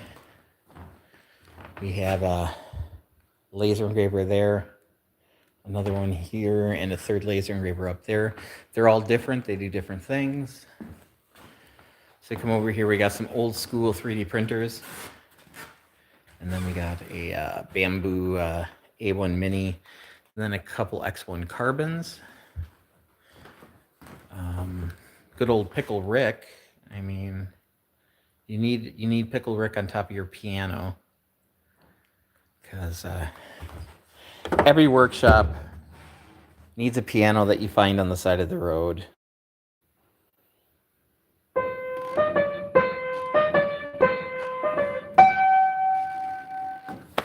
right. Then we'll check out the front.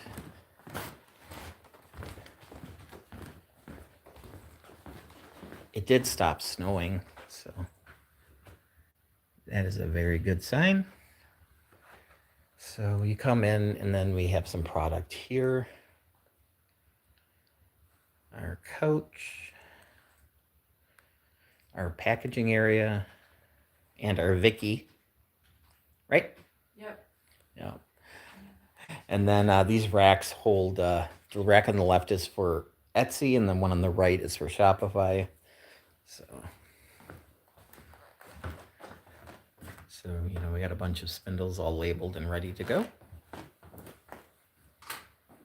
So, yeah, you need a banner. So, it's our little kitchenette area. And we got a restroom. You don't have to see that.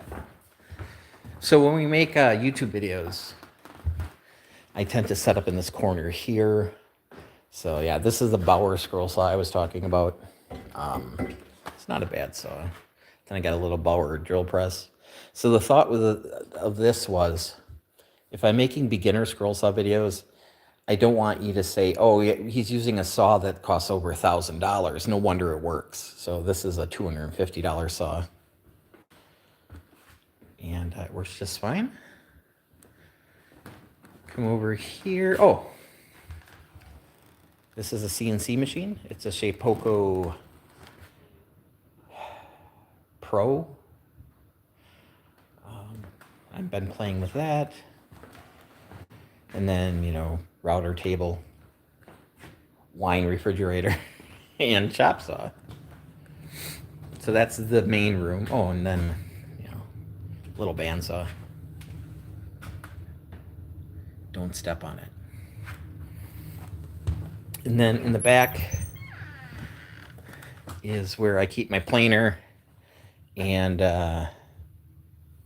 my drum sander, and that's where this extractor lives. There's another one by Vicky's sanding station.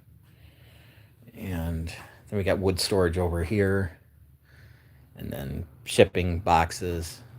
And then we have another messy room in the back. And then we also have a full basement. Oh, and that's Vicky's drill press.